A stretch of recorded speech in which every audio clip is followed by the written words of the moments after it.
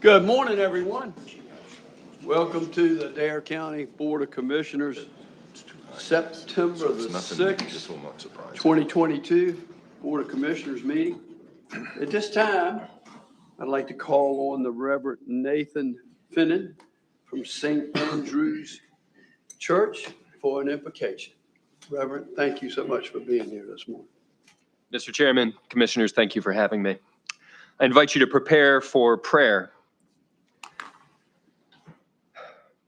Most gracious and loving God, before we begin today's work, we pause to give you thanks.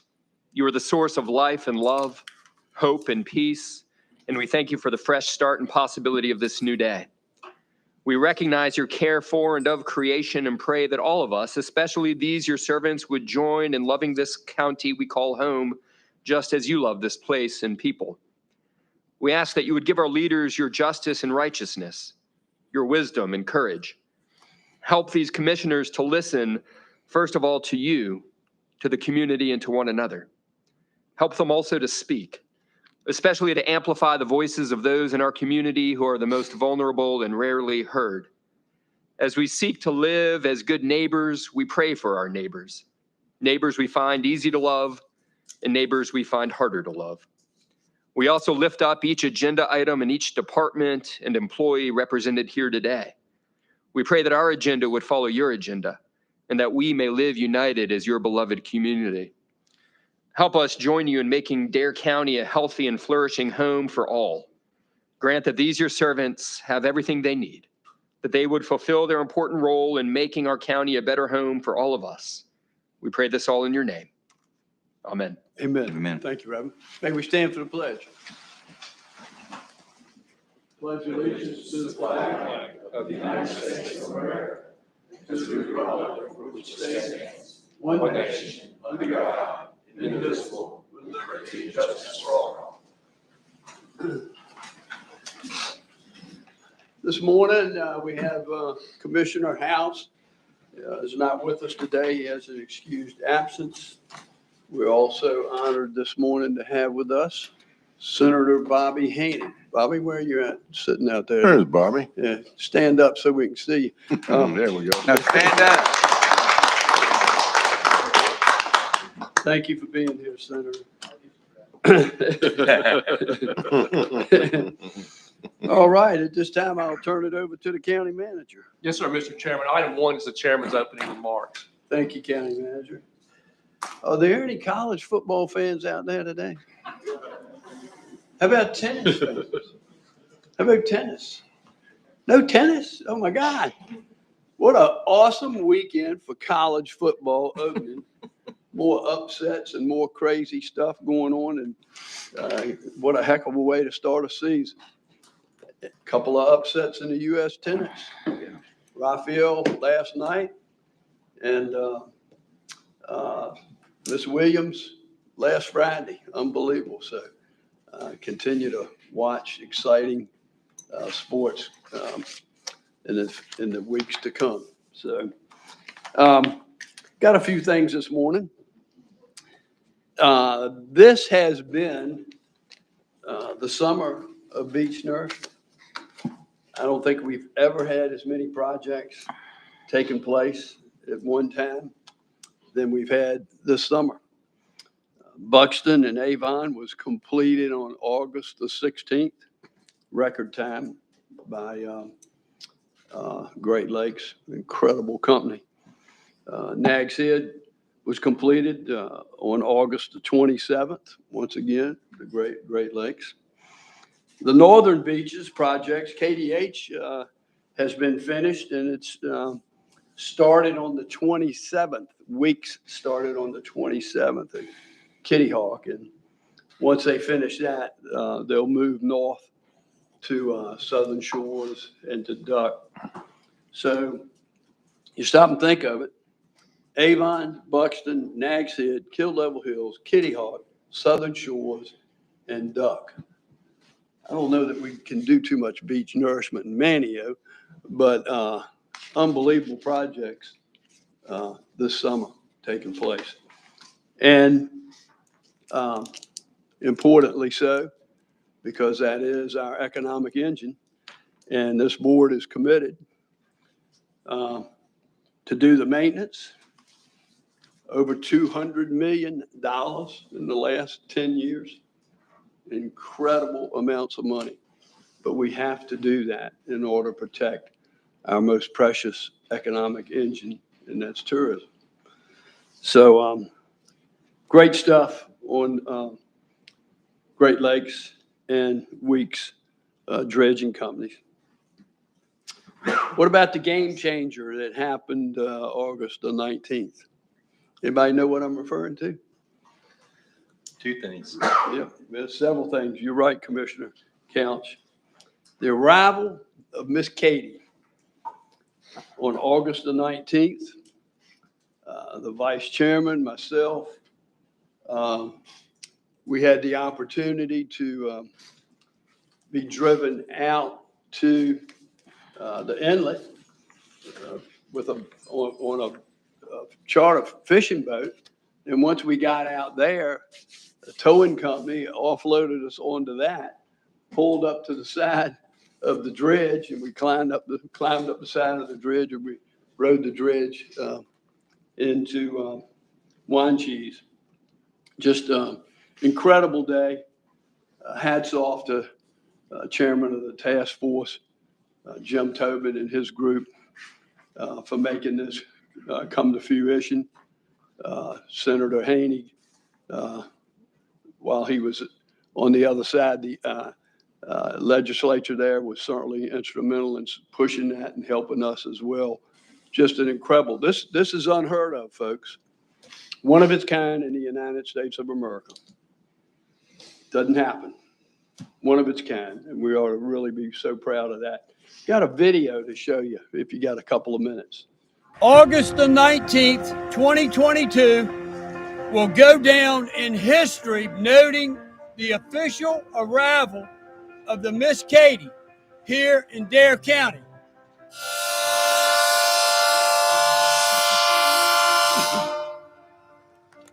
It's official, and thanks to the crew that brought her up here, the Miss Katie is home. I think all of us know what an important and pivotal moment this is for Dare County, and especially for our commercial recreational fishermen who rely upon accessibility through our waterways in order to make a living and provide for their families. Thank you for showing that, Matt. I appreciate it. Another good day in Dare County. Another first, August the 15th.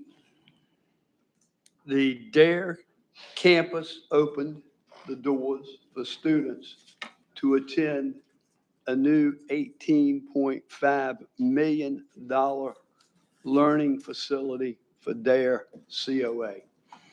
I had the privilege of being there that morning with Dean Sweeney and President Bagwell.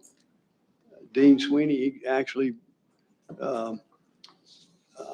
got some young lady that he knew quite well that that plays the bagpipes, and she serenaded the students as they came in the door that morning.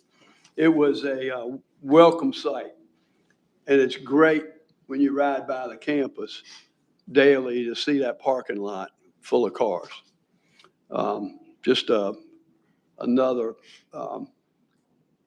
accomplishment by this board to make this happen, along with the Dare Guarantee Scholarship that so many of our kids in Dare County are taking advantage of. So very good stuff.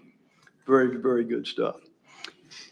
August 19th, once again, big day in Dare County. August 19th, three major events. The second one that afternoon, Congressman Murphy came and we lent him our facilities to propose legislature for a jetty feasibility study for Oregon Inlet. Now, I understand everybody's going to sit here and say, well, that's the most studied inlet in the United States of America. And guess what? You're right. But that's the last study was done too long ago. So we gotta reinvent the wheel again. So he's done that, and he's going to introduce legislature to study that one more time. A lot of pros and cons from people about that, but we said this, and I think the chairman of the task force will agree with me that Miss Katie is proud as we are to have her here 365 days a year for Oregon Inlet and Hatteras Inlet. It certainly can't do it all. So there's a potential for other options to help us out, and I commend Congressman Murphy for stepping up to the plate and at least seeing if that's a possibility. And of course, last but not least, Commissioner House was at this function all day. Couch was at this function all day, and that's the National Aviation Day was held here in Manio at the Dare County Regional Airport. It marked Orville's birthday. Wright Brothers National Memorial and Outer Banks Forever. Some interesting stuff here. I've been reading several books recently on the Wright brothers, and every time I read one, I'm fascinated by even more additional information that I read about these two brothers. On Orville's 37th birthday, he boarded a train from Ohio, and he certainly wasn't traveling for fun and celebration. He was headed to Washington, D.C. For one of the most important appointments in his lifetime. He was headed to D.C. to demonstrate flights for the United States Army Signal Corps at Fort Myers in Virginia.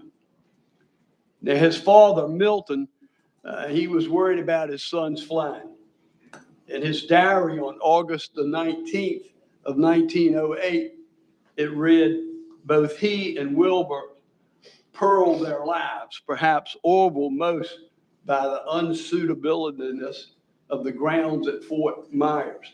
Despite their father's fears and contrary to popular belief, do you realize that neither Wright brother died as a result of an airplane crash? Orville survived numerous mishaps and saw another 4 decades of birthdays. 4 more decades.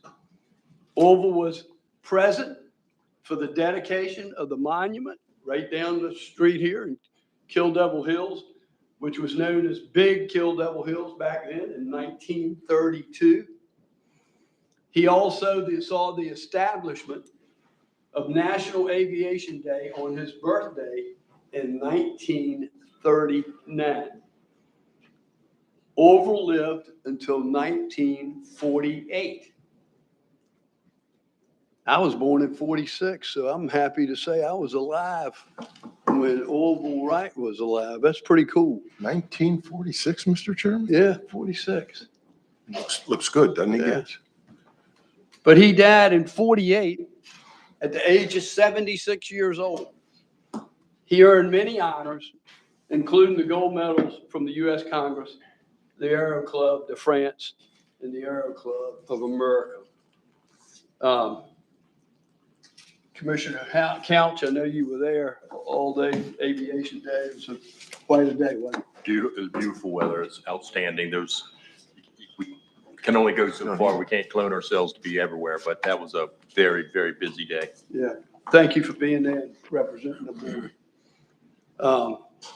County Manager, that concludes my chairman's comments. Chairman, that brings us to item 2 on the agenda, which is our service pins. This morning, we have a recipient from August who couldn't be here in August. Tisha Bryant's here to receive she's a public health education specialist, and she'll be receiving her 15-year pin from Roxana Ballinger.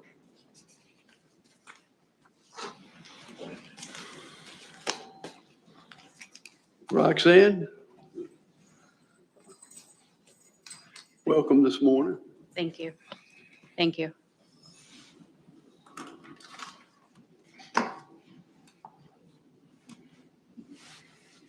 Katisha's here with her mom and dad today. And I know how proud they are of her to get this pin.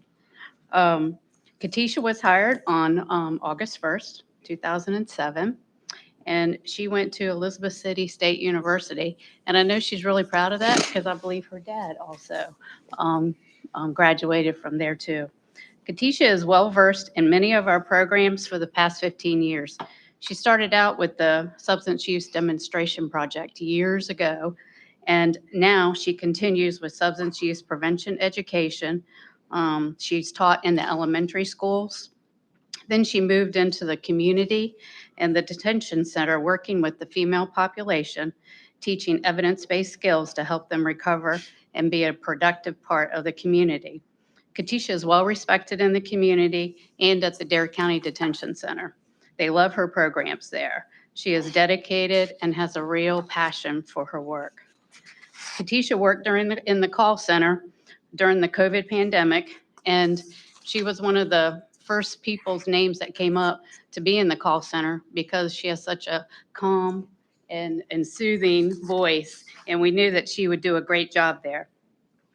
She's a wonderful asset to our team.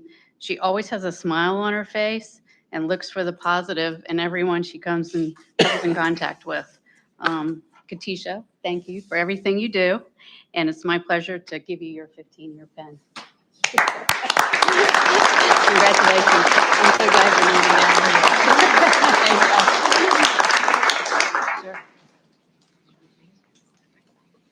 Letitia, before you sit down, folks, 15 years is certainly a great accomplishment with Dare County. But let me just tell you, during COVID-19, if she worked those phones, just like a number of our employees. I was over there numerous times. If you don't think that they didn't get an earful when they made those phone calls, and somebody like her, keeping her calm, keeping the presence, and being totally professional was way, way beyond. Letitia, I can't thank you for that, for having to put up with that. That was uncalled for.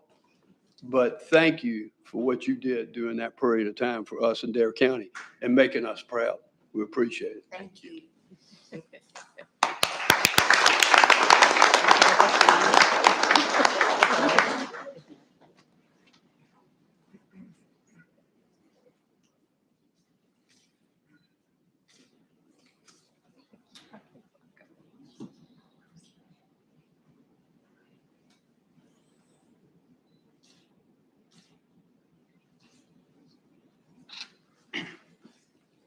Next, we have Angela Long. She's a social worker 4, and she'll be receiving her 25-year pin from Chuck Lysette.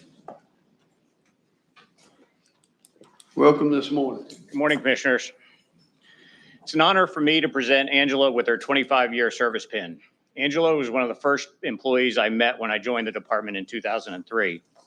She was my trainer, and she taught me how to conduct Child Protective Services investigations.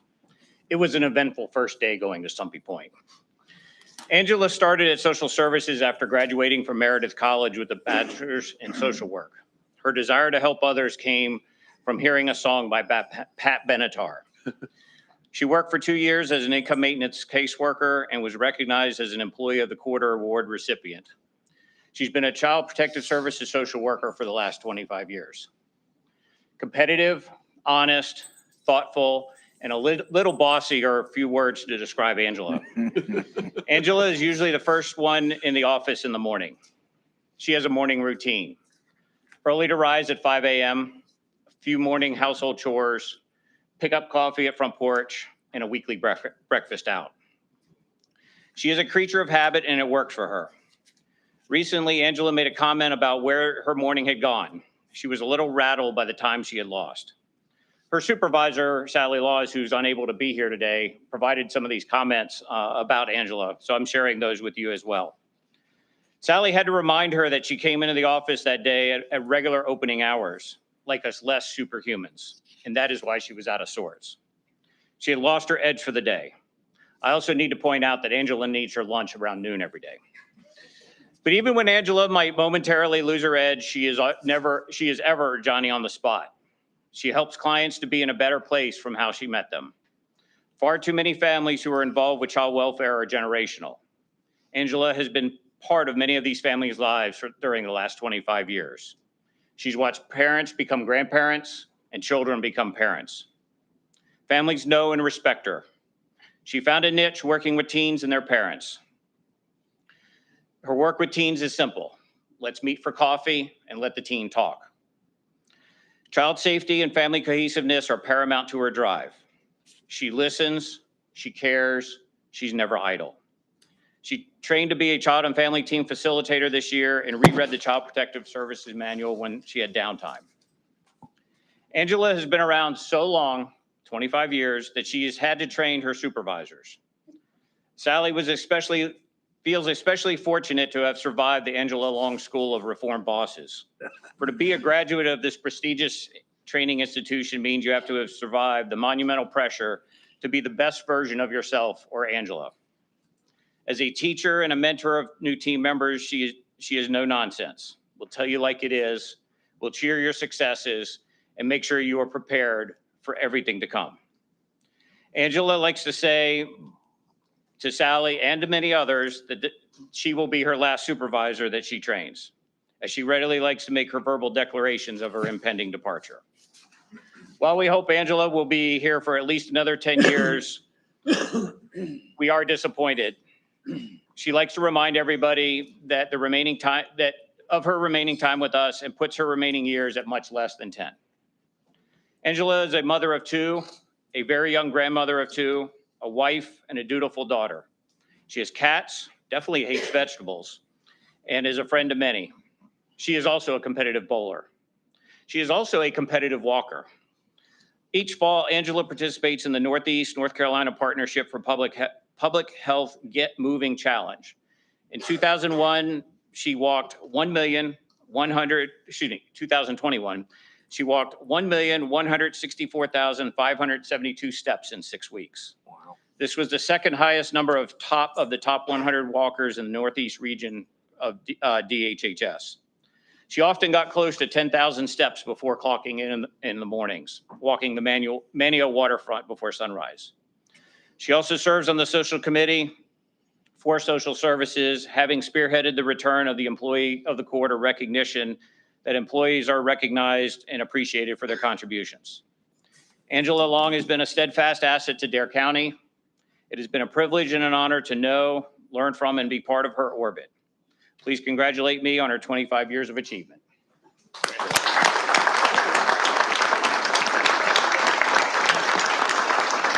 Thank you.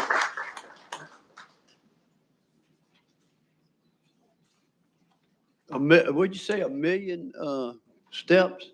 1,164,572. What in God's name do you do on your spare time? I didn't have any spare time for that 6 weeks. Next, we have our Employee of the Month, Mr. Chairman, and Jenny Collins will make that presentation.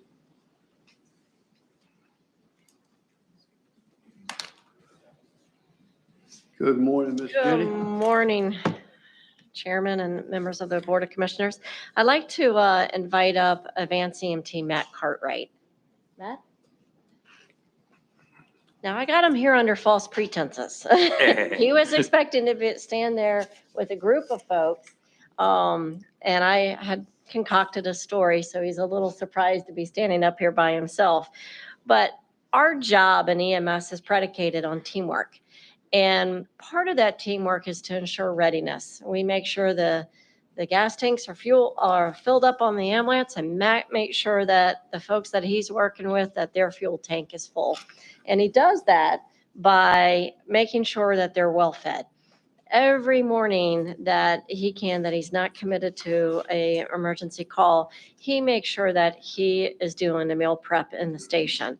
Often it's eggs from his own chickens that he brings in, and he spends his own money on other things, and he brings them in and makes sure breakfast is done, and he's already got dinner plans in mind and is making sure that that's taken care of. He is always helpful, no matter if another unit in the station comes back and it's filthy dirty, he's out there helping the crew get back in service quicker. And you don't ever have to mention that to him. It's just innate in him that that's his helpfulness and making sure that we stay that readiness that we do. He's an avid runner. We need to probably pair him with the walker here. He just signed up for a 100-mile run from Kerala to Hatteras. Matt lives in Hatteras, and his whole family is avid runners also. His daughter has been on the top of podiums, accepting stuff. And so for everything, Matt, that you do to make sure that everybody is ready and working as a team, thank you for your dedication. And I am proud to be able to do this County Employee of the Month for you. Thank you.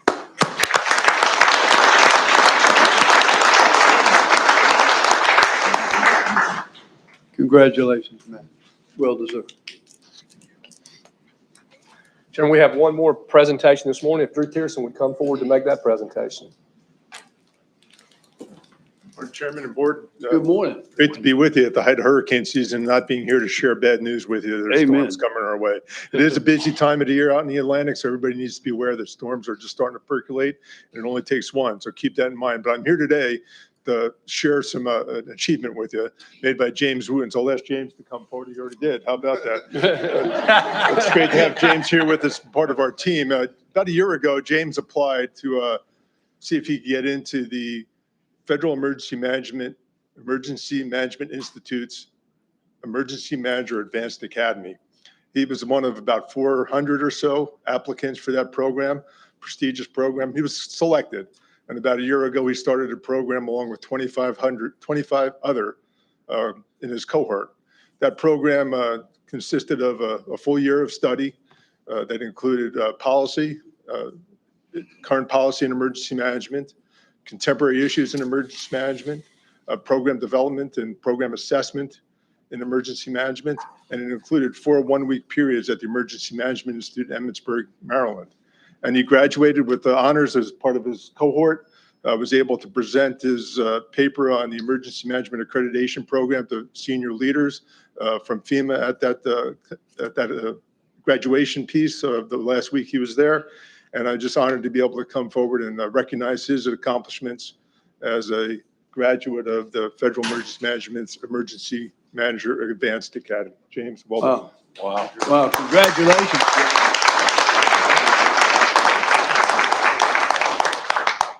That's incredible. You say 25 out of 400 and some selected. That's great.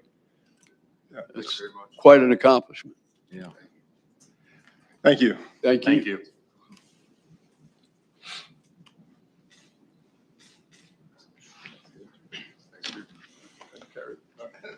Before we go to public comment, any of you all that received awards this morning, if you'll go right out through this door so that we can get a picture.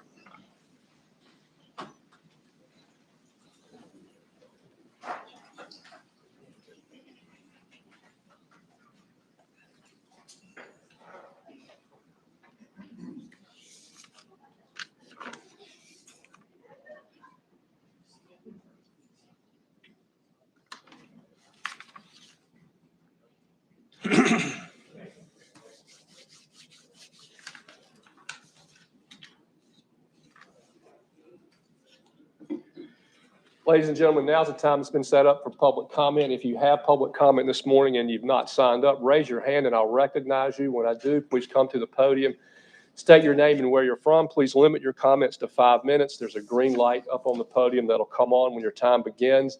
There's a yellow light that'll come on when you have about a minute left. And when the red light comes on, you need to conclude your remarks. First on my list, it looks like Al Brown. I can't read the last name. Al from Colony Road. From Collington Road? Yes, sir. Okay, yeah, that's me. Good morning, sir. Good morning. How are you, Commissioner? Okay, sir. First, I'd like to thank the Dare County Board of Commissioners for allowing me the opportunity to address the board members this morning. I'm addressing the board member as a newly established pickleball player with 6 months experience, 3 of those months here in the Outer Banks. My wife and I have had the experience of playing on both the indoor and outdoor courts hosted by the Dare County Recreation Center in Kill Devil Hills, and I would like to share some experiences playing in those 2 venues. First of all, we were amazed at how the game of pickleball raises our social capital. The social networking quickly allowed us to assimilate with our local community members as we shared contact information with each other, attended social gatherings off the court, shared local attraction and dining experiences, handyman referrals, as well as traveling opportunities by taking advantage of the Dare County Center and PML Travel and Tours, just to name a few. We've actually signed up for a tour in Greece in June based on a recommendation from a pickleball counterpart. We never even knew that resource was available. Secondly, by allowing visitors to play on both indoor and outdoor courts, we've noticed a significant increase in up-tempo, lending itself to an increase in demand signals for the need to expand the pickleball footprint on this side of the island. This side meaning the Kill Devil Hill side. We enjoy meeting a weekly rotation of guest players who are drawn to the pickleball courts while enjoying their vacation. That also comes with a capacity challenge. One can witness an exponential increase in players starting on average with 4 at 7:30 and quickly rising to 30 by 9 o'clock. With 4 outdoor courts available on a typical day, it is not uncommon to observe 16 players on the courts with an average of 14 players sideline waiting to play. According to one visitor, the local YMCA charges a daily reciprocal fee of $5 per visit for members and $15 per visit for non-members from the months of May through October, causing visitors to seek other venues to play, ending up in the Dare County Rec Center. The pickleball population in the U.S. has nearly increased by 50% to an estimated population of 5 million since 2014, in comparison to a 2% increase when comparing this sport to golf. Pickleball is the fastest growing sport in the U.S. with future aspirations of making this sport an Olympic event. The OBX Pickleball Group is sponsoring a 2-day workshop this week by inviting a 6-time U.S. Open champion from Arizona to teach and mentor 24 pickleball players with all costs borne out of pocket. That's $140 a ticket by those who signed up for the workshop. The workshop was sold out. The local community continues to be represented in pickleball tournaments throughout the state of North Carolina, as well as other states, with all costs to attend those events funded by the individual players. In closing, we see an opportunity to promote an on and off-season tourism through potential pickleball revenue, as well as fostering and raising our social capital through this quickly growing sport. I challenge the board to take some time out of your busy schedules to witness the excitement and passion of the players out on the courts. Let us continue our due diligence as we explore the opportunities that this diamond in the rough has to offer. As already witnessed this season, if we build it, they will come. Thank you for your time. Thank you, sir. George Barr.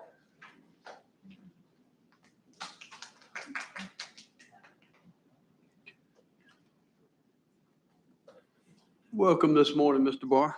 Good morning. Thank you very much for the opportunity to speak to you all. I am also, I'm the managing representative of the Outer Banks Pickleball Club, which is different than the Outer Banks Pickleball Group that you just heard from a member.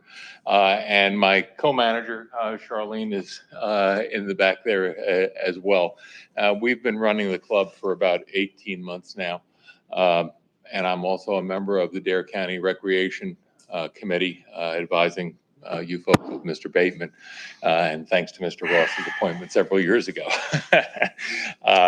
So I wanted to speak briefly on the capital budget that you're going to be considering later on, and specifically with some pickleball stuff, but also in general about the capital budget in the time I have allocated.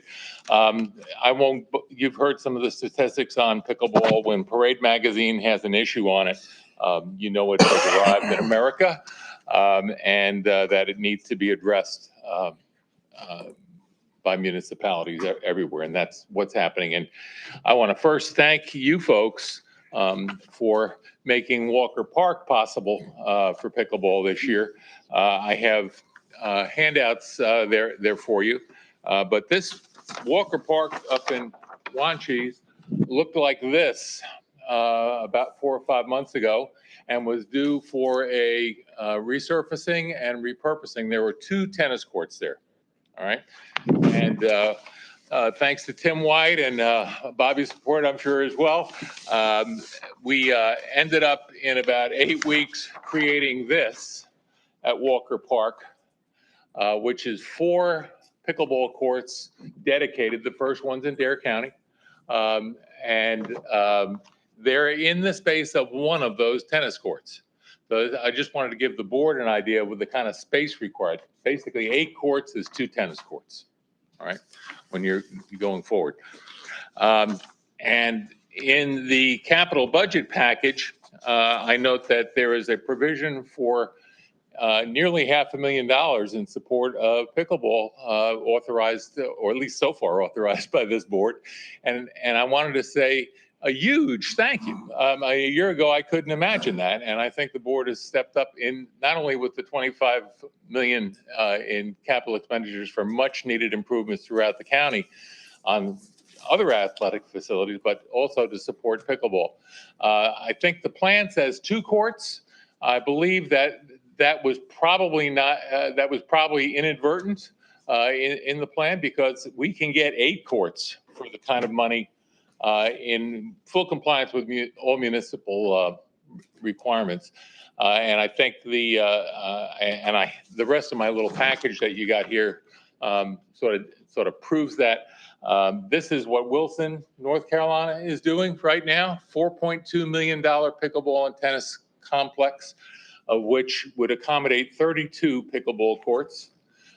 And six of those are right now. 6 of those are dedicated tennis courts, but in terms of space and pouring concrete and everything, it's the equivalent of 32, plus indoors, plus parking, plus bathrooms and everything. So if you divide that by a cost per court, it's a lot different than 2 courts for $450,000. So I think we need to look at that going forward as we get into it and see what we can get for our money.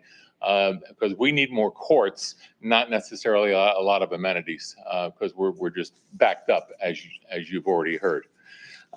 Finally, I have the cost estimates that were used in Henrico County in Virginia on the last page, and they just built 8 courts for less than we're allocating for 2 in the budget package. So I think, you know, all I would ask is that we don't lock ourselves into saying, no, we had 2. Let's use the money wisely and make as much as we can. So number one, a big thank you for all the support. This is an incredible moment for pickleball. We always would love more, but we know there's many other athletic and non-athletic priorities for the board as well. And we appreciate this real good show of support.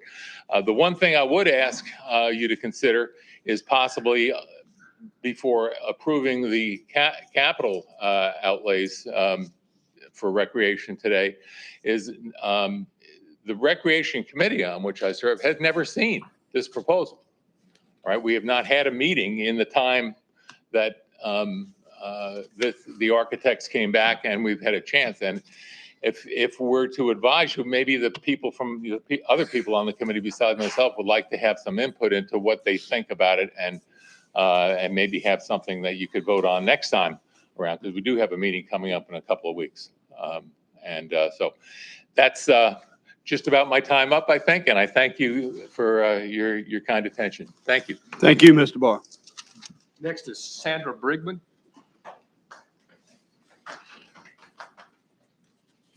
What was your last name, ma'am?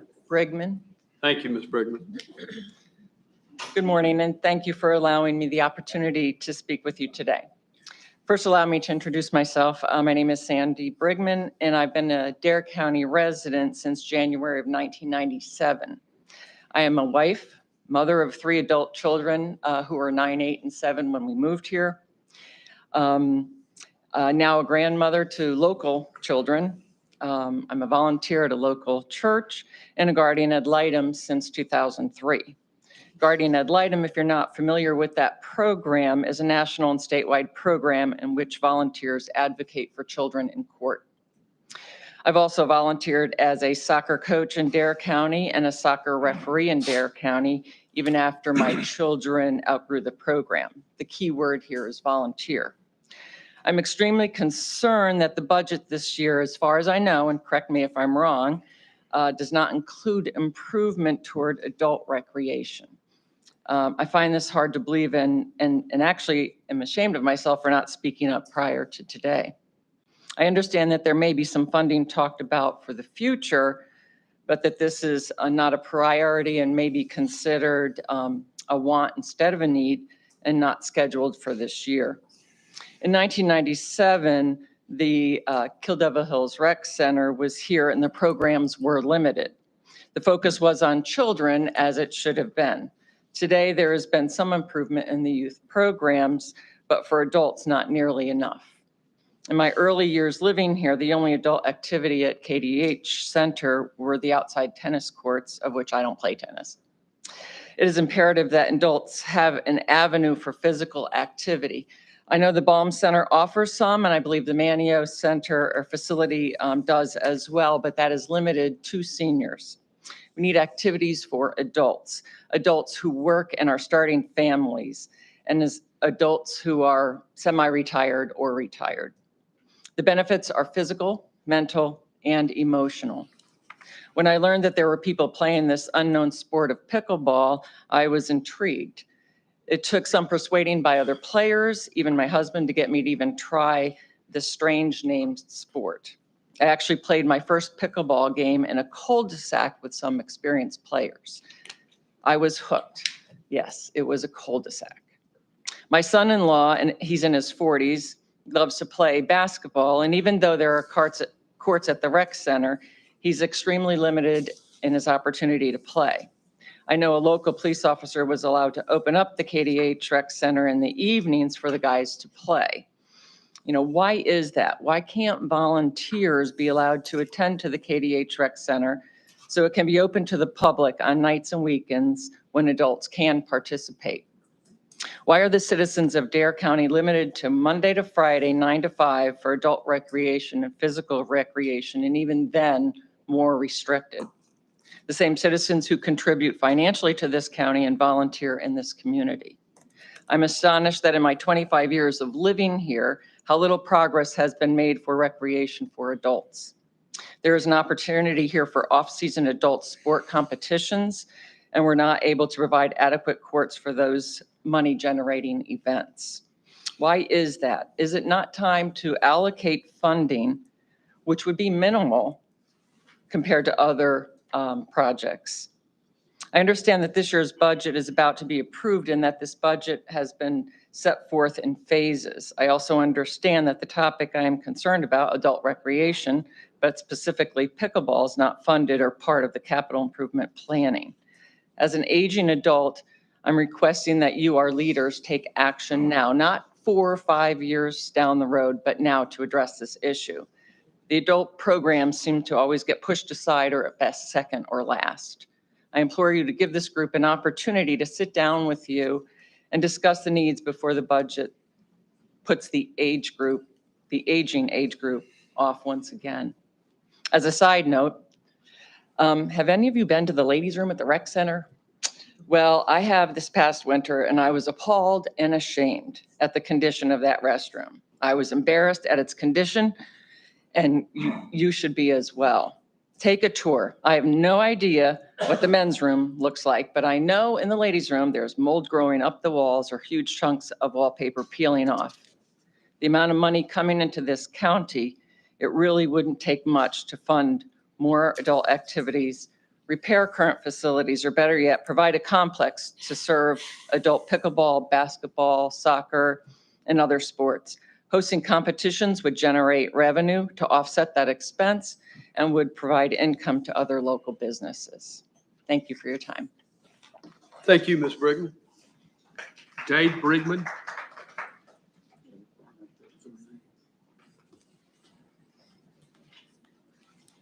Welcome this morning, Mr. Brigman. Thank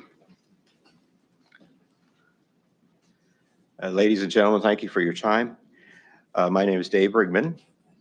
My wife, the lovely lady you just heard, and I owned and operated a motel in Kitty Hawk for 15 years. I'm a resident of Dare County for 25. And we still own that property. So I know something about tourism. During my time operating the motel, just as a side note, the company, not me, my company paid over $400,000 in occupancy taxes and property taxes. So I sort of think of myself as a stakeholder. My motel business before COVID was dead during the winter months, November through March, dead. Those that did come were retirees, empty nesters, singles, maybe a few homeschoolers.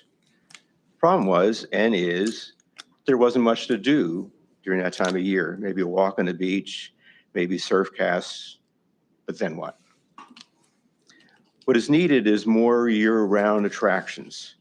It would attract more off-season tourists and also give the residents here more things to do. Adult recreation is one of the areas in which our county is lacking. Do we have a public county, town-owned swimming pool? Do we have more than a handful of tennis and pickleball courts? Do we have our own rec center gym open on weekends, nights, or during the summer when the tourists and locals could use it? The answer to all these is no. As they said in the movie, and you heard earlier, build it, they will come. My interest in particular is pickleball, as we're kind of beating you up on that subject. But forget the strange name. It's, as you heard, is the fastest growing sport, participation sport in the United States by far. 5 million players and growing. But how about here on the Outer Banks? We have over 300 active players, 300. Most live over on the beach where there are 3 outdoor courts and I'll say 0 to 6 indoor courts. I say 0 because not all the courts of the rec center are available. Often unused gym equipment is left on the courts, preventing them from being used, and the courts usually aren't available in the evenings or at all on weekends or the summer. Let's see where we stand. I recently visited Ocean City in New Jersey. That was a youth family vacation spot. The city has a permanent population of 11,000 people, about, or less than a third of Dare County. Ocean City has 16 dedicated, not shared with other sports, pickleball courts, 16. On the beach here, we have 1. And we have some over in Wanchese. Ocean City did build it, and I came, and a lot of other people came.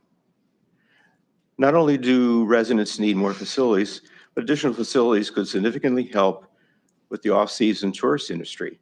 It's a no-brainer. For instance, tournaments draw hundreds of participants and spectators. We also have one of these tournaments scheduled for early November. Motels and house occupancies could increase, bringing more money to Dare County. More restaurants could stay open. There would be more year-round jobs. We can't wait 2, 3, 4 years down the road. The county has one of the highest revenues per resident ratios in North Carolina. We seem to have no problem spending capital money on other things. Now is the time to change the budget. Now is the time to build new recreation facilities and pay the employees to keep those facilities open. Let's not fall farther behind other similar tourist areas. Build it. They will come, and we're already here. Thank you. Scott Morton. Did he say Morton? Morton, M-O-R-T-O-N. Thank you, Mr. Morton. Thank you, Commissioners, for letting me speak this morning. I'm here for my third time to talk about access to existing facilities for adults. Adult recreation in general, I think, in Dare County, as we've heard from previous people speaking, is at a minimum right now. And there are many things that we can do with existing facilities that would take very little money, both capital and operating, that could improve the situation today. All it would take would be for you to say, this is inexpensive, let's do it. Example number one would be opening up the Youth Rec Center on the weekends for adults to play pickleball, basketball, volleyball, and the other sport you might be able to do on an indoor court. To operate that facility for 3 hours on Saturday and 3 hours on Sunday would be less than $15,000 a year. You're getting a 40 to 50% increase in the use of the facility, 40 to 50% increase in the use of the facility by adults for less than $15,000 a year. If you don't consider that a bargain, it's a shame. Who here amongst you would say that $15,000 for a 40% increase is inappropriate? Bobby, do we have 15,000 we could spend on something like this? We've got 4 votes. You got millions, gentlemen, millions in excess funds, and all this would take would be $15,000. I hope that you will address that immediately. It's something we could start at any time, next week, if we wanted to. The other thing that would be addressed, both the pickleball and other community issues of tourism, would be to increase the number of pickleball courts at the rec center location. 8 more courts could be added there for less than $15,000 as well. So for a total of $30,000, you could have a huge increase in adult recreational capability, a huge increase in tourism, a huge increase in the use of hotels, restaurants, other recreational facilities. It's peanuts to our current budget, and yet it doesn't show up on a line item anywhere. So this is my third time to talk about adult recreation. I've been advised to go to the Recreation Committee. I've attended those meetings. I've attended as many as some of the members have, and I haven't attended them all. I've been appointed onto a subcommittee to look at adult recreation and utilization of existing facilities. That subcommittee never met. So here I am, making my plea directly to you, trying to skip the middleman maybe, but this is very minimal funds for a huge payout. Thank you for your time. Thank you, Mr. Morton. Scott Garber.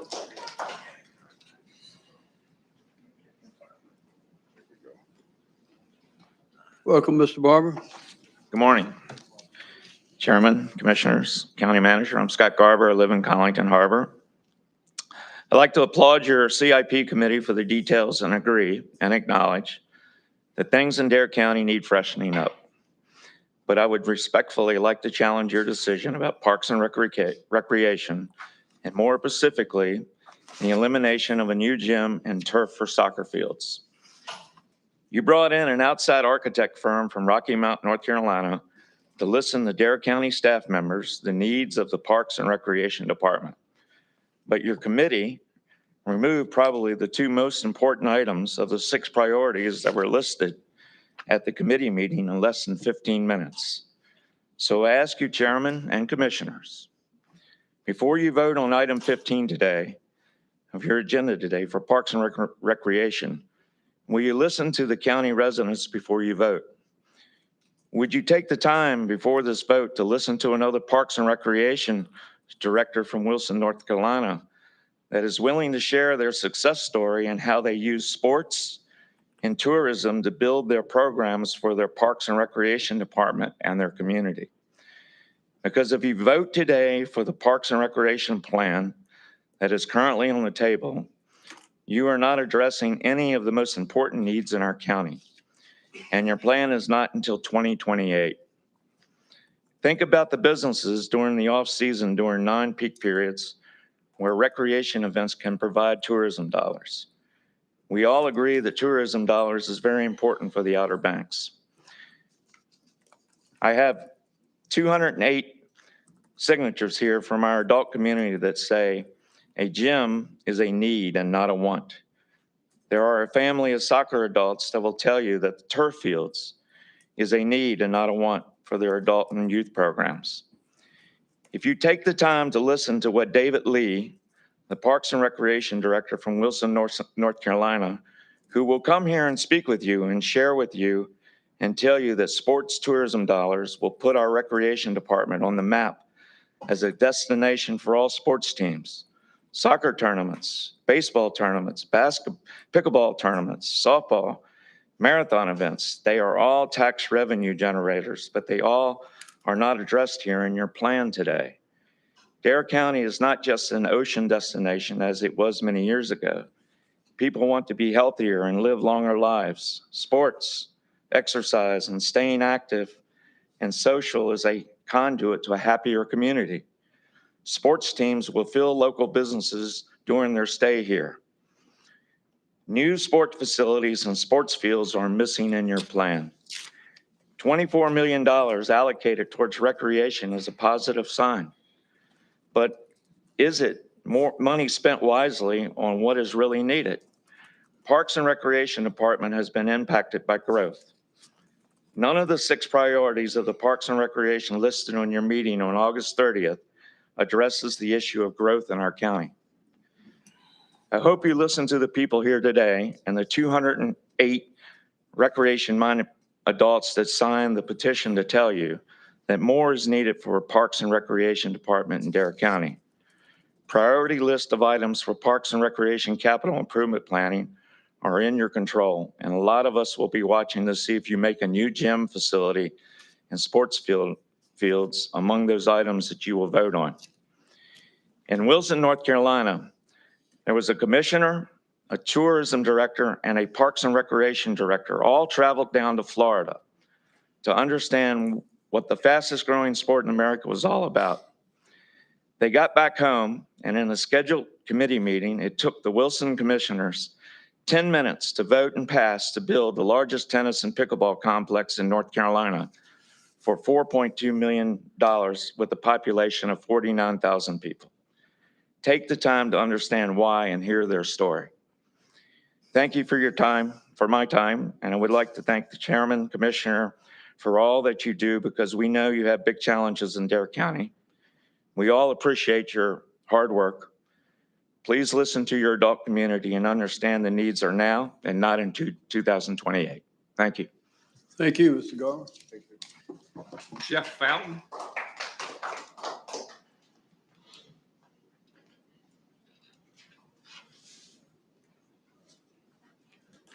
Welcome this morning, Mr. Batten. Good morning, commissioners. My name's Jeff Fountain. I retired here.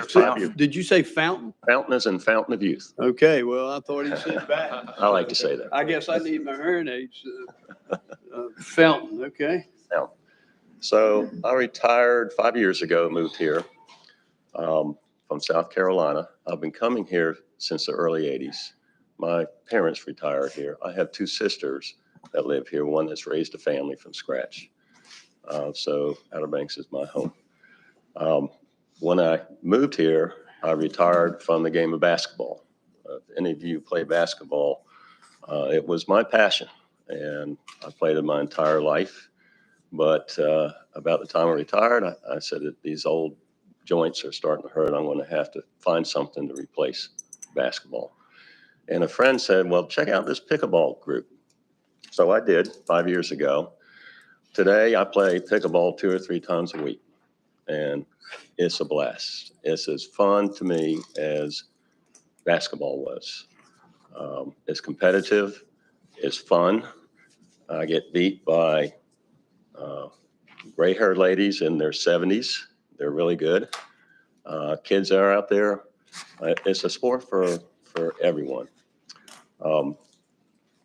Recently, also, I've played every sport you can imagine in my lifetime. This sport is such a community builder. I have met more people in the first year playing pickleball than I could have imagined. And the structure of the game, for those of you who don't know, is you don't come with your buddy and beat everyone. You put your racket in a queue and you get matched up with that racket, and whoever wins, those two winners split sides and the two new players come in and match up with them. So we're playing pickleball for 3 or 4 hours, and we're playing probably with 10, 15 partners and meeting a lot of people. It's a great community builder for a town. Recently, Dare County opened up the rec center to visitors, as was mentioned. If you go by there in the morning, you'll see 30 plus people. Half of those are visitors. We're meeting visitors from all around the country. I suspect as word of mouth gets out and as this sport continues to grow, this time next year, there will be 10 to 20 times the amount of visitors that we're seeing initially today, assuming the capacity is there for them. Scott mentioned the weekends at the rec center. A couple of us went to the recreation committee early spring and to talk about, hey, if there's a staffing issue, we got 300 pickleball players, we can get volunteers. And we talked about it, and they just seemed to be concerned about liability. This is something new. Nothing ever happened. We know of 4 communities just from the pickleball players traveling around that have volunteer programs that staff, support their staffing. Allentown, Dave mentioned Ocean City, Naples, Florida, and what was it, Manassas. There's plenty more. I would like to offer, if the $15,000 to cover the weekend is a struggle, another option is I would offer to set up a telecom Zoom session with some of those communities that are involved in that program with Dare County admin to explore that and learn how they did that and set that up, and it's successful. So y'all have my phone number and whatnot. I'll be glad to do that. So with that said, thank you for your time, and look forward to working with you. Thank you, Mr. Fountain. That's everyone that I have signed up. Would anyone else like to speak at public comment this morning? Yes, sir. If you come forward and state your name and where you're from, please. Hi, my name is Everett Fifield, and I just wanted to make a few brief comments about the number 17 that's on your agenda about a road addition. I live in Manio here on Concord Court, which is off of Arbor Drive, which is right off of Scumpernog. And we just have a short cul-de-sac there, and all the people there, I've lived there since 2004, but all the people that live there were not aware of that it's really considered a private road and not under the maintenance of the DOT. And so, over the last several years, I've tried to find out what avenues we need to do to try to get it added, and finally got in touch with a gentleman in Elizabeth City DOT, and he gave me the right paperwork to submit it to you. But it's just a short cul-de-sac right off of Arbor. They routinely pave Arbor right there. And we have our mail delivery comes into the cul-de-sac and out. We have the garbage collection that comes into the cul-de-sac and out. And I'd just like to humbly request that you consider that to be added so we can get it maintained with the rest of the road system. And I'm almost ashamed to say that I'm not aware of what pickleball is, but I think I'm going to find out. Thank you. You say you live in a court? There we go. Pardon me? You say you live in a court? Yes, I live in there. You might be able to put a field back there in the Yeah, airport. there you go. Thank you. Yes, ma'am.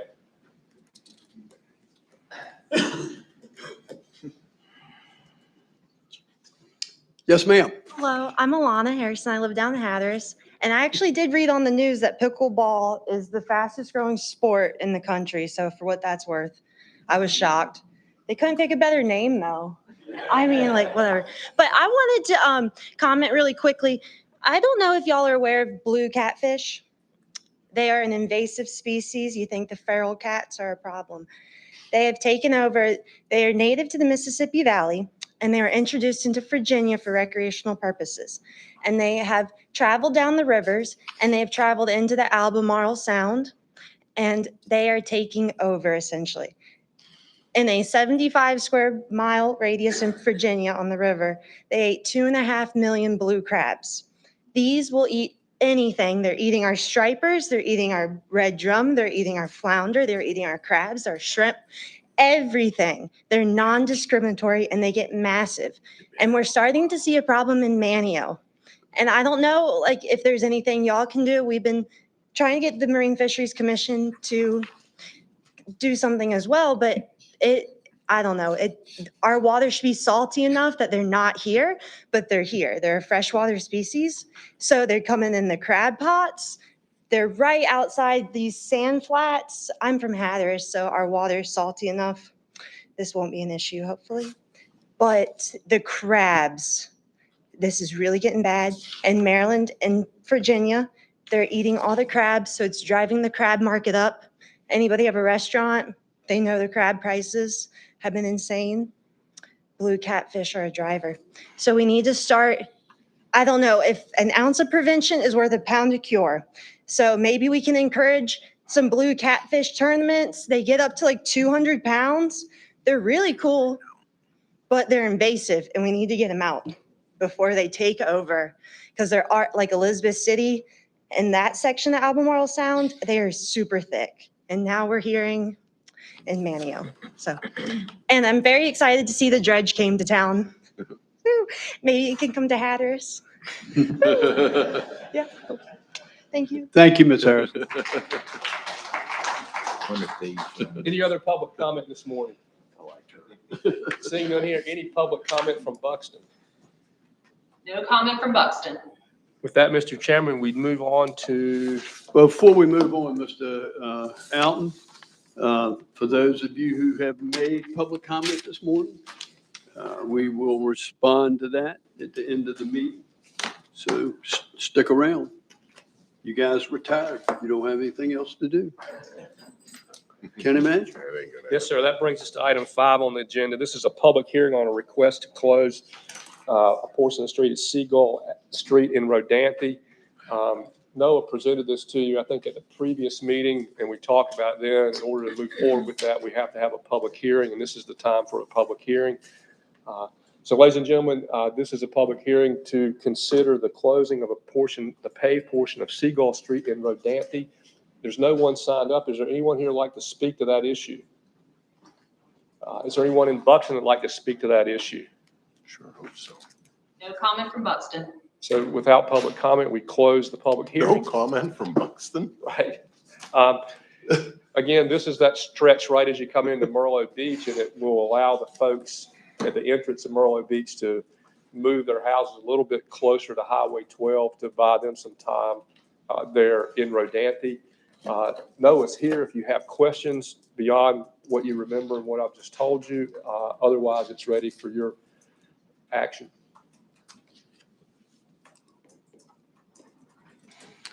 Pleasure of the board. Motion to approve. Okay, there's a motion on the proposal by Commissioner Bateman, and it's been seconded by the Vice Chair. The floor is open for further discussion. Hearing none, then those in favor of this motion signify by saying aye. Aye. Opposed, like sign. Motion carries unanimous. Thank you, Noah. Thanks, Great Noah. job. Good job. Great job. Mr. Chairman, this is item 6 on the agenda, and this is the appointment of the deputy tax collector, and Misa Westcott Godfrey is here and is recommended to the board for that position. Subject to your approval, and if so, then Cheryl will swear her in.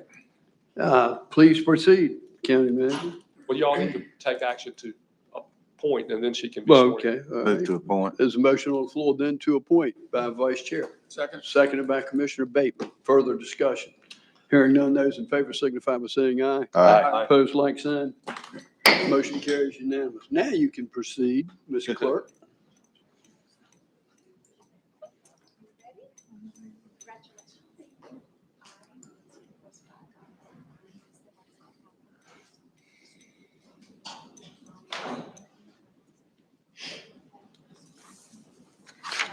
Support and maintain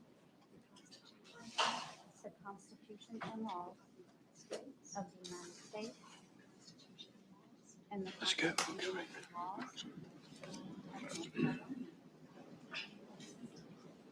not inconsistent therewith, and that I will faithfully discharge the duties of office as Dare County Deputy Tax Collector. And that I will not allow my actions. And that I will not allow my actions as Deputy Tax Collector as personal or political prejudice or obligation. So help me God. Thank you. Congratulations. Congratulations, Ms. Gavin. Once you sign that, go collect some money for us. Item 7 on the agenda, Mr. Chairman, is the annual settlement of the tax collector. County Manager, Sorry. we need to take a 5-minute break Okay. real quick, if you don't mind.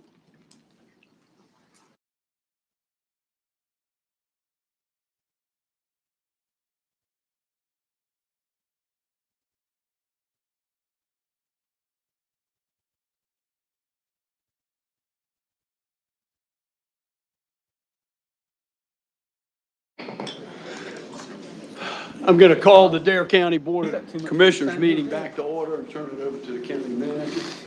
Mr. Chairman, we're at item 7 on the agenda. This is the annual settlement for the tax collector, and our tax collector, Beth Key Huff, is here to make that presentation.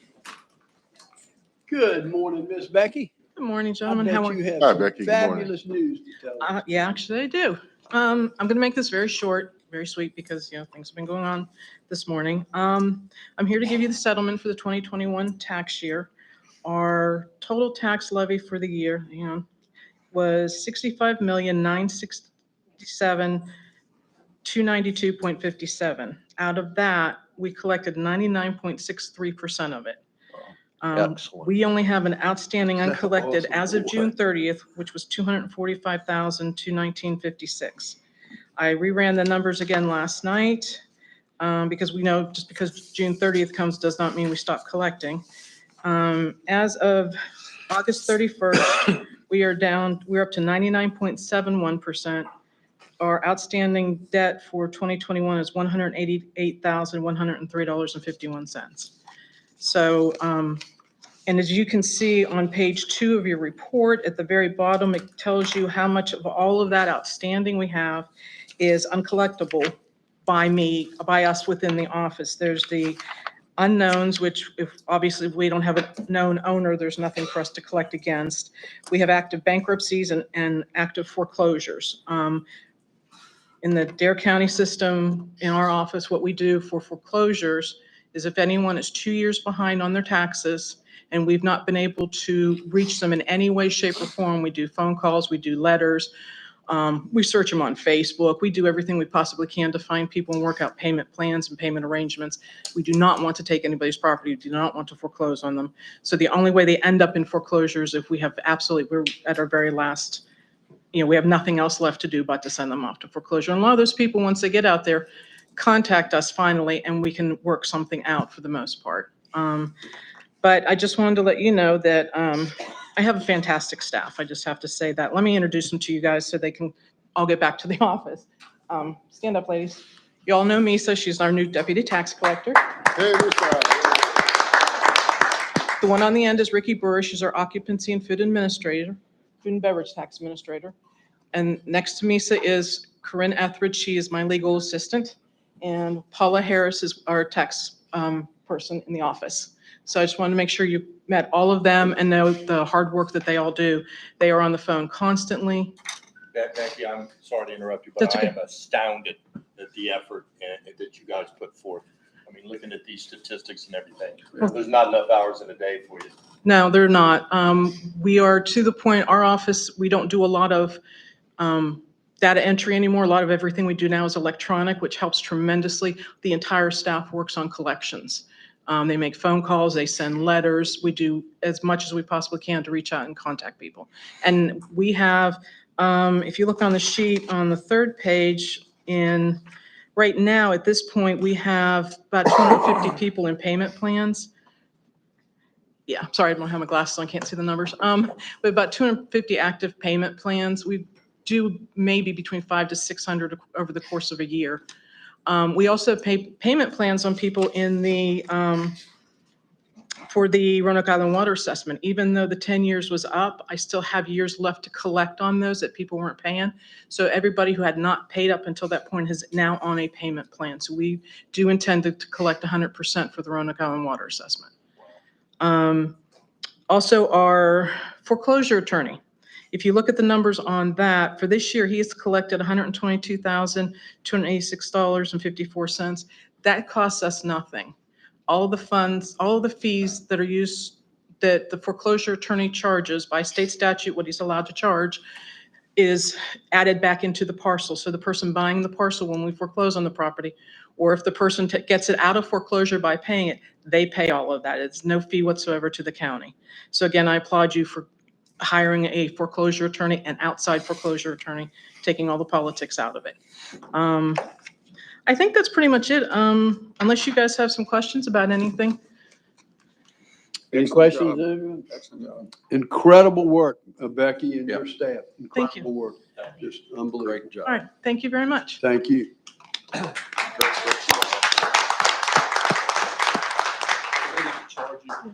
Yeah, the next part is that you would need to charge me to collect for the 2022 taxes.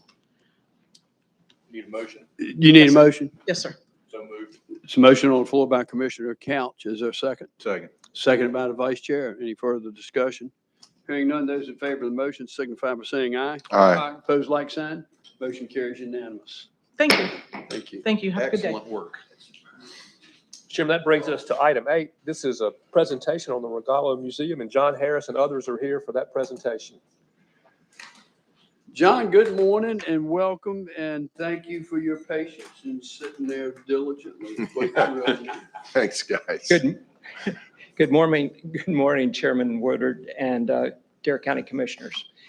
Thank you all for all that you do for Dare County citizens. You're the most go get it and fix it board that I know of. And I really appreciate your action on every issue that comes up. You go after it and you find solutions and you fix it. Thank you. Thank you, John. We've got more Dare Aviation history for you today, real quickly. This is Billy Vaughn, who is writing a book on the Regalos, Francis and Gertrude Regalo. We formed the Regalo Foundation in 1992 with one of the objectives being to build a museum. The museum will tell the story of the invention of the Regalo wing, and that wing led to hang gliding, paragliding, sport parachuting, delta kites, stunt kites, and kiteboarding that are all regional activities and around the world. The museum will tell the history of all these sports. As you know, the Regalos owned a house in Southern Shores for many years and became permanent residents of Dare County in 1972 after retiring from NASA. Our board members, some of our board members are with us today. We have Susie Walters and Sandra Allen and G.W. Meadows. Also on the board is Bruce Weaver and Carol Regalo Sparks. We have been talking to North Carolina State Parks about this project for about 5 years. It's been interrupted by COVID like so many other projects. In 2018, we worked out a site plan for a site in Jockey's Ridge State Park, and we worked out architectural renderings or the concept of the museum. The foundation's proposal to North Carolina Parks basically is if you give us a long-term lease at no cost, we'll raise the money to build the building and operate it. And we estimate that cost roughly now, we don't have any plans to go on yet, but about 7 million is what we think it's going to take to make it happen. We meet next week with State Parks on the lease. They'll be here in town. So we need the board's support for of the museum and the long-term lease with North Carolina State Parks. Thank you, Billy. Sure. Welcome this morning, Billy. Thank you. I'll try to be quick about this. Francis and Gertrude Regalo, for those of you who don't know, they invented the first flexible wing in 1948. Their remarkable invention was a wing with no rigid structures at all, no spars or stiffeners, but it maintains its shape in flight, producing lift like conventional rigid wings. That flexible wing evolved into many forms of flying, from hang gliders and paragliders to weight shift ultralights, light sport aircraft, delta kites, stunt kites, modern parachutes, and most recently kiteboard kites. This family of wings has allowed millions of people from all over the world to enjoy the thrill, adventure, and challenge of flight in its most pure form. And where do I point? To advance the slide. Yeah, doesn't seem to be. Up here, sir. At the screen. This screen. There we go. All right. Regalo was born in Sanger, California in 1912 and received his graduate degree in aeronautical engineering from Stanford in 1935 and went to work in the wind tunnels at the NACA right up here in Hampton, Virginia, where he actually met and chatted with Orville Wright in the early 1940s. During World War II, as the NACA was doing drag cleanup studies of all the aircraft that saw combat, Regalo saw that aircraft were getting heavier, faster, more complicated, harder to fly, and way more expensive. He thought it just wasn't fair that only millionaires in the military had access to aviation. He was a huge proponent of personal aviation, privately owned aircraft, and he thought everyone should be able to fly. His design idea was this. He thought, wouldn't it be great if you could drive your car to the outskirts of town and unfold a wing out of the trunk and fly away? He started studying the idea of foldable wings, and at first he thought it would have to have a boom and a mast like a sailboat sail, but he realized that if he did it with the right shape, basically a triangular shape, if you make the right length of lines and the right amount of weight underneath it, this thing would hold the airfoil shape and glide. So he and Gertrude worked on this idea at home on their own time. He actually built a small wind tunnel in their house, and she sewed the first ones up out of abandoned kitchen curtains. That's the first one in that slide there. And they got it flying successfully in August of 1948. And Regalo knew immediately what the possibilities were. Actually wrote this: imagine the thrill of carrying such a wing to the top of a mountain and gliding into the valley below. Now, because he was a civil servant working for the federal government, his ideas belonged to the government. So he took his wing to the bosses at NASA or at the NACA, but they didn't show any interest. And it allowed the Regalos to patent the flexible wing. They received the patent in 1951. This patent describes many different forms of the wing, including using stiffeners for different purposes. So they weren't all completely flexible. He even mentions rectangular ram air canopies. So all of our modern parachutes owe something to this. Now, as a way, the original wing flew as a glider, but it also made a fantastic kite. It had no sticks that you could break, and it could be rigged with two lines and flown aerobatically like our modern stunt kites. So as a way to illustrate the concept, to try to get what he called real aeronautical interest in the idea, they went into the kite business, and he and Gertrude sold these wings as toy kites. For 10 years, they sold these things while Regalo continued his work at the NACA, and he continued in vain to try and get interest, real aeronautical interest in the idea. In fact, he got ribbed a lot at work for the kite business. How's the kite business, Rog?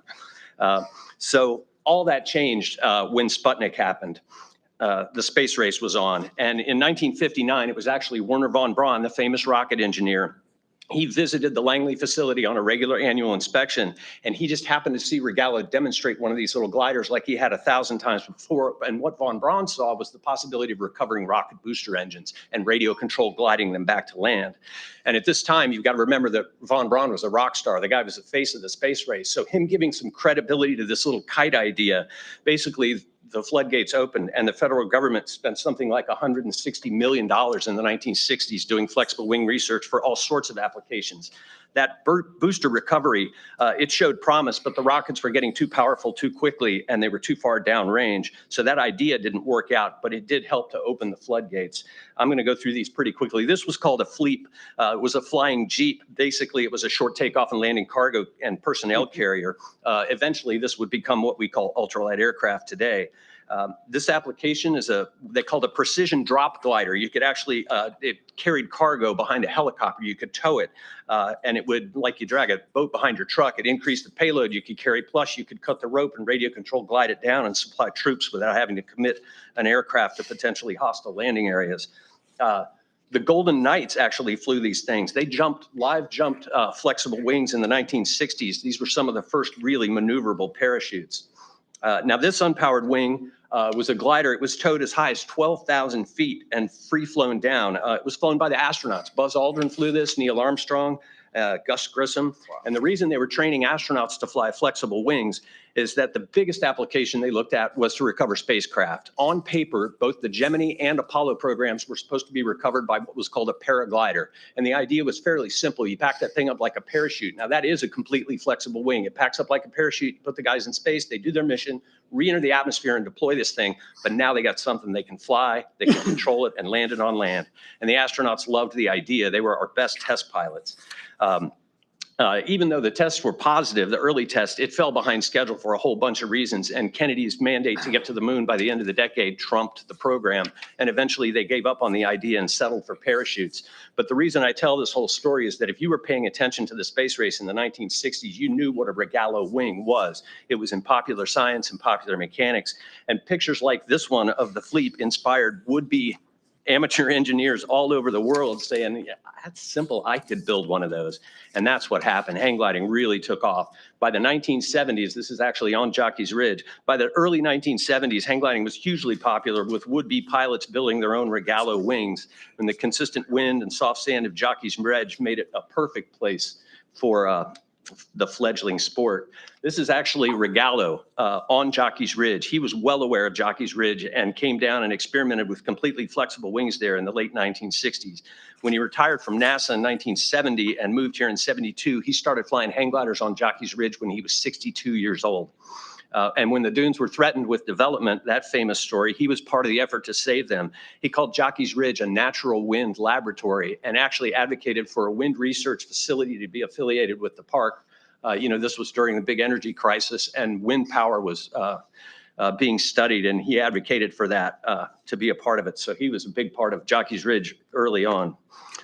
And Jockey's Ridge was also the site of one of the first national hang gliding meets. This is 1973. Over 100 pilots from all over the country came.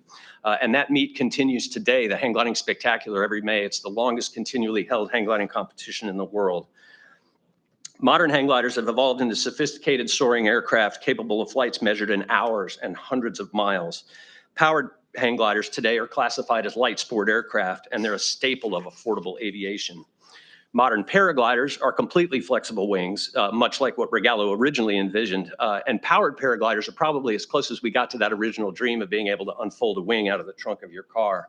All of our stunt and delta kites that we fly on Jockey's Ridge and all over the place down here, they owe something to the original concept of the flexi kite, as do modern parachutes, like I mentioned earlier. And again, kiteboard kites is one of the latest adoptions of these flexible wings. And I think it could be argued that we see more variations of flexible wings on a regular basis here on the Outer Banks than anywhere else in the world. The Regalo Foundation, I won't bother to read the whole slide, but it was established in 1992 as a nonprofit 501c3 with the objective of telling the Regalo story as well as trying to establish this museum we've been talking about. The foundation hired Evoke Studio Architecture in 2018 to do site analysis and conceptual drawings for a museum to be located in Jockey's Ridge State Park. 3 sites were analyzed on a number of parameters, including environmental impact, infrastructure, logistics, and aesthetics. Site 2 was chosen based primarily on its minimal impact to the park and being adjacent to existing parking and the visitor center. These are the drawings. They sort of speak for themselves. That would be the entrance to the museum. If you're familiar with the park where the hang gliding school is, this site is located behind the existing hang gliding school. So this is what you would see as you approach it. There's an observation deck off the south end that will be tall enough to see the sand dunes. And it's the ramped structure will allow for patrons to walk up and around. There will be exhibits along all the walls, and then we'll have full-scale flexible wings, different kinds hanging in that open atrium. One quick reminder, the Regalo Foundation's most successful fundraising event has been the Brewtog. If you're not familiar with it, it's a celebration of flight and beer where teams compete to fly an empty mini keg off a 20-foot tower. It's great fun. And it's back on after a 2-year hiatus. So October 22nd, we'll be at the Soundside event site in Nags Head with the Brewtog. And just in closing, I think Jockey's Ridge State Park is the ideal location for a museum to honor the Regalos and their invention. And we hope you'll adopt the resolution presented today. Thank you. Thank you, Mr. That's Boyd. great, guys. Yeah. That was Thank you. great. Very good Thanks a lot. presentation. Yeah. They told me I had 10 minutes. You have a resolution for us, Bobby, you want to? We do. Read it? Whereas Francis and Gertrude Regalo, longtime residents of Dare County, created the flexible wing in 1948, which played a part in the moon race and led to the hang glider, paraglider, sport parachutes, delta kites, stunt kites, and kiteboarding kites. And whereas the Regalos conducted flight experiments at Jockey's Ridge, and whereas a museum has been proposed to commemorate the Regalos' achievements and to help educate the world about their invention and how it made personal, inexpensive flight available to people around the world. And whereas the proposed museum is envisioned to contain 12,000 square feet of space, including exhibits that tell the Regalo story, the history of hang gliding, paragliding, kiting, and kiteboarding, a theater, and a gift shop. The museum will appeal to visitors eager for family-friendly education and entertainment.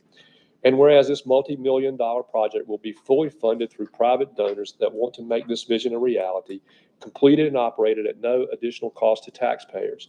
And whereas the ideal location for this museum is in Jockey's Ridge State Park at an already identified site adjacent to the visitor parking area, which is known nationally as a soaring center and where over 50 years of free flight history have occurred, and as the site of the oldest continuously held hang gliding competition in the world.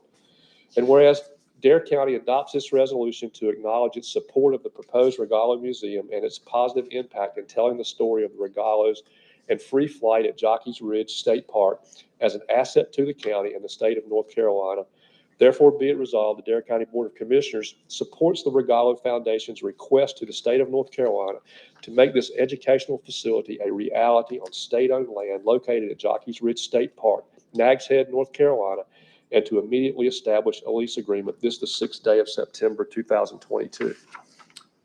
All right, thank you, Bobby. There's a resolution on the floor. It's a pleasure of the board. There's a motion on the floor by Commissioner Bateman and Commissioner Tobin. Is there a second?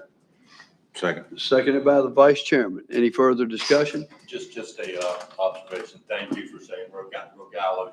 Gertrude was much of his success as he was. It tends to focus a lot on the image. Just like Catherine Wright with the Wrights, she was instrumental. This is fellas. Yeah, this is very definitely Francis and Gertrude Regalo. Her name is on the patent first, and she ran the business. All right, gentlemen, thank you. With that being said, those in favor of the motion signify by saying aye. Aye. Opposed, like sign. Motion carries unanimous. Gentlemen, thank you. Yeah, well done, John, guys. great work. Terrific. Mr. Yeah, Bourne, wonderful. Super. I'm Great really, presentation. really Yeah, that excited was really to see good. this move forward. Thank you all very much. Thanks a lot.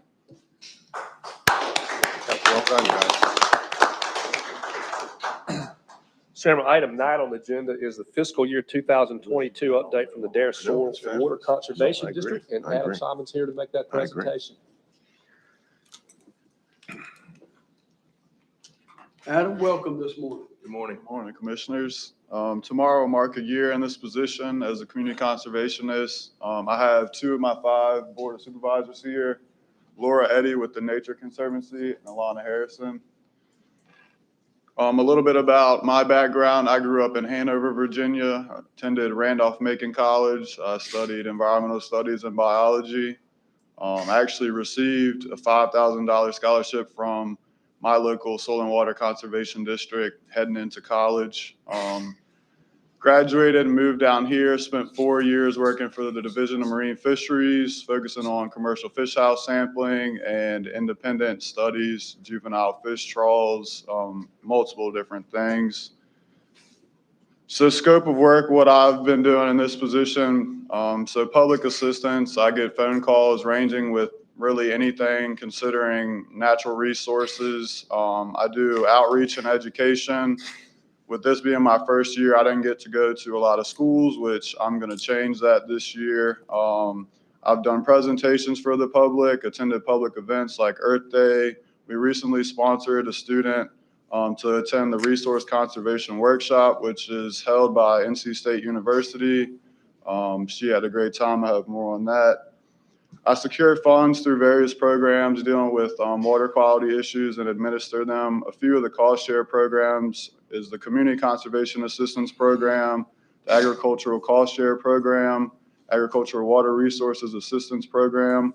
So I do outreach for these programs. I hand out brochures, go to businesses that are related that sell any type of lawn material, trying to get more of a word out down south and unincorporated there. So I support and apply for the landowners, and then if they are awarded funding through the programs, I manage their contracts. Another type of program is stream debris removal. So I apply for funds for that, and then I manage those projects. Here's a photograph of the student that we sent to the Resource Conservation Workshop. They had about a week's worth of training. Each day consisted of something different, learning about agriculture and natural resources. This is a soil pit where they're identifying different layers of the soil. Here's where a picture of the student learning how to read slope.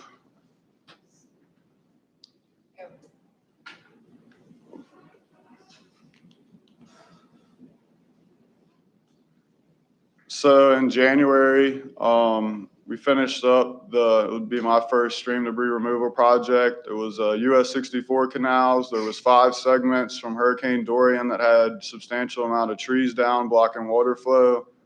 6,540 feet of linear footage. The state had allocated 32,700 for the project. We had the bid process and selected a contractor and spent $12,753. Going too fast. I can't follow that, Adam. These things are flying. Sorry. So here's 3 of the smaller segments for the area of work for the stream debris removal. These are the 2 largest segments in East Lake. And I have some pictures to show kind of the work that was done. So this is an aerial image of the trees down from Hurricane Dorian. This is one of the larger areas of work. Grease cut.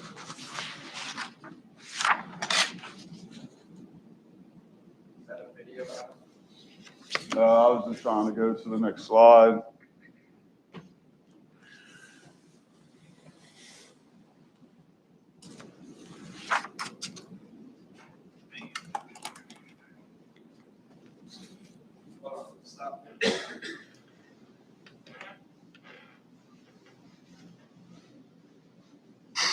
Figure this out.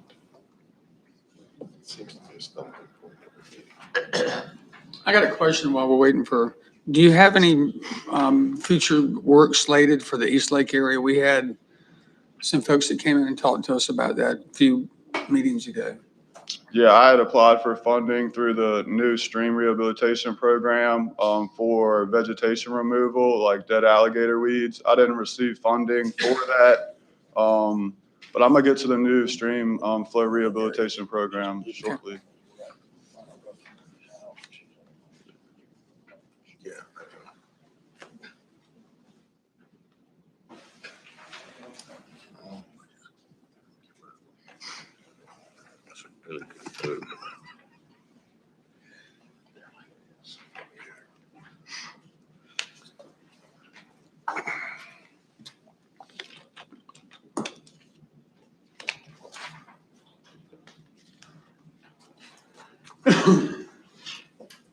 I guess while we're waiting, what were they mentioning about that area?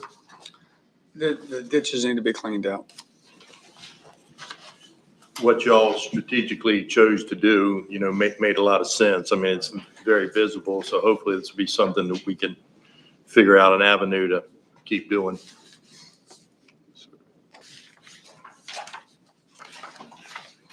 Yeah, the new statewide program is nice because it's not related to a certain storm event, whereas in the past, the projects have been, stuff that's happened due to storms, so.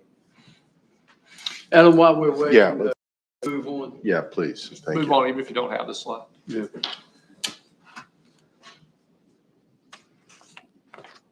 So I mentioned the new statewide program. It's the Streamflow Rehabilitation Assistance Program. It's administered by the North Carolina Department of Agriculture and Consumer Services. In the first year, they had $312 million in requests for assistance, and they had $36.1 million available for project allocation. Within the county in total was allocated $448,168, and this rated in between 3 projects. I applied for funding for Roanoke Island's drainage infrastructure. The town of Kill Devil Hills applied, and the town of Kitty Hawk applied. As soon as I found about the program, I told all the municipalities, and originally I was going to do the applying for, but they ended up applying for themselves. I have images of the Roanoke Island drainage system that I'll be working on.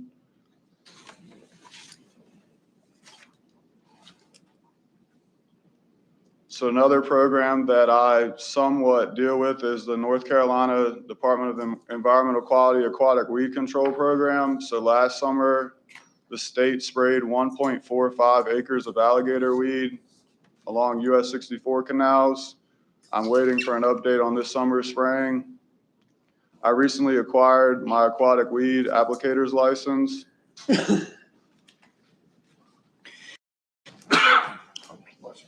So the biggest cost share program that we have here in the county is the Community Conservation Assistance Program, which is a water quality program that allows homeowners or landowners to apply for cost share funding up to 75%.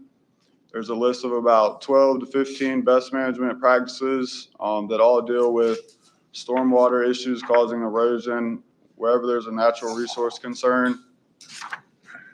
The Dare district had the most applications in the whole state. We had 36 applications out of the total 93 for last fiscal year. We were one of the 3 districts to reach the $100,000 cap. This program received additional funding, non-reoccurring, for the first time since it was introduced in 2003 with $1.5 million. Usually in the past, this program for the county, we would have $20,000 to work with. With the $100,000 cap reached last year, we were able to allocate funding to 7 projects, 2 marsh sills, 1 marsh sill with the bioretention and critical area planting, 1 critical area planting, as well as 1 shoreline stabilization and 2 cisterns.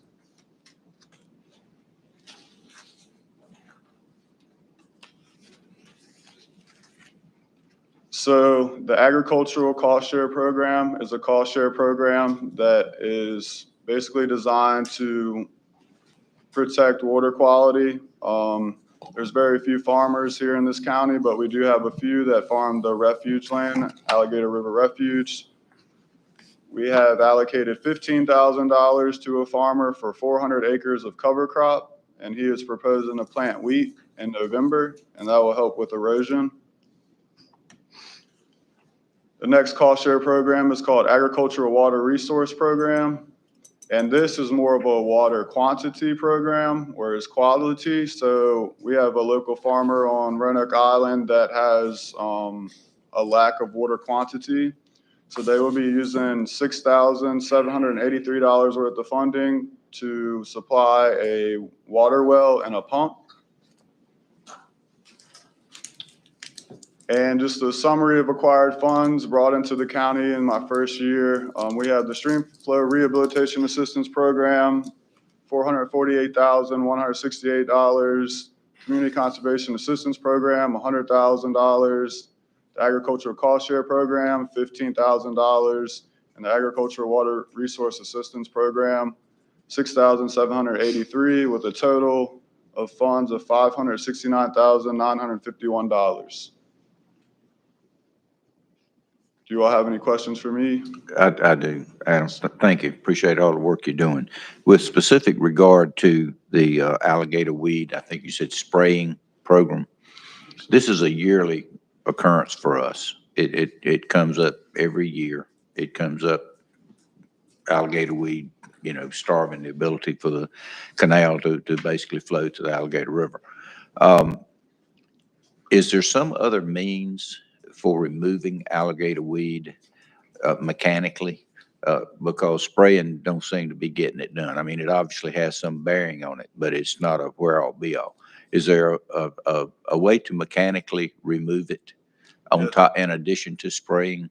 Yes, sir, there is. And that's, so with the new program, I applied for a bunch. I went and looked and checked all the matting that was at the time. It wasn't, foliage on it, but that's what they were going to do, is take heavy equipment and just pull out all the vegetation, even though it was dormant.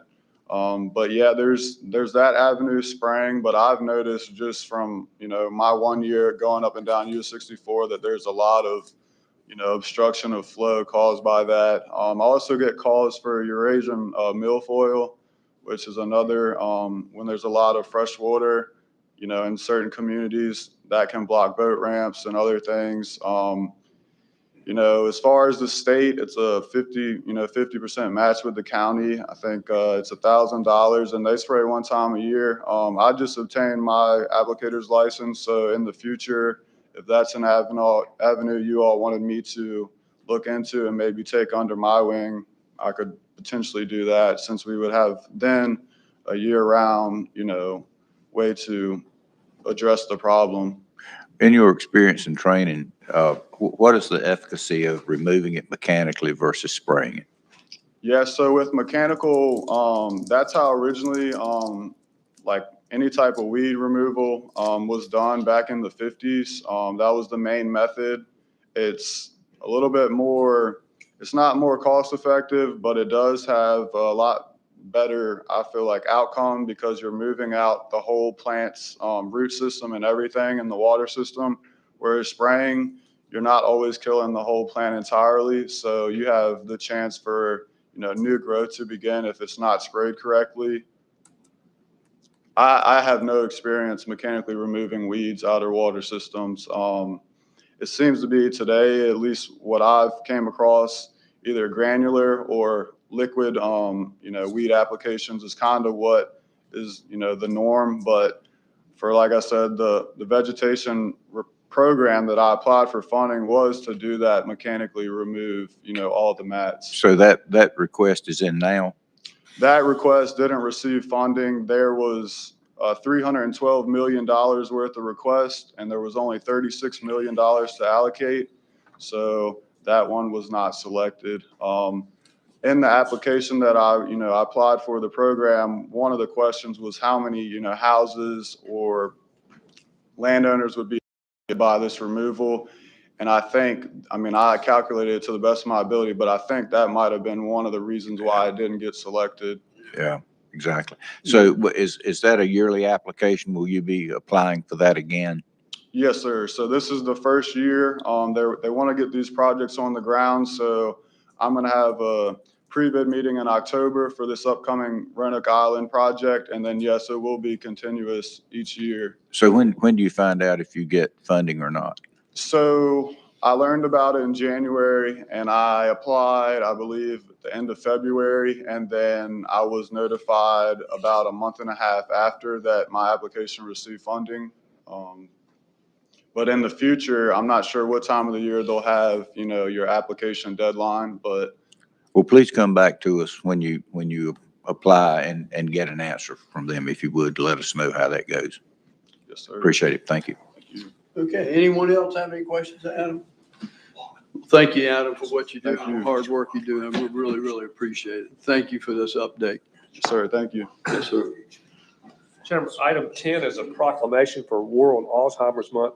Gail Sinesso was, I don't know. Yeah, she's not here. She's not here. I don't know who's supposed to speak for her. I'm Catherine Fendler, and I'm on the board of GEM, and I'm here to represent Gail. And Thank you, Catherine. So we have a proclamation We you'd do, like to and I'll present? read it. Okay. Whereas September 22nd will mark the 11th World Alzheimer's Month, an international campaign to raise awareness of dementia and challenge stigma. This year's campaign promotes the important message that together we can ensure no one faces dementia alone, which highlights the need for all of us to reach out to people with dementia in our community to let them know they are supported.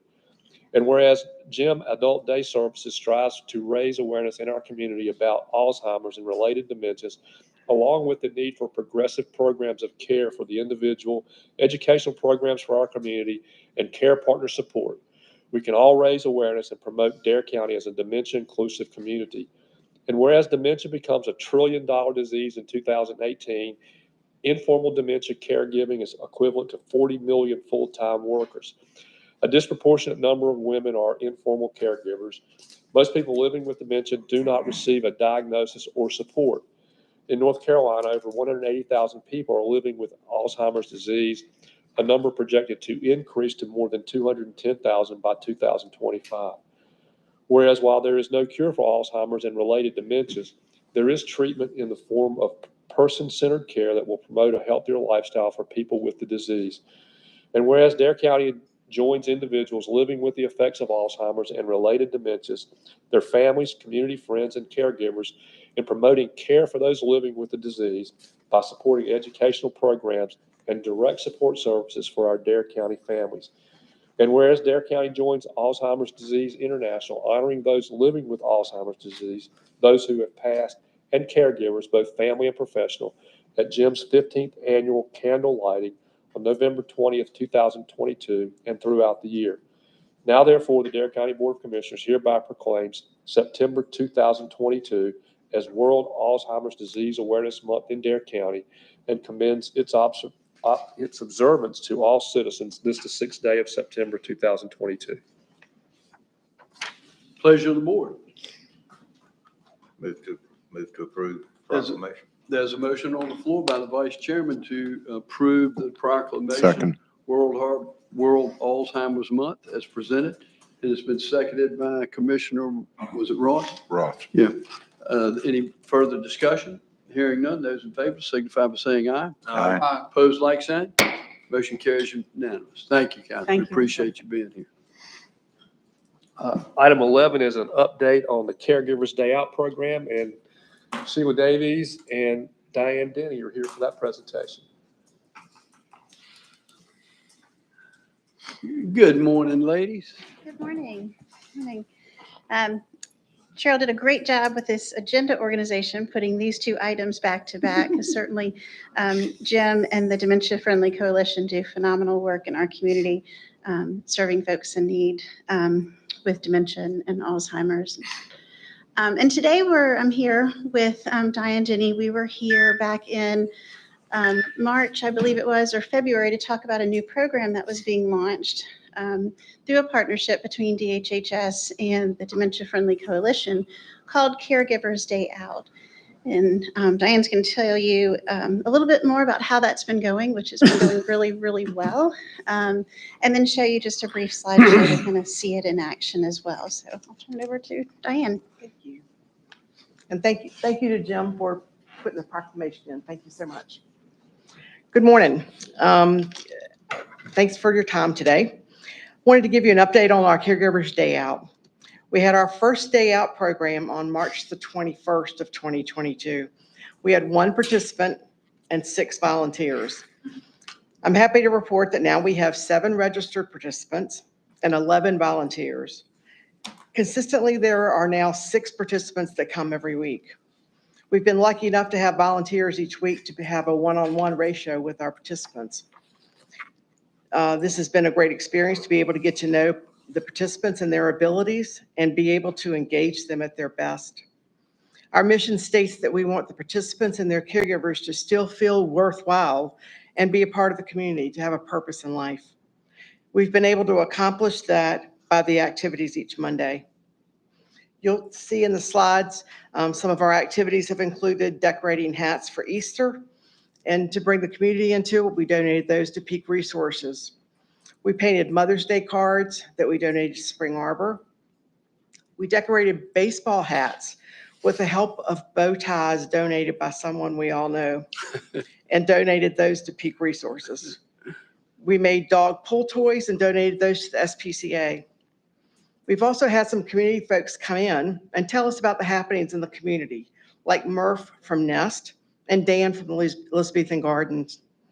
Each activity helps to connect the participants to the community, promoting inclusion and purpose. I'll share one caregiver experience with you. Right before tax season, a wife dropped off her husband. And I said, so what are you going to do this morning? She said, I'm going to go home and work on my taxes. And I was like, oh, no, don't do that. And she said, well, I need to do that. Okay. She comes back to pick him up. And I said, so how did the taxes go? She said, I didn't do the taxes. I went to the beach and did Tai Chi. And you know what? That's exactly what she needed to do. That made me happy because that's exactly what the program is for the caregiver to go and get recharged. The caregivers have time to recharge, whatever that means for them. It gives the participants time to shine, knowing that they're making a difference in a safe and secure environment. Our focus now is to expand the program, whether that means to get more participants, add another day, or have an additional day at a different location. We're growing. Thank you and the whole community for their support. A special thanks to DHHS for their support, as well as to the folks at the Parks and Rec and KDH. Their staff has been so supportive. We've actually done 2 programs with their day camps, which has been really interesting with our seniors and 8 to 12-year-old kids. But it's been really fun. Remember that this is a free program, and we're able to do that because of our dementia Alzheimer's walk that we have every year and our Love to Remember tennis tournament. Thank you. Thank you. Thank you. Thanks, Diane. Sheila.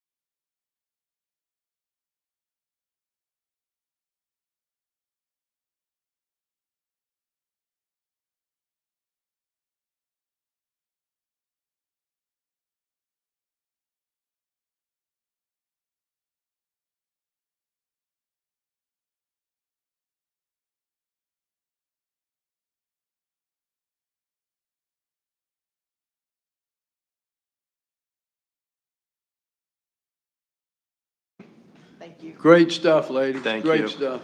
And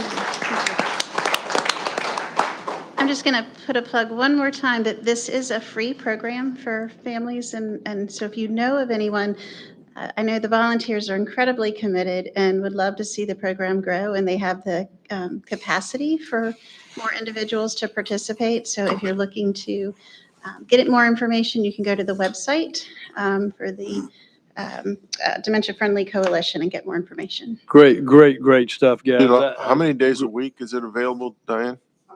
How many days a week? Once a week? Yeah. 9:30 to 1 on Mondays, 1 day a week. Okay.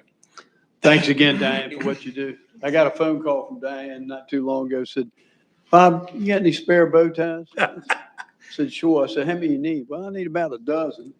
So I'll give you 2. they were well used in that video. Thank you for doing that, Diane. It's great to see stuff like that take place for our seniors and those that have dementia. Item 12 on the agenda, this is a proclamation for Constitution Week, and Colleen Fagerson's here for that.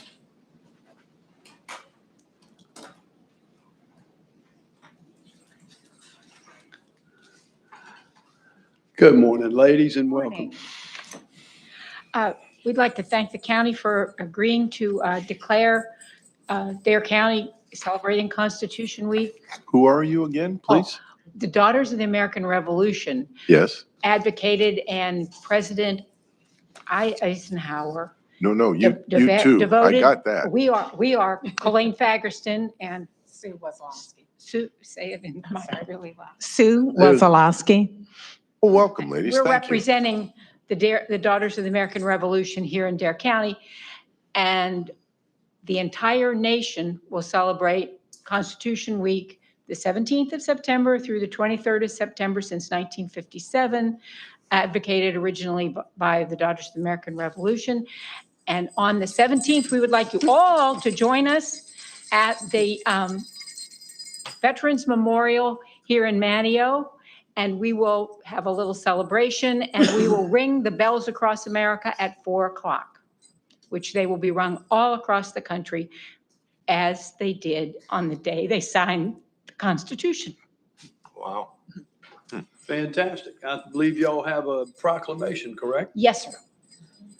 This is a Constitution Week proclamation, whereas the Constitution of the United States of America, the guardian of our liberties, embodies the principles of limited government in a republic dedicated to rule by law. And whereas September 17th, 2022 marks the 235th anniversary of the drafting of the Constitution of the United States of America by the Constitutional Convention. And whereas it is fitting and proper to accord official recognition to this magnificent document and its memorable anniversary, and to the patriotic celebrations which will commemorate the occasion. And whereas it is the privilege and duty of the American people to commemorate the 232nd anniversary of the drafting of the Constitution of the United States of America with appropriate ceremonies and activities. Whereas Public Law 915 guarantees the issuing of a proclamation each year by the President of the United States of America, designating September 17th through 23rd as Constitution Week. Now, therefore, the Dare County Board of Commissioners does hereby proclaim the week of September 17th through 23rd as Constitution Week, and urges all citizens of Dare County to study the Constitution and reflect on the privilege of being an American with all the rights and responsibilities which that privilege involves. In witness whereof I've set my hand and cause the county seal of Dare County to be affixed this the 6th day of September 2022. All right. Pleasure of the board. So moved, Mr. Chairman. There's a motion on the floor by Commissioner Couch to approve the Constitution Week proclamation. It's been seconded by Commissioner Ross. Any further discussion? Absolutely. Obviously, I think it's a terrific proclamation. Just a small, I think maybe a correction in the fourth whereas, since this will be official, it's the 235th anniversary of drafting from 1787. And it says 232nd. I don't know. What? Wait a minute. The DAR doesn't know? Just double check that, and make sure that's correct. Well, before it goes you out. can see, Yeah. Bob, in the Yeah, second it's whereas second it's where, 235th. So yeah. I think it's just a tiny typo. Yeah. It must have ladies. been a typo. That's okay. Yeah. We'll just correct it. You Yep. bet. We'll get it That's all I corrected. had. Thank you for pointing that out. Thanks for all Commissioner you Ross. do. Pardon? Thanks for all you do. Yeah, absolutely, ladies. Thank you. All right. With that being said, those in favor of the motion signify by saying aye. Aye. Opposed, like sign. Motion carries unanimous. And you all come on the 17th at 4 o'clock? Thank you. Thank Item you, 13 ladies. on the agenda is, item 13 on the agenda is a proclamation for Diaper Need Awareness Week, and Carla Heppert is here for that. Good morning, Ms. Heppert. Been a long morning, hadn't It has, but it's been good. it? So I want to thank you all for having me here this morning to talk briefly about Diaper Need Awareness Week and CYP's Diaper Bank. My name is Carla Heppert, and I'm the Education and Program Evaluation Manager for Children and Youth Partnership for Dare County. I am also CYP's Diaper Bank's coordinator, so it is truly a passion of the heart for me. Ms. Heppert, Yes. before you continue, are you any chance related to former Assistant Chief Mr. Rick Heppert? Yes, sir, I am. I'm his daughter. I thought so. Yes, sir. Thank you for being here. Thank you. As an organization that has a mission of helping families thrive, Diapers and Diaper Need has always been on the radar of CYP. Diaper need is defined as the lack of an adequate supply of diapers to keep a baby or child clean, dry, and healthy. And 1 in 3 American families report that they've struggled to afford diapers for their child. With diapers costing between $70 to $80 or more monthly, that's just for one child, and no safety net programs such as WIC or SNAP benefits being able to support the purchase of diapers, you can see that families could find themselves in a pinch. When the pandemic hit in early 2020, families lost income, and we at CYP knew that it was time to act in support of families with children in diapers. So with a COVID grant from the Outer Banks Community Foundation and the generosity of our local community businesses, organizations, and individuals, we launched CYP's Diaper Bank in May of 2020 and began distributing free diapers to families in need in our community. Thanks to continued community support throughout the pandemic, we've been able to provide monthly contactless diaper pickup events. We hold these on the second Tuesday and Wednesday of every month at our office here in Manio. We've also been holding diaper drive-through events occasionally. We've partnered with the Feston Center down in Buxton. We've partnered with Kitty Hawk Baptist Church up in Kitty Hawk as a way to spread across our long geography. We know that the Outer Banks is a long place to be, so we want to hit it everywhere. To date, we have distributed over 5,000 packs of diapers to families in Dare County. That's 160,000 diapers that we have distributed in our community. And as we like to call them, that's a change for the better in our community. At the end of this month, the week of September 24th through October 2nd is what is going to be recognized nationally as Diaper Need Awareness Week. As the title states, this week is a time to bring awareness to diaper need and the struggles of families who can't provide diapers for their children. It's also a great time to spread awareness about CYP's diaper bank in our community and our continued support of families with children in diapers, as well as our continued need for community support. So I thank you all this morning. I appreciate your time, and I hope that you will proclaim September 24th through October 2nd as Diaper Need Awareness Week. I welcome any questions or comments you may have. Thank you, Ms. Heppert. We appreciate it. I believe we have a proclamation that the county manager is going to read. Whereas diaper need, the condition of not having a sufficient supply of clean diapers to keep babies and toddlers clean, dry, and healthy, can adversely affect the health and well-being of babies, toddlers, and their families.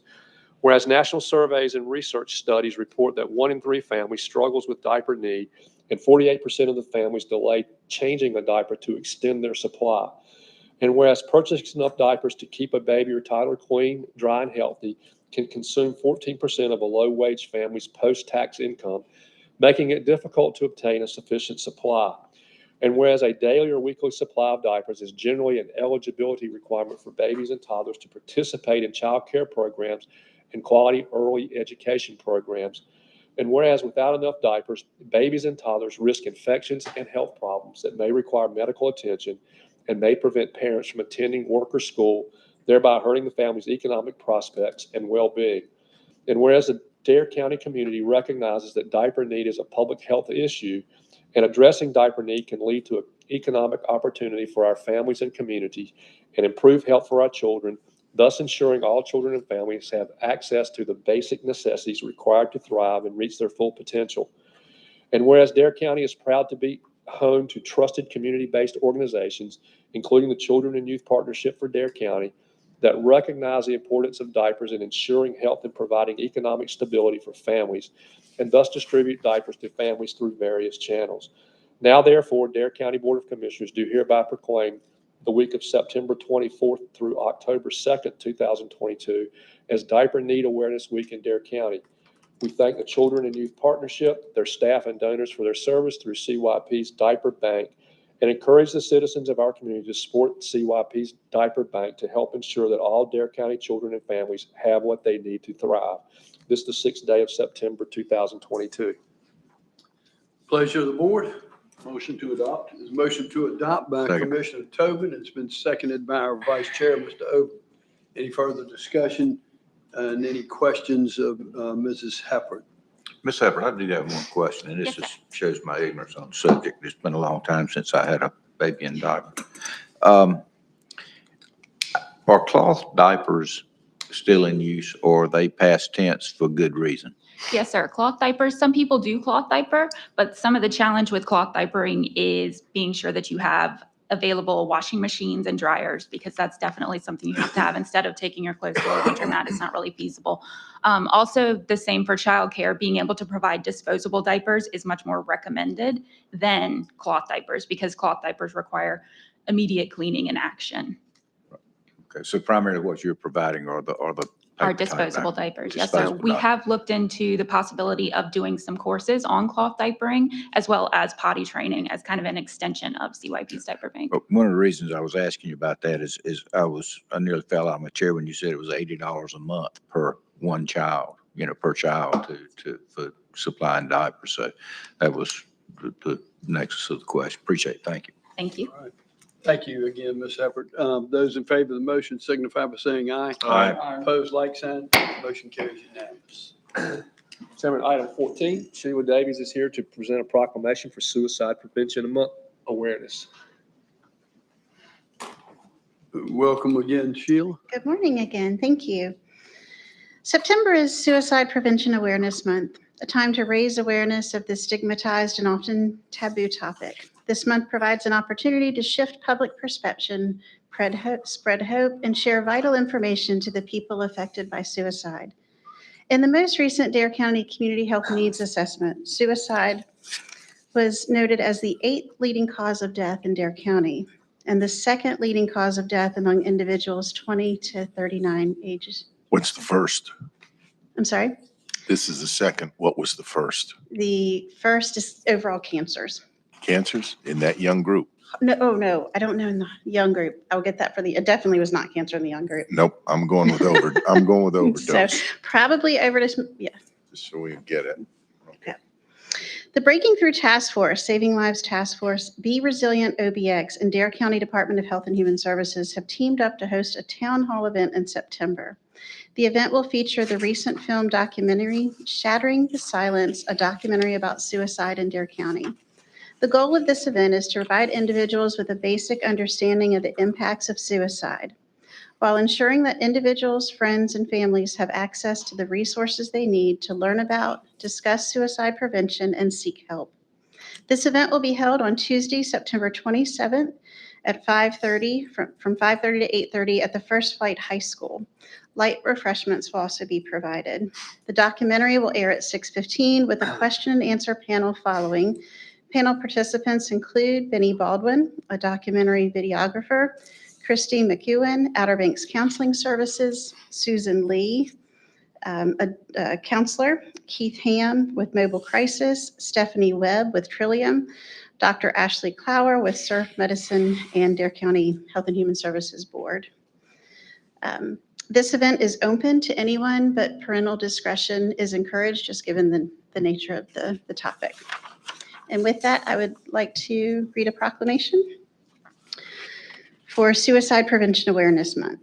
Whereas September is known around the United States as National Suicide Prevention Awareness Month and is intended to help promote awareness, and whereas suicide prevention is important to address year-round, and Suicide Prevention Awareness Month provides a dedicated time to come together with collective passion and strength to address a difficult topic. And whereas we can all benefit from honest conversations about mental health conditions and suicide, just because one conversation can change a life. And whereas suicidal thoughts can affect anyone, regardless of age, gender, race, orientation, income level, religion, or background. And whereas according to the CDC, the US 2020 suicide death rate was 14 per 100,000, with more than 45,000 dying yearly by suicide. It was noted as the 12th leading cause of death among adults in the United States. And whereas Dare County suicide rate is 19.3 and is the 8th leading cause of death among adults in Dare County. And whereas local organizations such as the Breaking Through Task Force, Saving Lives Task Force, Be Resilient OBX, and Dare County Department of Health and Human Services are on the front lines of this battle that many still refuse to discuss in public, since suicide and mental illness remain an uncomfortable topic to talk about. And whereas every member of our community should understand that through life struggles, we all need the occasional reminder that there are many silently fighting their own battles. And whereas we encourage all residents to take the time to inquire as to the well-being of their family, friends, and neighbors, and to genuinely convey their appreciation for their existence by any gesture they deem appropriate. And whereas we can all help prevent suicide. Now, therefore, the Dare County Board of Commissioners does hereby proclaim the month of September 2022 as Suicide Prevention Awareness Month and calls upon the citizens of Dare County to increase their awareness and understanding of the problems we face regarding mental health concerns and suicide. Move to approve. Okay, there's a motion on the floor by the Vice Chairman to approve a proclamation Suicide Prevention Awareness Month, and it's been seconded by Commissioner Bateman. Any further discussion? Hearing none, those in favor of the motion, please signify by saying aye. Aye. Opposed, like sign. Motion carries unanimous. Thank you, Sheila. Thank you. Mr. Chairman, item 15 is the Capital Improvement Planning Committee recommendations for various facilities. Do you have that up on a thing, Matt? If not, they have the material. Okay. So in your packet of materials, you have a map that we sent you, and the map goes down and it starts, and it basically shows the location of all of the facilities that we're looking at in the first stages of and they start with the EMS Station 4 in Southern Shores, and EMS Station in Kitty Hawk, EMS Station 1 in Kill Level Hills. There's some improvements at the Bomb Center and the Kill Level Hills Youth Center, including the proposed pickleball courts. There's the Nags Head Soccer Complex, some improvements there. Some work at EMS Station 5, which is in Nags Head. The EMS Station 3 on Roanoke Island, and Station 8 over on Mans Harbor. There's the Lions Club facility improvements there, and there's Public Works work to replace our Public Works Department is on there, as well as you go further south, an EMS station in Rodante, as well as improvements to the EMS station in Hatteras or in Buxton. And then there's some improvements at the Pheasant Center in Buxton, as well as some improvements and changes at the transfer station. I'm going to go through that at some length. I'll skip over. We had some slides in there that you all have that basically are the renderings of the facilities. You all have seen those renderings. They're nice looking. The CIP went through those in some detail. We looked at all of those. I won't waste a lot of time going through those now unless you all have questions about those. We had a proposed site plan for the public works facilities, and that's to rebuild that whole facility. That'll have everything in it will be new when we're done. It is a phased approach. We'll build the garage area first, and then we'll build the recycling area and so on. And as we move from one to the other, we'll move out of where we were. So it allows us to continue to operate the recycling facilities at the same time that we're building and constructing the new facilities. Similarly, the transfer station that we have down in Buxton needs to be reworked and reorganized. The flows don't work there. The way things have it now aren't correct. We've got to put some leachate capture systems in down there, and some things we don't currently have to bring that up to speed. And so there's a placeholder in there for about $1 million, and we'll come to that in a minute for that as well. So really just to go through the finances of all that, and we'll come to some individual stuff. With our EMS projects, we have that set in 3 phases. The 3 phases, the total cost for all of those projects is about $59 million. There's a schedule in your packet that of those, and they're phased, but we intend to complete all of those projects at the end of 2024 or the beginning of 2025. Okay, so we'll run through. Let's see if I can get them on my screen. We'll run through those real quick. You can see that's EMS Station 1, the rendering of that.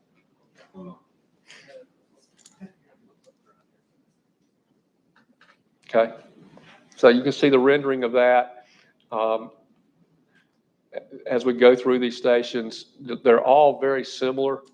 They have the same look. When you see one of those buildings, you'll know it's a Dare County facility. This is the new hangar for the helicopter. We had some discussion about the need for the second hangar and the prospect of getting another helicopter, but really the main function of that second hangar is, one, there's on the left-hand side, there's some storage facility and some other things that we need. And then there's some other types of storage and things that you need there on the right-hand side of those hangar bays. And then you need about half of that hangar bay to lay out when you're repairing, you've got to break that whole helicopter down on certain intervals, and you have to have a layout area to lay all that out in. And so the question was, could we reduce that size? And really it didn't become cost effective to knock out, a quarter of a hangar. You may as well leave it in there. If you ever did get another helicopter, or when we bought a new helicopter, maybe we keep the old helicopter, and then you have a place to put that. So there was some discussion about that, but the net conclusion was to leave that as is. Again, another of the EMS station. Now, this is the Manio Youth Center that's going to go where the Masonic Lodge is. That is moving forward. The town of Manio has seen that. They've given some recommendations and some architectural things they'd like us to do, and the architects are working on that. And they're going to do a zoning change. I'm not sure the zoning change was necessary, but they're doing it anyway just to make it clear. And so that is all in the process as well. That is the layout I was telling you for the new public works facility. As you can see, just about everything in it is new. And again, as one building is built, we'll move out of the old building into the new building, tear that building down, and build whatever the next stage is. It is designed so that all of the public function is up in the front and to the bottom of the screen on the front of that site. Everything past that will be behind the gate to keep the public out of the working areas, but allow them access where they need access. And so it's a much better design than we have now, where to get to where the public needs to be, they have to drive through the whole site. Buxton, this is the layout of what the Buxton facility will look like. There's some storage needs out by the bypass. That will be included in that'll help the rec department some with some storage needs they have down there. So that'll be included in that as well. Is that it, Matt? Yeah, the numbers part of this is so small you wouldn't be able to read it anyway on that screen. But so I went through the numbers. I told you that on the EMS projects, they are all phased to where they would be completed at or around the end of 2024, the beginning of 2025. The detail of that schedule is in your packet as well.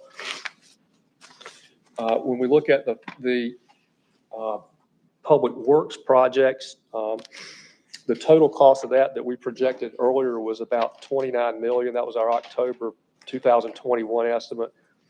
We added an escalation for moving that forward of about $3.5 million, just because to try to cover additional expenses that have occurred since then.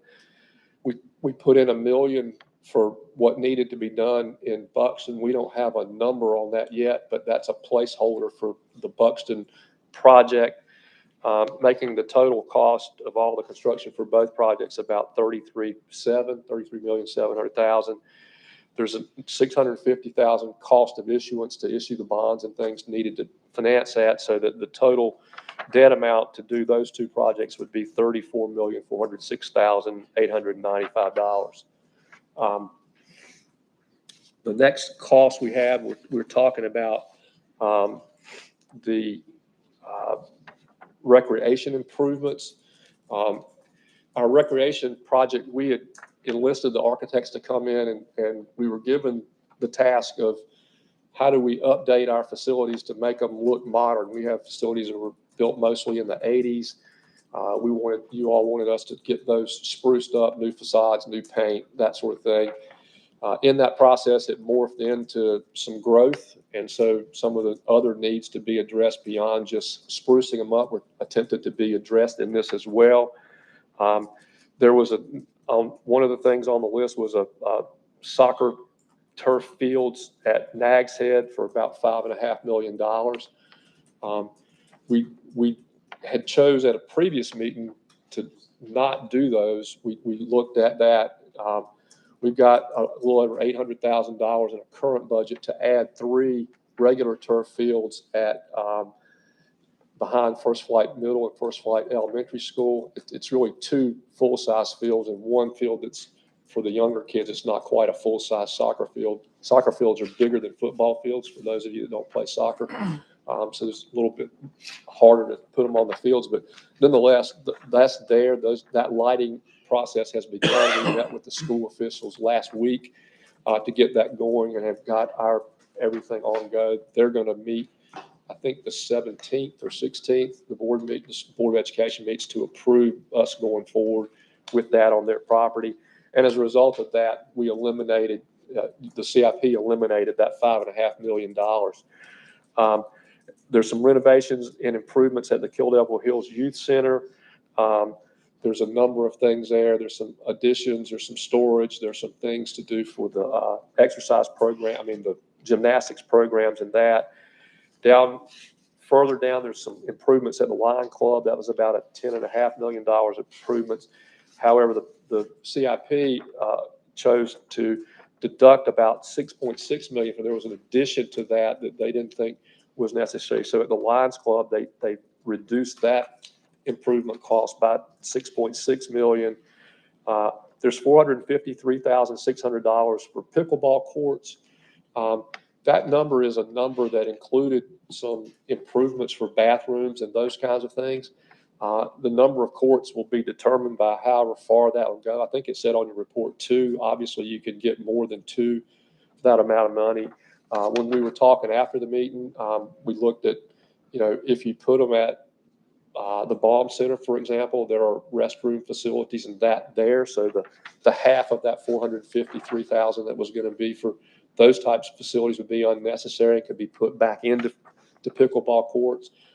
Again, depending on where the location is, where they're built, ultimately would determine how far your money would go and what you need for other amenities there. But that's there.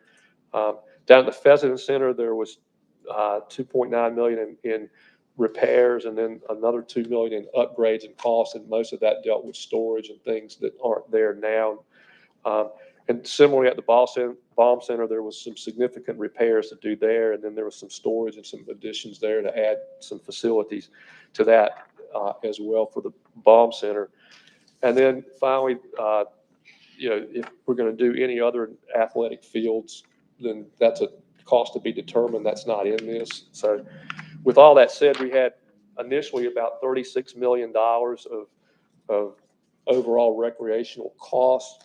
The CIP, with the cuts I described above, reduced that, and it's recommending about $23,870,000 in recreation facility improvements. That, to make it fit in the CIP the way the current plan is, that puts that out to about 2028. You've heard some talk of moving it earlier. To move that amount of money earlier would require you to move something else later. So you would have to rearrange the priorities in your plan. The priorities in the plan are basically the EMS center, the youth center, the public works facilities. Those are the priorities ahead of the rec stuff, the day-to-day needs to bring those up to capacity there. And so when you escalate that out, you have an escalation factor of a little over $3.5 million. And that means that the total cost for that, we believe, would be around $28.3. We don't know that $3.5 million is going to happen. We do not. We are conservatively building in an additional Correct. $3.5 million of inflation on this. Right. Correct. And we're trying, what we've done by doing that across all of these things is my head's exploding, to not have a gotcha moment when we get ready to do it. Say, yeah, no, I remember we did it. I was there, but it just, I continue to see it and reflect on. Absolutely. Dear God. Yeah. And so that takes us through. You all have seen the overall report. I think I sent you that a while back, so you're aware of the overall concepts there. When you plug that all in, there's another sheet that tells you, we look at how that fits in our projects. We have a policy of coverage ratios and There's a sheet in there that has a box on the right that has your model coverage. What that tells you is the CIP plan as it's proposed works with the funding that we have available, and it keeps your coverage ratio. I think the lowest is 1.05, like in 2041. So that's so far out, it doesn't mean anything. Can't plan next week. Right. Yeah, I'm But, with you, Bobby. You know, in the near future, the lowest, you know, is in 2029, which would be about 1.23. So our coverage ratios are all good throughout, and these funds that we've projected, even with the escalators, work in the model. Let's see, just to give you a rundown, our EMS projects are for the 2023-2024 year. Public Works are the 2024 through 2025. Parks and Rec are the 2028. We have on here that we have DARE MedFlight replacement. That means that theoretically, that's when we would replace the helicopter in 2033.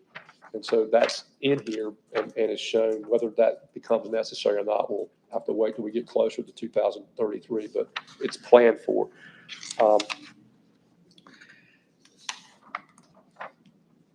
I'm trying to think what else that's on here that you all need to know. The CIP committee has recommended moving forward with all of those projects.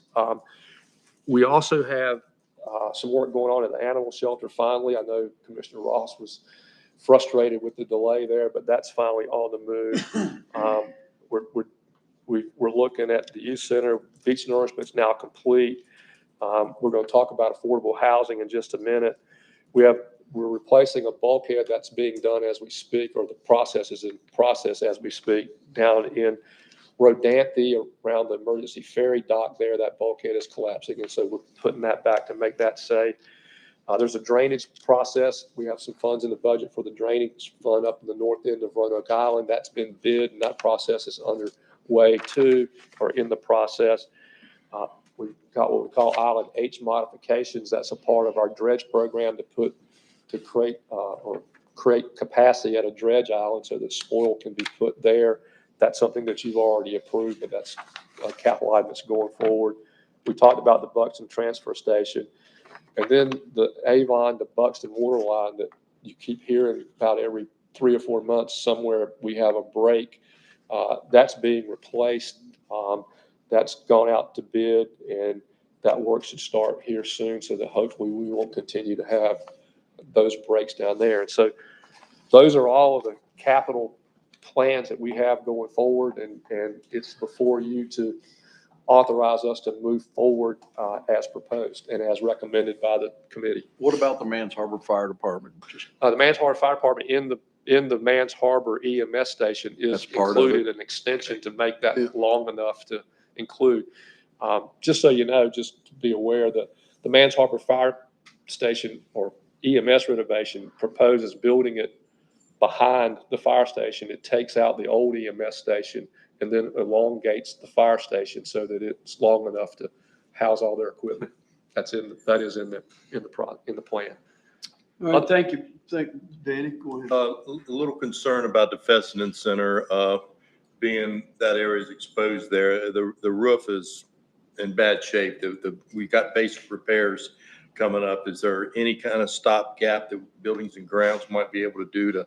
Well, they'll do whatever we need to do. I mean, we won't eliminate our maintenance budgets between now and repair and replacement and construction. So to the extent that we have to do things intermittently, and we may have to spend some significant money but somewhere between now and 2025 to keep something operational. That's just something that we would do ongoing in the budget. Okay. All right, we have the recommendation by the CIP committee before you. Is there a motion to approve? So moved. The motion was made by Commissioner Tobin. It's been seconded by Commissioner Bateman. Any further discussion? Hearing none, those in favor of the motion then signify by saying aye. Aye. Opposed, like sign. Motion carries unanimous. Mr. Chairman, that brings us to item 16, and that's our affordable housing. At long last, I emailed you all copies of the proposed contracts, I think on Friday. And at long last, we have come, I hope, to the end of the negotiation process for both the Woda Cooper contract as well as the coastal affordable housing contracts. I've been doing this a long time. These were the most complicated, frustrating, difficult contracts that I've been involved with. But nonetheless, we're there. You all have given me authority in multiple meetings to just sign these contracts. I didn't do that. I was uncomfortable doing that. These things have morphed and changed and spun around and trying to meet compliance requirements and changing statutes and all that other stuff that I felt like it was important to bring them before you to make sure you understood them, understood what we were getting into, and get your approval before I or anyone signed them. So the first one I'm going to look at is let's look at the Woda Cooper one first. I'm going to run through what I've highlighted on here. Woda Cooper is proposing to do two projects of 100 units, 50 units each, one in Manio, one in Nags Head. We've talked about those. It says if either of these locations become unavailable or unsuitable for any reason, then WODA will identify alternate sites and we'll go look at those. They're going to do 100 units. They're going to be LIHTC units.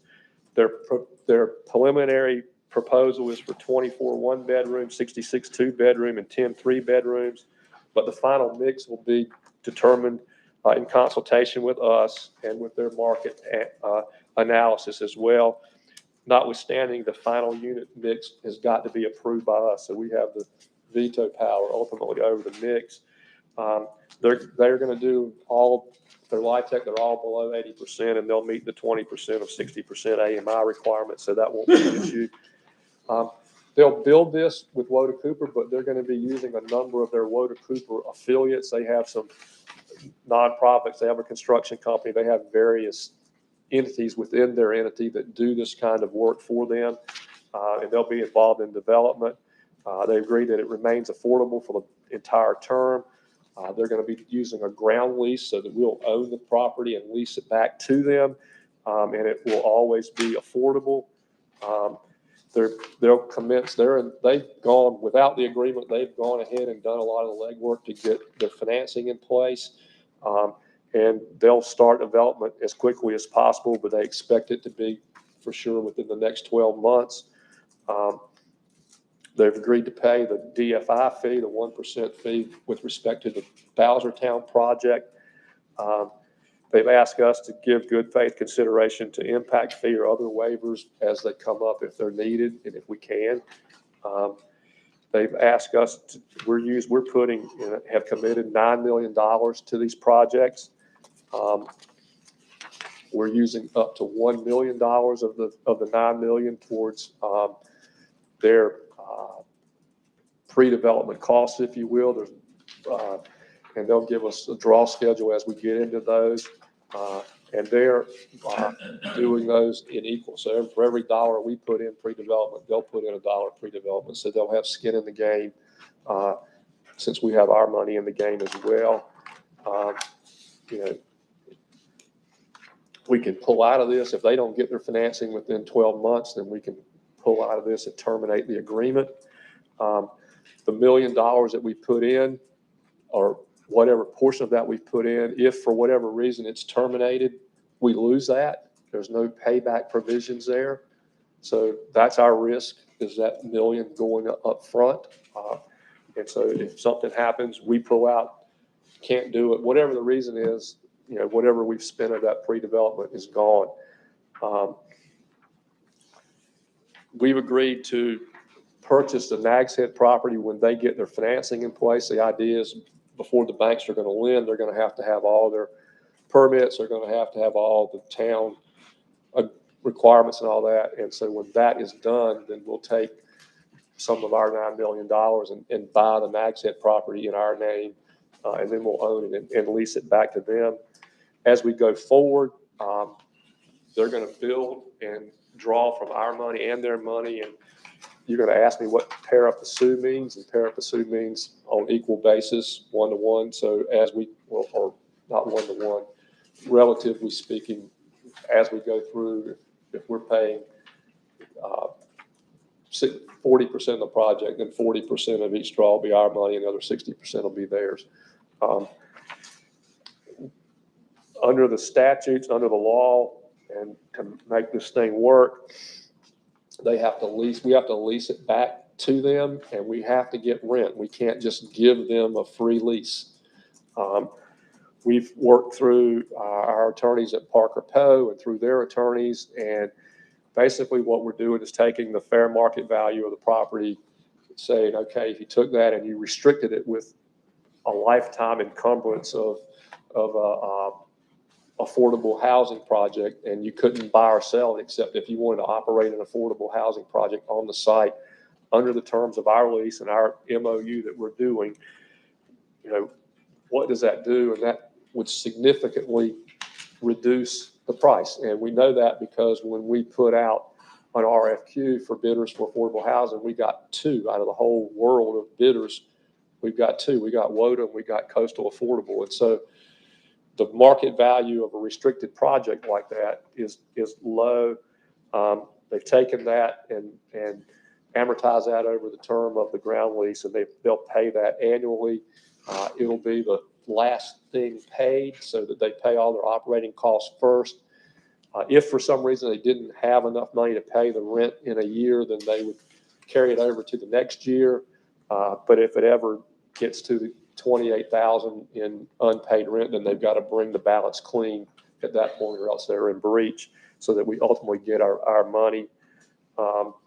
There'll be a ground lease, and in the ground lease, we'll have the covenants that say all those things that we've been talking about. We don't spend any of our million prior to closing or execution of the final approved lease. We've got to have everything in place before we start spending money. And that's really it with respect to the WODA Cooper contract. There's a ground lease that's attached to that. The ground lease is pretty straightforward. It's 65 years. It has the rent arrangement I just talked about. They pay all the expenses associated with the property during the term of the lease. It has, the restrictions of what they can do with it.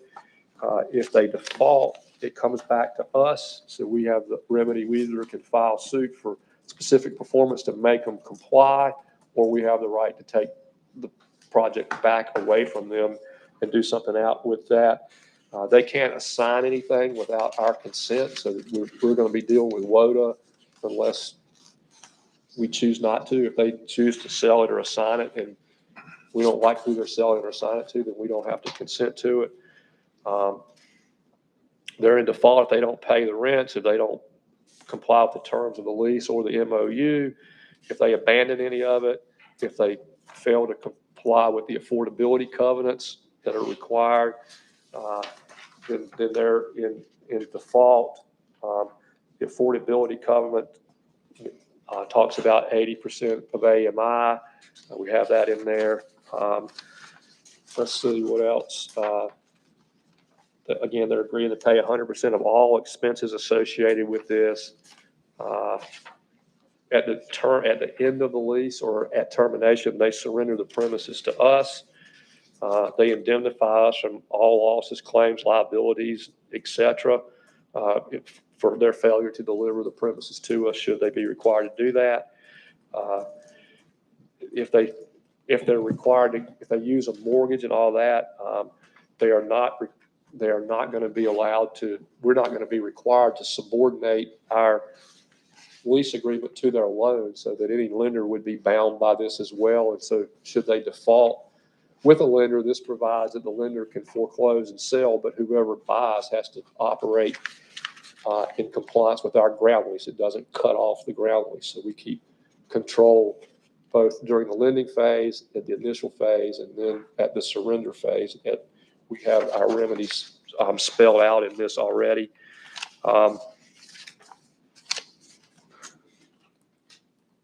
if it gets damaged, storm blows down, whatever, they have the obligation to repair or replace. That's on them. There's no new money coming from us once this thing is complete. We have no liabilities or obligations there. And that's it. That's the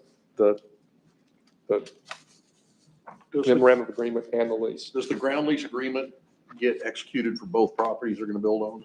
Well, Separate ones or one? It provides we can do it either way, and it will depend on how the lending wants it done. Whichever way works best for the financing is the way that it'll get done. Okay. Because it says 100-unit multifamily thing. If they did Right. two, if you execute two, Well, this is a form. 50. We won't sign this ground lease today. We'll sign this ground lease later when we get those and fill it in. But it is to make sure we don't have misunderstanding about what the ground lease should be down the road.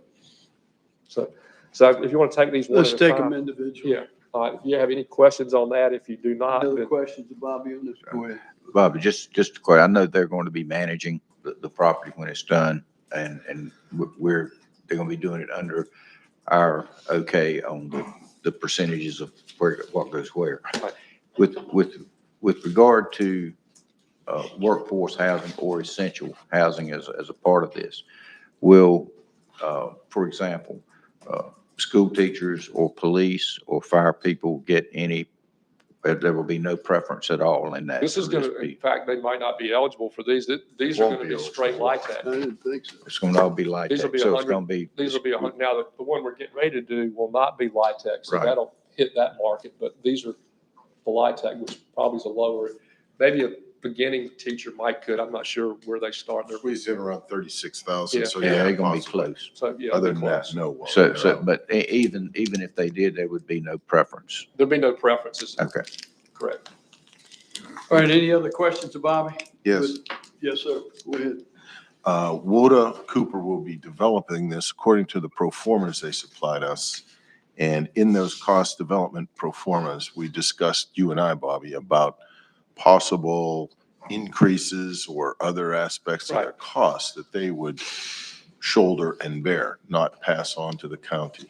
So the concern was we've been working on this for how long? Seems like forever, but what, less than a year, but a while with Woda Cooper.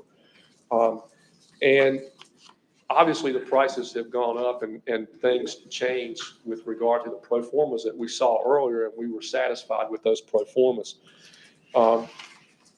When I talked to them on Friday about that issue, they said that yes, in fact, the pro formas will change, and they'll change a number of times as they get their financing in place and find out what all their final costs will be. However, what they did say was, one is they stay committed to 100 units. Two, they stay, our contribution will be $9 million. And so any of the cost escalation increases and all that, they're going to absorb those. And so they're prepared to take those risks, and they know that that's coming. And so from our perspective, when we sign this, nothing changes. If the cost goes up by 3 or 4% from what they projected, then that's 3 or 4% out of their bottom line that they have to absorb, or they have to make up some other way in what they do. We talked about in the finishes or how they design the buildings or whatever, but nonetheless, those are costs that they have to eat, not us. And my second question was simply to confirm through that pro forma and the detailed line items from construction to land acquisition to soft costs. One of those I wanted to make note of was the architect fees of $420,000 for the 100 units, which on average is about $4,200 per unit. Right. I just confirmed that with you. That was part of. That was in the pro forma. Now, again, in the conversation that I had with them, we didn't talk about that specifically, Right. But both me and Woda Cooper acknowledged that some of the things on that pro forma may wind up costing more than what's shown there. Whether the architect fees could go up now or not, I don't know. But what the discussion was how did that impact us? And if it went up, they're just taking it out of their own money. So. Yep. Okay. Thank you. Anyone else? All right, we need to move on this. What's the pleasure of the board? Move to approve. There's a motion on the floor by the vice Second. chairman to approve. It's been seconded by Commissioner Couch. Any further discussion? Hearing none, those in favor signify by saying aye. Aye. Opposed, like sign. Motion carries unanimous. All right, and then this brings us to the coastal affordable housing one, and this is the one that I brought my files. I was going to show them to you, but I don't think I will. But they're about this thick. I don't know. I don't even remember what iteration of this we're in now. It's got to be at least 10. 24. This is the 24th iteration of this contract. The statute has changed at least twice during this process. The first time it helped us in some ways, it hurt us. The second time it fixed some of the ways it hurt us, but it hurt us in a different way. And so back and forth, but we think we finally come to an agreement. This is a pre-development agreement. This is only an agreement to deal with things that we need to deal with between now and when the time construction begins. It's anticipated that the next phase will be the construction phase, and at that time we'll do an agreement. That agreement will take care of a lot of the issues that this doesn't. For example, who's going to own it? Is it going to be a ground lease? And what are the unit mixes? All those things like that. Developer fees, those things that we've talked about but we haven't agreed on are all going to be a part of the development agreement. The covenants that'll go into either a ground lease or stand on their own, depending on how we decide to do that. All those things are things that are left to do during the construction phase. It's anticipated that if we approve this today, that they'll move forward with the pre-development work and start that in earnest. And during that time, we'll start working on the development agreement, which is the next phase, so that we're not wasting time when they finish pre-development. We hope to have that in place so that we can keep right on going seamlessly into the construction process. To go through this in a little bit of detail, we have an agreement with Coastal Affordable Housing. Coastal Affordable Housing is an LLC. It's an LLC that is made up of other LLCs. You understand that's the way people do things. It's done for liability purposes. It says in here that the developer, through its principals, which we've met the principals, has experience in developing multifamily, has experience in public-private partnerships, and they do. And then we talk about what we're going to do. And then in this pre-development, we're going to go through and the goal is to provide affordable housing between the market rate and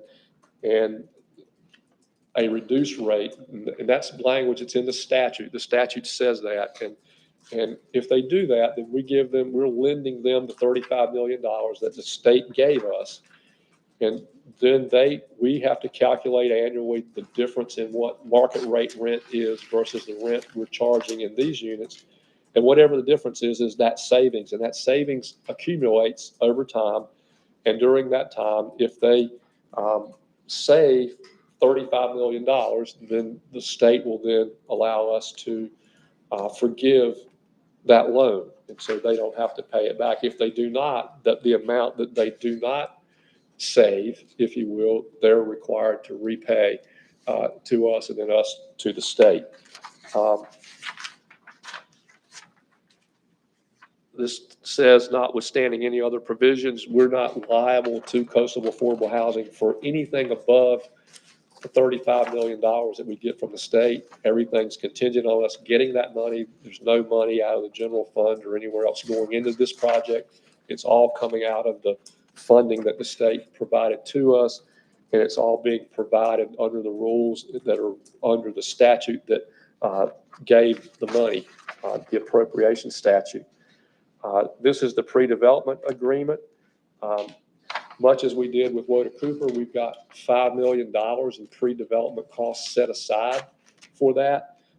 There's a schedule. One of the schedules on the back has a list of those $5 million costs. That's an up to amount. It doesn't mean we're going to spend all $5 million of that, but we will authorize up to $5 million of those pre-development costs.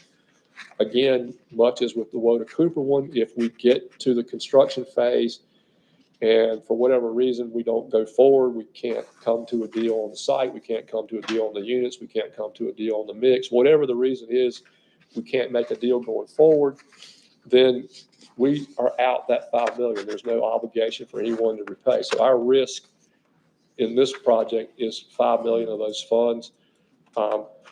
If we were to do that, then whatever the work product is that they create out of those funds, we get that work product so that we could go to another developer. That work product becomes ours, and we could use that with them to try to develop a project that we could agree with. If for whatever reason we couldn't agree with them. And so hopefully we could do another project where we wouldn't have to repay the state that 5 million. But if we did not, then we would have to repay it because we didn't get any units for the $5 million, which is what the state requires.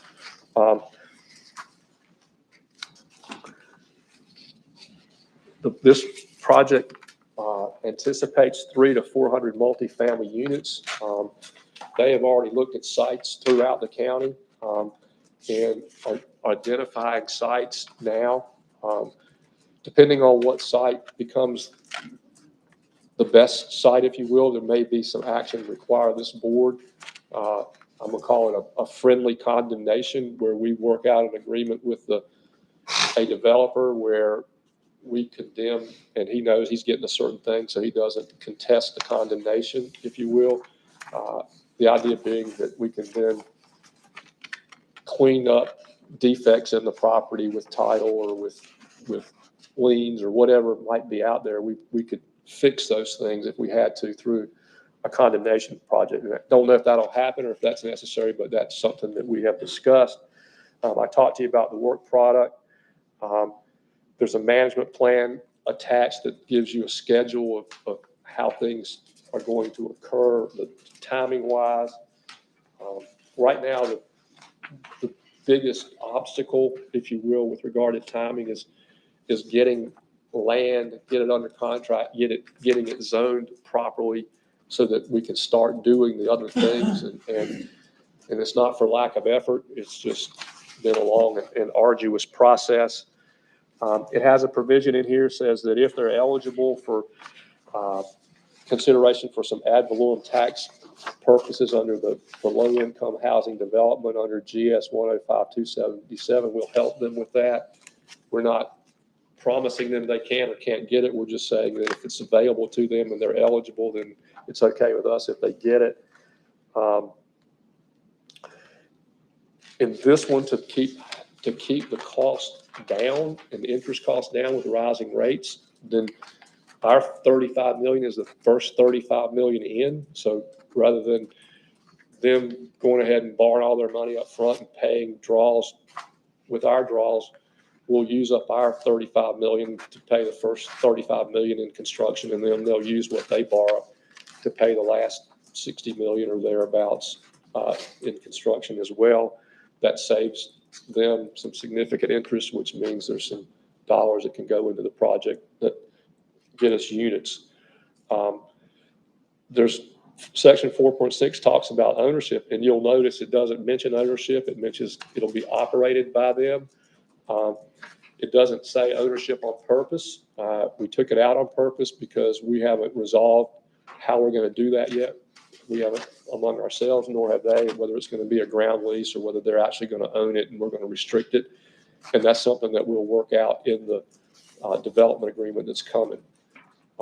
Which section was that, Bobby? 4.6. Right, right. Sorry, yeah.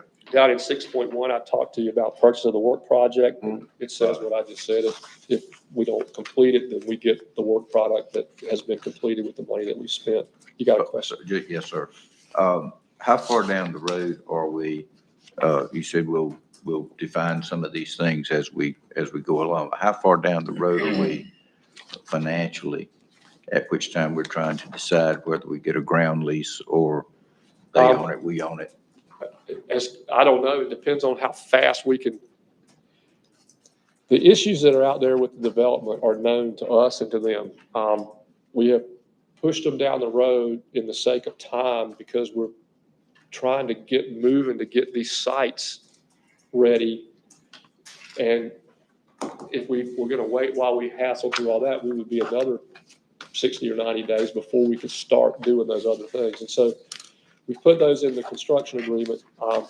We can work on those. I mean, we can start tomorrow.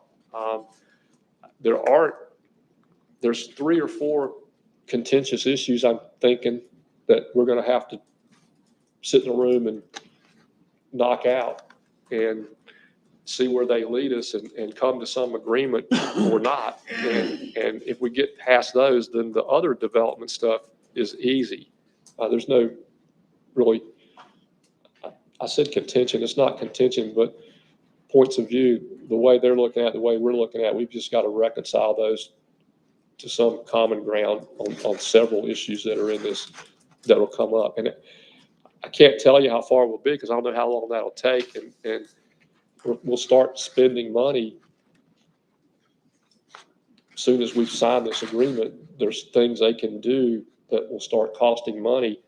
The agreement says we don't pay for any of their expenses that they've incurred up to now. So it's only new money that we're obligated for, other than the market analysis is in that schedule.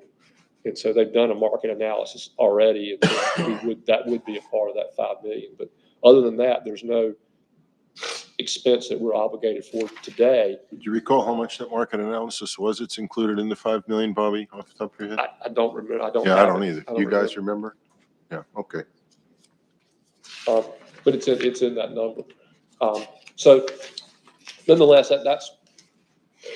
there'll be some amount of money, and if it went to the last day, then it'd be $5 million. But I wouldn't anticipate it going that long, but I couldn't tell you where in between.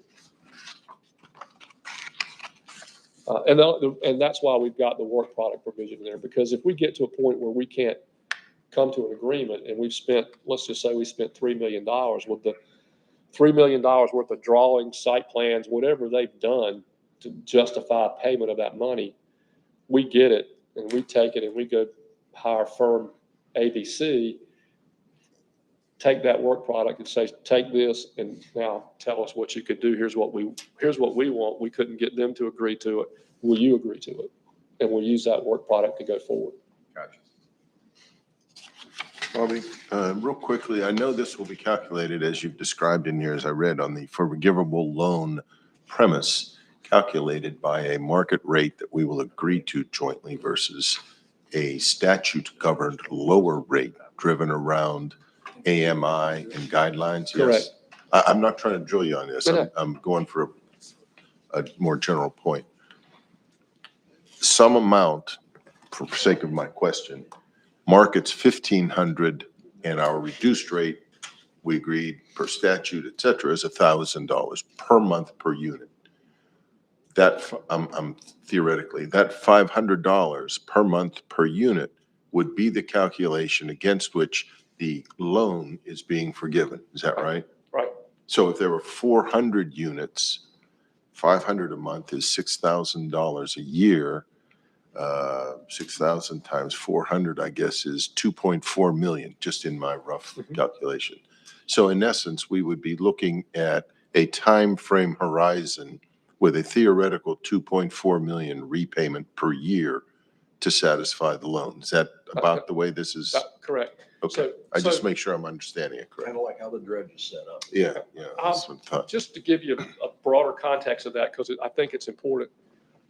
The statute specifically provides what you just said. We couldn't do different than that if we want to, because the statute requires that. The statute also says they get to ultimately determine the rate. We've got in the agreement that we'll be in that process and we have to agree on a lot of things. And so we're in it. But the statute says they get to pick it because they're at risk for $35 million. And so they've got an incentive to either build enough units to get a whole lot of small margins or build enough units to get a whole lot of large margins or something to capitalize, to recapture that $25 million. And I think it's over 25 years in order to not have to repay that debt. For some reason, I'm still struggling with the statute requirements on a certain number of units at no more than 80% AMI and so forth. So that's one of the issues that's in here, and I don't think I got to it yet. They have to comply with all the applicable state statutes and constitutions. And so there's two kind of limitations on rates. One's a Right. statutory rate. I think we're okay there because in the statute, the legislature specifically did this statute, specifically said they can pick the rate, specifically said, here's how you do it. And so I think that trumps any statute that was its predecessor. So the 80% statute, if you will, doesn't apply. There was a statute that said that. So we're on this one because of the way we got the money. Have we seen that yet? I have not seen this new statute guideline on setting the rate. I've been operating under the No. 80% AMI. Well, that we've talked about that's for a year. because we're in the third iteration of the statute, and this third iteration of the statute says these things. The first iteration of the statute, we were still in the 80% AMI. The third iteration, they took the 80% AMI out. So we're for- going to pick the reduced rate from, From the market rate. but we're going to just pick it. Right. Now, there's an issue that me and the other attorney don't I agree on. apologize. This is new news Yeah, to me. right. I did not know this. In my opinion, there's a constitutional provision that requires you to use local funds, and our funds are local. There are local funds, once we get them, that require us to do those for low-income people. And low income has been defined in case law as 20%, 60% at 20% AMI. And so the question is, do we have to meet that criteria? I believe that we do.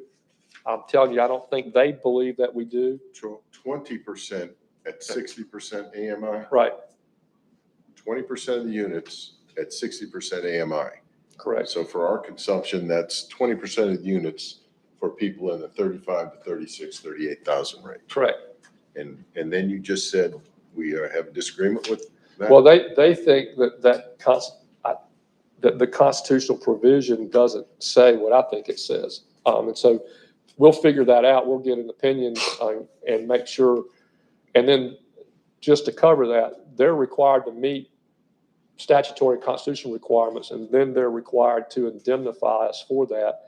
And when we get to the indemnities, not only are we getting coastal affordable housing and getting the LLCs that compose that, but we're getting each of the people's individual personal indemnities as well to indemnify us for those things. And so that's one of those things that we've got to work through in the marketing mix that comes in the development agreement.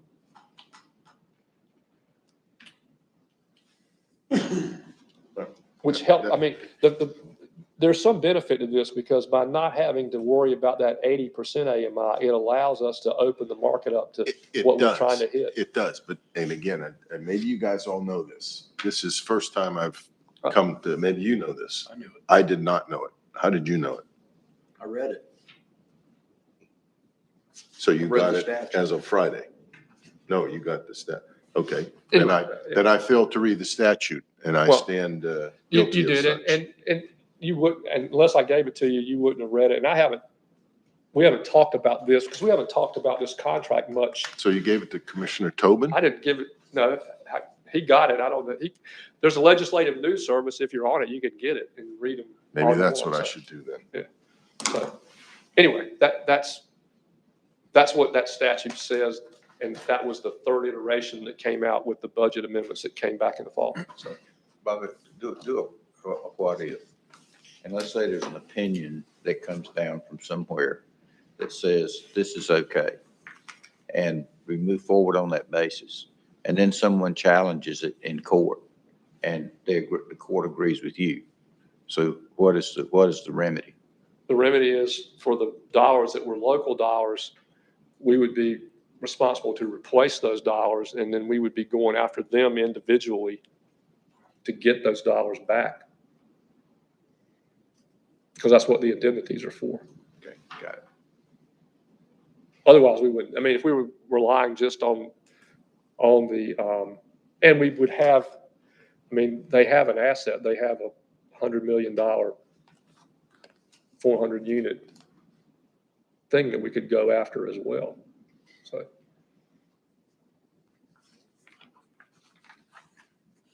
Okay?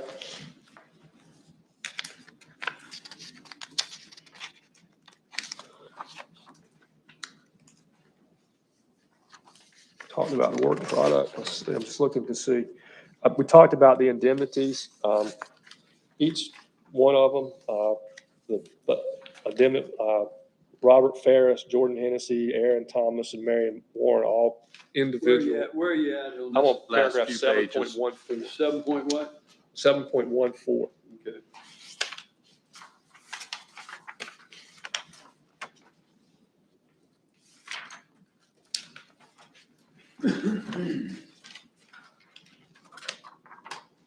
So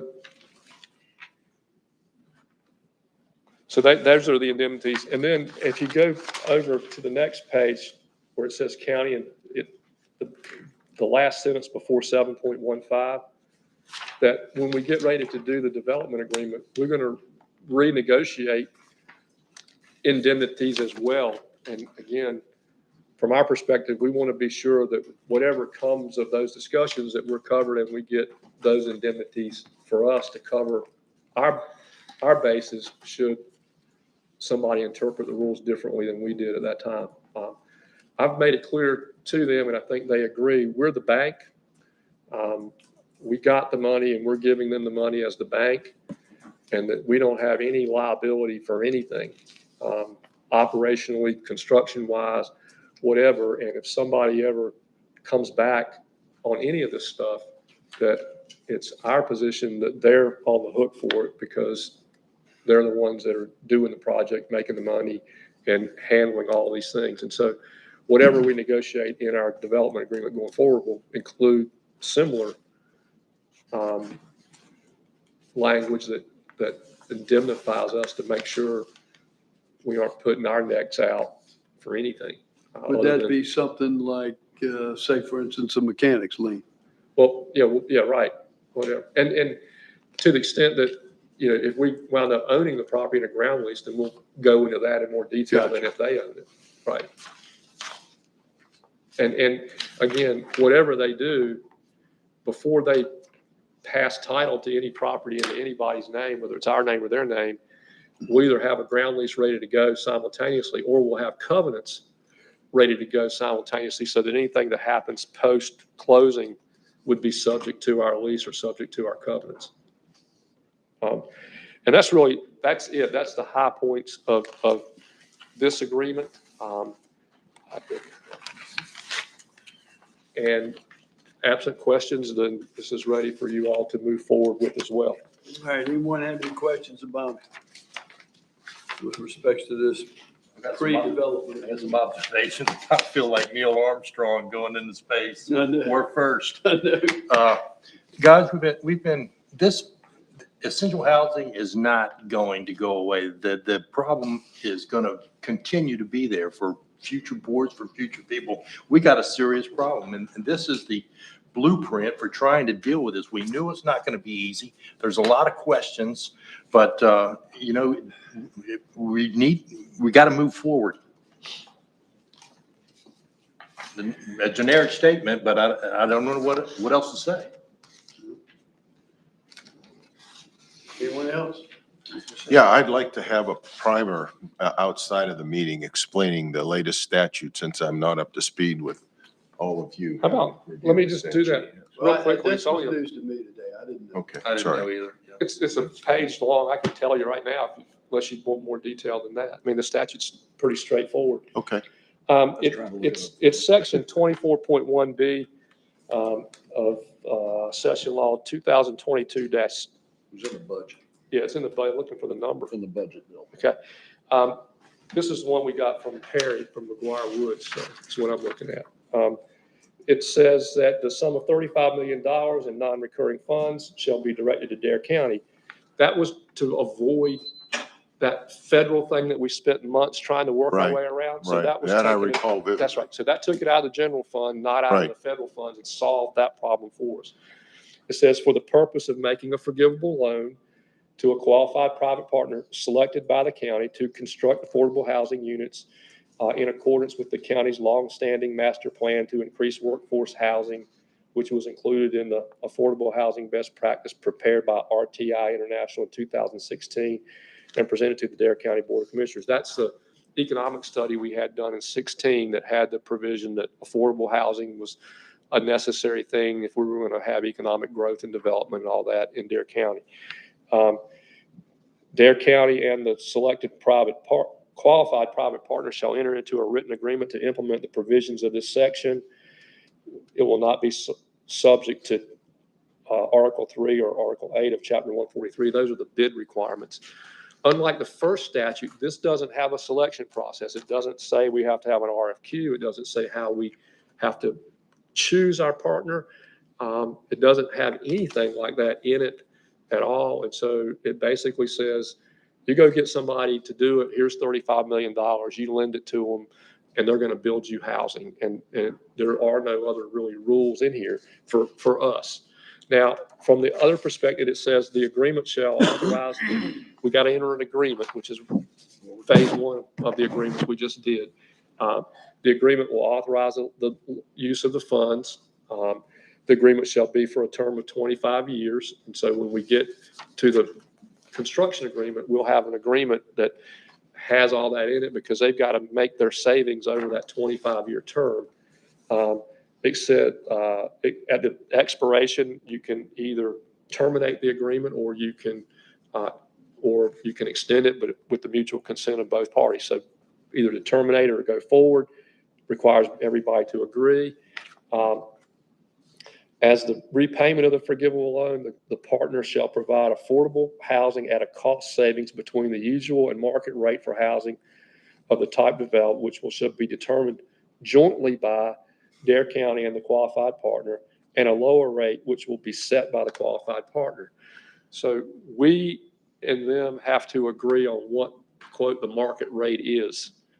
But that's where our participation ends. Pursuant to the statute, although in the agreement, we have some language that allows us to be involved in that rate mix as well. The agreement shall account for cost savings that total the amount of forgivable loan over the term of the agreement. Dare County on an annual basis shall forgive that portion of the loan based on the provision of reduced housing costs by the private partner. And where's that language in this? That's the paragraph I'm focused on, Bobby. Setting the market rate jointly and then I think what we've got in there solely setting the reduced rate by coastal. It is in there, not but jointly. It's in there in two ways. I think it's in paragraph H. H on the first page. H. And there's also a provision in there that says everything we do will be in compliance with this statute. So that's sort of a catch-all. 2.5. Section 2.5, legislative fund and legislative funding. But we've just superseded all the other statutes you said. Right. So this is the statute. This is the statute, yes. So that's it. So what we jointly did. set one and they set the other by themselves. Well, but they have to set it so they can pay back that 35 million over But there's 35 years. another provision in here, I just got to find it, that says that we have a say in that. It's the provision that says in the construction thing, we're going to. It's in that H, Bobby.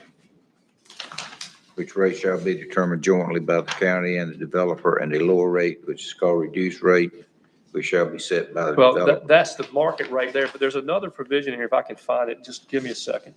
That's the reduced rate.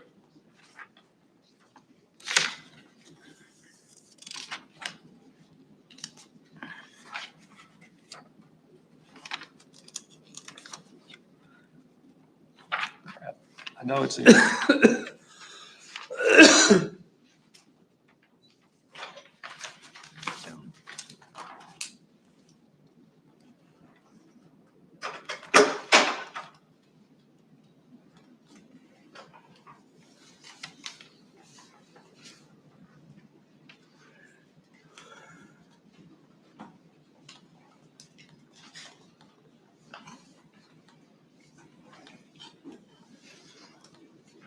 Okay, 2.3 says the development agreement means the agreement negotiated by the parties to set forth the rights and obligations of the county and developer in phase 2 and phase 3 of the project, which shall include, among other matters, provisions addressing the developer's fees, perpetual restrictive covenants, ground leases, rental rates, unit mix, and any other matters related to the project and not contained in this agreement.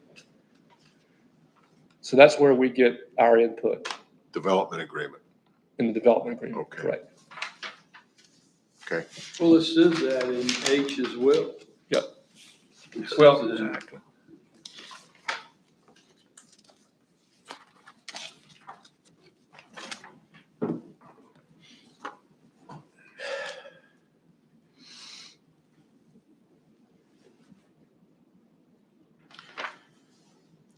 All right, what else? I mean, there's the heart of it right there. I mean, that's the nuts and bolts of this And thing. those 4 or 5 things that I said, well, Yeah, that I listed in there, and then all other matters, but really those 4 or 5 things are the things that we haven't agreed to, that we do need to agree to, and we've got to come to some consensus on.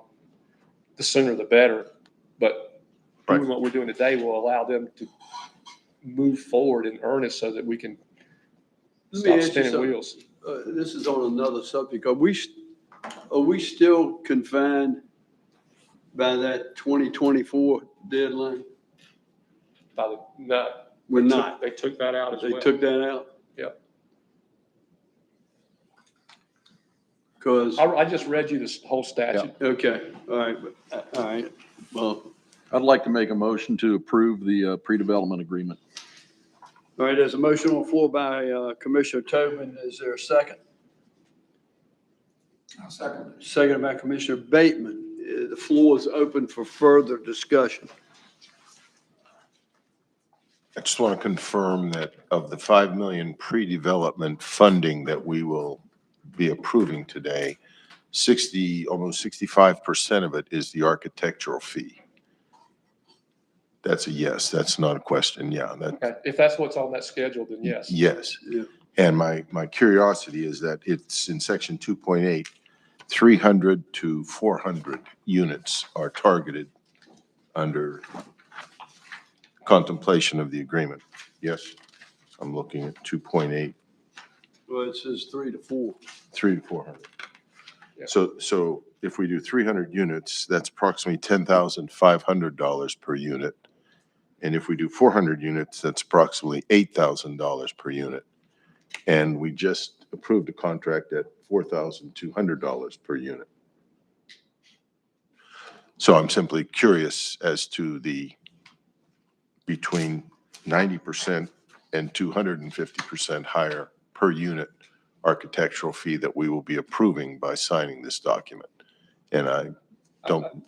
The only answer I can give you is Yeah. It's an up to number, and yes, if they, as we discussed, if they bill us for whatever that number is, then and give us an invoice, and then we'll pay it, and that would result in what you just said.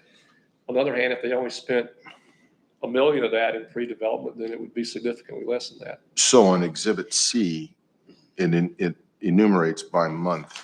That's not a fixed rate that we will be paying every month, $393,750. Said when we talked earlier that likely we will get invoices for that amount of money. I would expect that. So we will be billed likely $393,000, which But- again could be between 90% and 250% higher.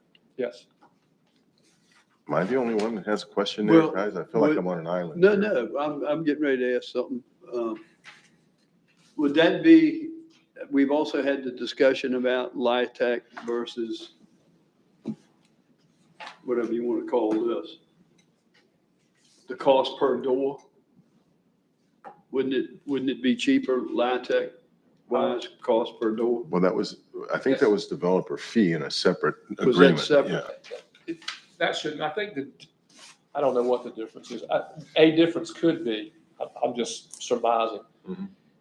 If, in the previous contract, if it was true, architect just design and draw the buildings and the schematics and all that, that's it, and that's what it costs, then fine, that's what it is. And you're right. If in the larger number, they're including site work and engineering fees and other sort of non-traditional architectural stuff under the caption of architects, then you're getting a number that's different than that. And I'm not saying that's what it is. I don't know the answer to that question. I could probably find out, but. Will it depend on how many sites they have to go to? And I mean, Well, yeah, how many? No, how not many an design? architecture fee, it wouldn't. Well, the iteration of the thing is going to be determined by the site. You just can't put the shapes and layouts and all the stuff they do is going to be different. Height, you know, if you got to be one height, you got to do one thing. I'm not trying to justify their fee. I'm just saying. Wouldn't that be something that we could negotiate under the construction agreement? We could negotiate any architect's fees beyond this amount in the next agreement. But we couldn't negotiate, if we approve this, then we've approved $3.2 million. If we approve this, we've approved this amount for now. So we're locking in we're locking in that as the cap to date. And then if there's fees beyond that, then that's negotiable because we're not there yet. Bobby, back to the conversation we had earlier when in Water Cooper, we were talking about the same thing. Rob asked the question and you came back with the answer. I believe it said that you asked them about that and they said that more likely it would probably be going up. It wasn't necessarily the figure that would be paid. In WODA, we were specifically talking about construction costs. Right. You know, because we all know they've gone up and we've been working on this since back in the fall. So we know that in WODA, on their pro forma, their construction costs have gone up from what they anticipated. But you made a comment about the architect when he was Well, I was saying whether they did or they didn't. I didn't ask that specifically. Okay. They could have, but I didn't. But even if they do, they're not going to impact us in the WODA deal because we're going to get 100 units for. Right. They're going to, and it wouldn't make sense that they would because they're borrowing the rest of the money and they're just taking money out of their pocket and putting it in their other pocket.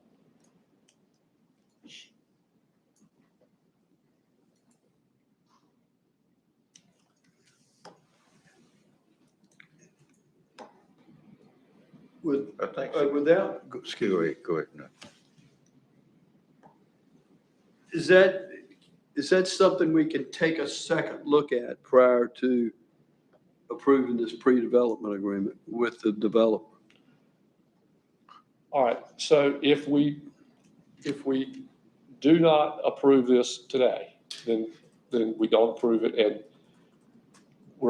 if we wait till the next meeting, we're a month away from getting it approved, or we call a special meeting at some point to come in and approve it. So those are our choices.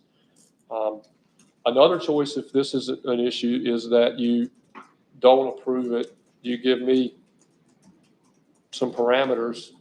If you want to use, if they'll agree to do this for some other number, $1 million for architect's fees in the pre-development stage to give us room to negotiate in the development stage, then we can go back to them with that number. And you can say, if they come back with that number, then you have the authority to sign it. And I don't have to have another meeting to have you approve it. So if I've got marching orders, if you will, on a number, then that's possible as well. But if you approve it, you're locked into that number for now. That fee that we're talking about today, is that relative to 300 to 400 units per one specific site? Or knowing what we know that's been turned down already, we know that there's going to have to be multiple sites now. And I dare say we can get any more than 100 units on a multiple site, at least from what I'm hearing. I don't know. That's section 2.12. Yeah. And there's a if in there. The answer is, I don't know the answer to what that number is based on. It is the number that has been in that exhibit we had a similar discussion with them previously about that number, and they tried to explain it. I'm not sure they explained it to our satisfaction, but they tried to explain that. Again, I think that if it was an up to number like that 5 million is, then fine, but it looks like when it's divided up by month that they're expecting us to pay that per month. I don't know if it's up to that amount each month, but that wouldn't make sense either. So I don't know that if that's a number that is, and it's not, this says architects' fees and consultants, so it's not just the architects. This would probably include, there's some engineers, there's a whole list in Exhibit A of a number of consulting companies they're going to use. And so I'm sure that it would, if it's, and their consultants, and it includes fees to be paid to those folks as well. But I don't know what the breakdown is. Well, it's $100 million project too. 3% is not a lot for architectural fees on a $100 million project. That's something else I'm looking at as well. I'm putting those numbers in the back of my head as well. But I'm again, it says / and consultants, so it includes the consultant fees, not just the architectural fees. Okay, I believe the vice chairman had a question. I was going to say, we got folks here, maybe they could answer, say why Sure. it's twice as high as the other crowd. Would you address that, Judge? Is that your man? You anytime, anything. So first of all, I'd like to thank you for your consideration, your time. This process actually has been stretching out since August. This is the third iteration of not only the statute and the 24th draft of this. Mr. Alton may only have 16 or so copies of those, but I know that we've had all of these conversations. And I would like, before I say anything else, to say, yes, this is in consideration of a $100 million project, Right. of which 65% of it would be taken on by coastal affordable housing, the principals, and therefore individually as well.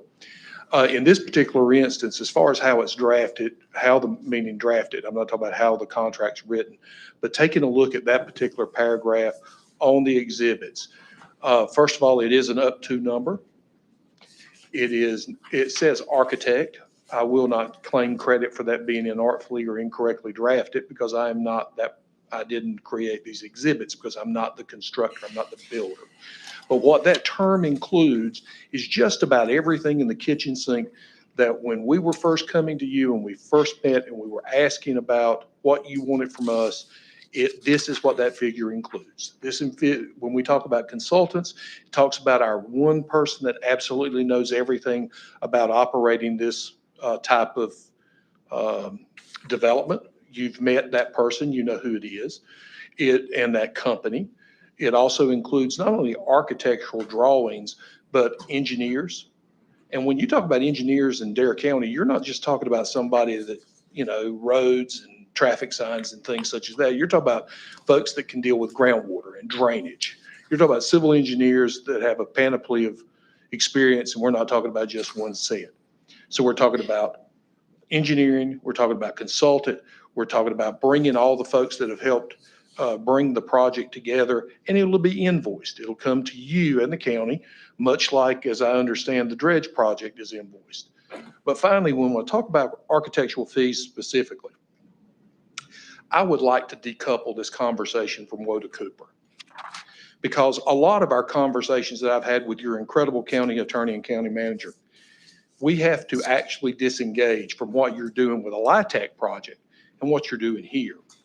Here, you're wanting to provide housing for what we would call the working middle class. Not 60-20, not 80-20, not 40, whatever, not any of that. And I would point to the law as it has been redrafted in its third iteration that actually illustrates what your challenge is and what your desires are. And in this one figure, it encompasses any type of architectural drafting we're going to have to make that is unique to Dare County, that makes the maximum number of units possible on any land that we find. I'm sure you, as not only individuals, but as a body, you're aware of some of the difficulties we've already faced. And hopefully we can find one track. But if we find one track, it's going to be a track that's not going to have a plan that comes out of a set of drawers, and I'm building 100 units 50-50, and I can just build them this way and everything's okay. This is in consultation with you. We are your private partner. You have acted in incredible good faith. Your county manager has done an incredible job. This is, like he said, one of the most complex contracts that he's ever had to deal with. You ultimately have oversight when you get the invoice.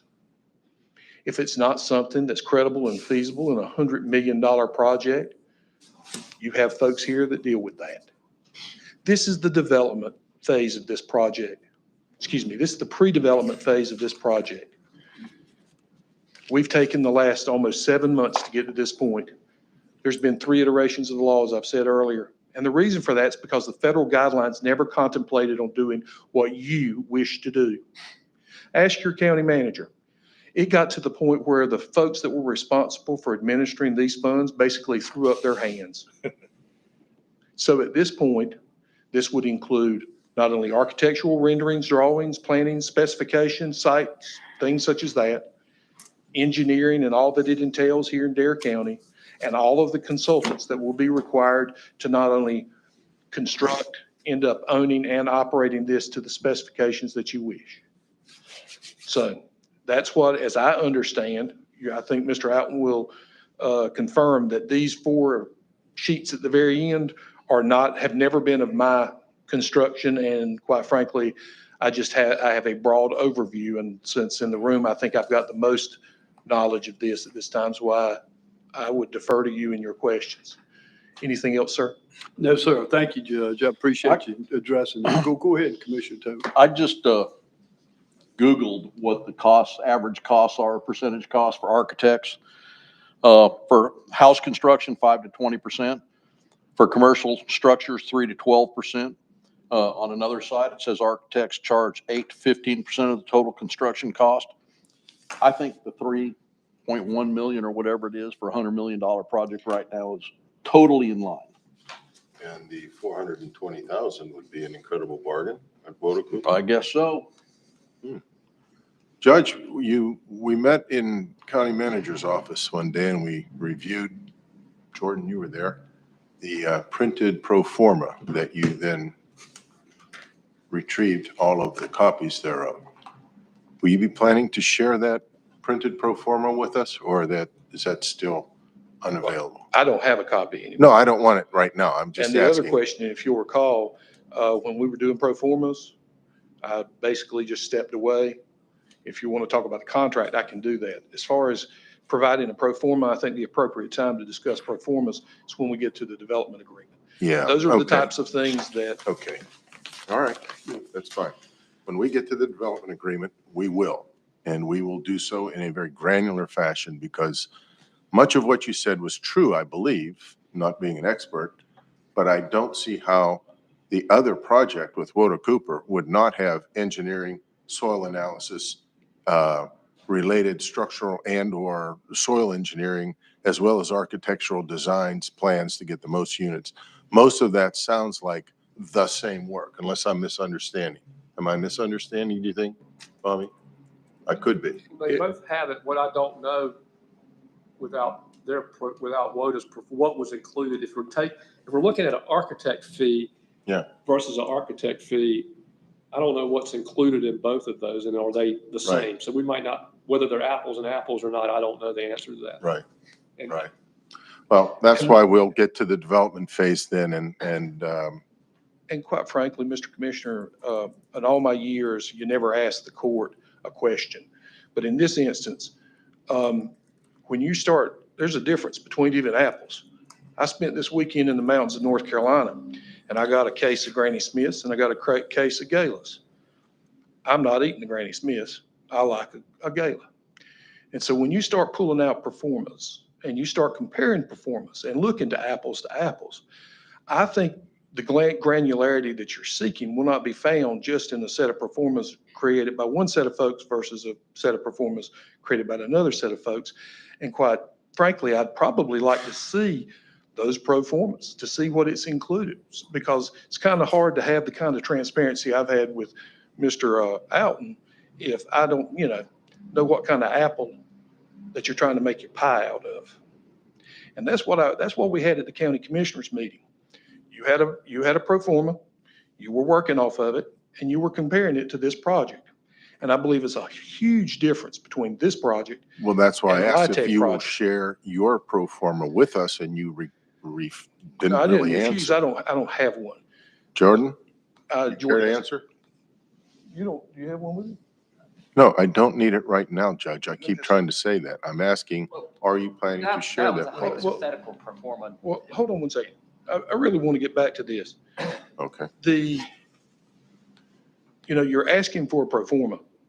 I'm asking, will you share a pro forma? Of course, with at the development phase, but What he's looking for is a benchmark.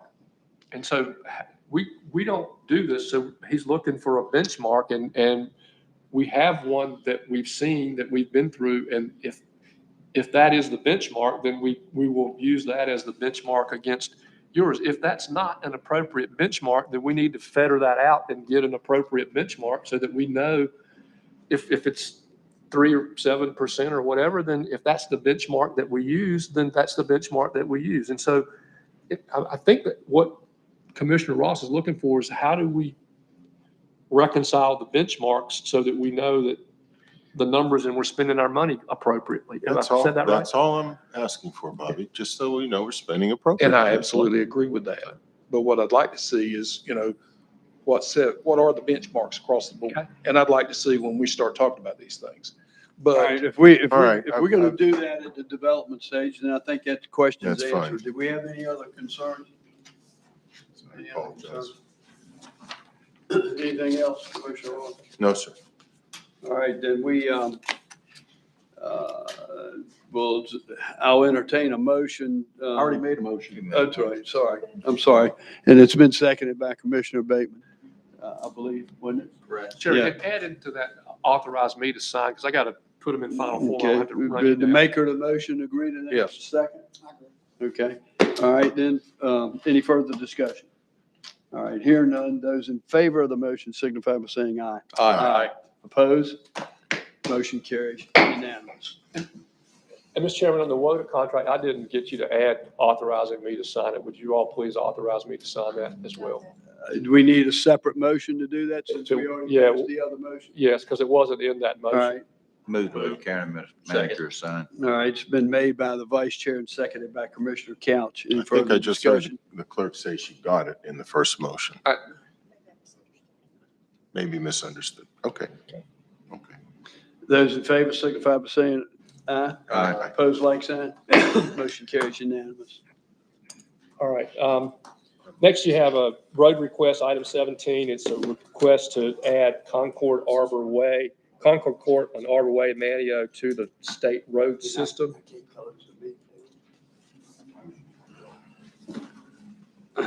And so there's a resolution there to do that in front of you, and it simply needs your approval if you're prepared to do that. You're looking at item 17, Item correct? 17, yes, sir. Right. It's just to add them to the Right. state system. That's not a complicated meet thing. all I'm the ready It's to not. roll. I'm ready to roll. You ready? Did you move? I so move. I so move we add Concord into the, recommend to add Concord into the state plan, state overview. Okay, is there a second? Second. Second by Commissioner Bateman. Any further discussion? Hearing none, those in favor signify by saying aye. Aye. Opposed, like sign. Motion carries unanimous. All right, item 18 is the Outer Banks National Scenic Byway for the Frisco Buxton Pathway Committee Board of Commissioners request for matching funds, and Mary Helen and others are here for that. How are you? I'm Mary Helen Goodlow Murphy, and I chair the Outer Banks National Scenic Byway Committee. And this is Laura Ertl, who is a member of the Frisco Buxton Pathway Committee, and is also Director of Marketing and Public Relations for the Cape Hatteras National Seashore.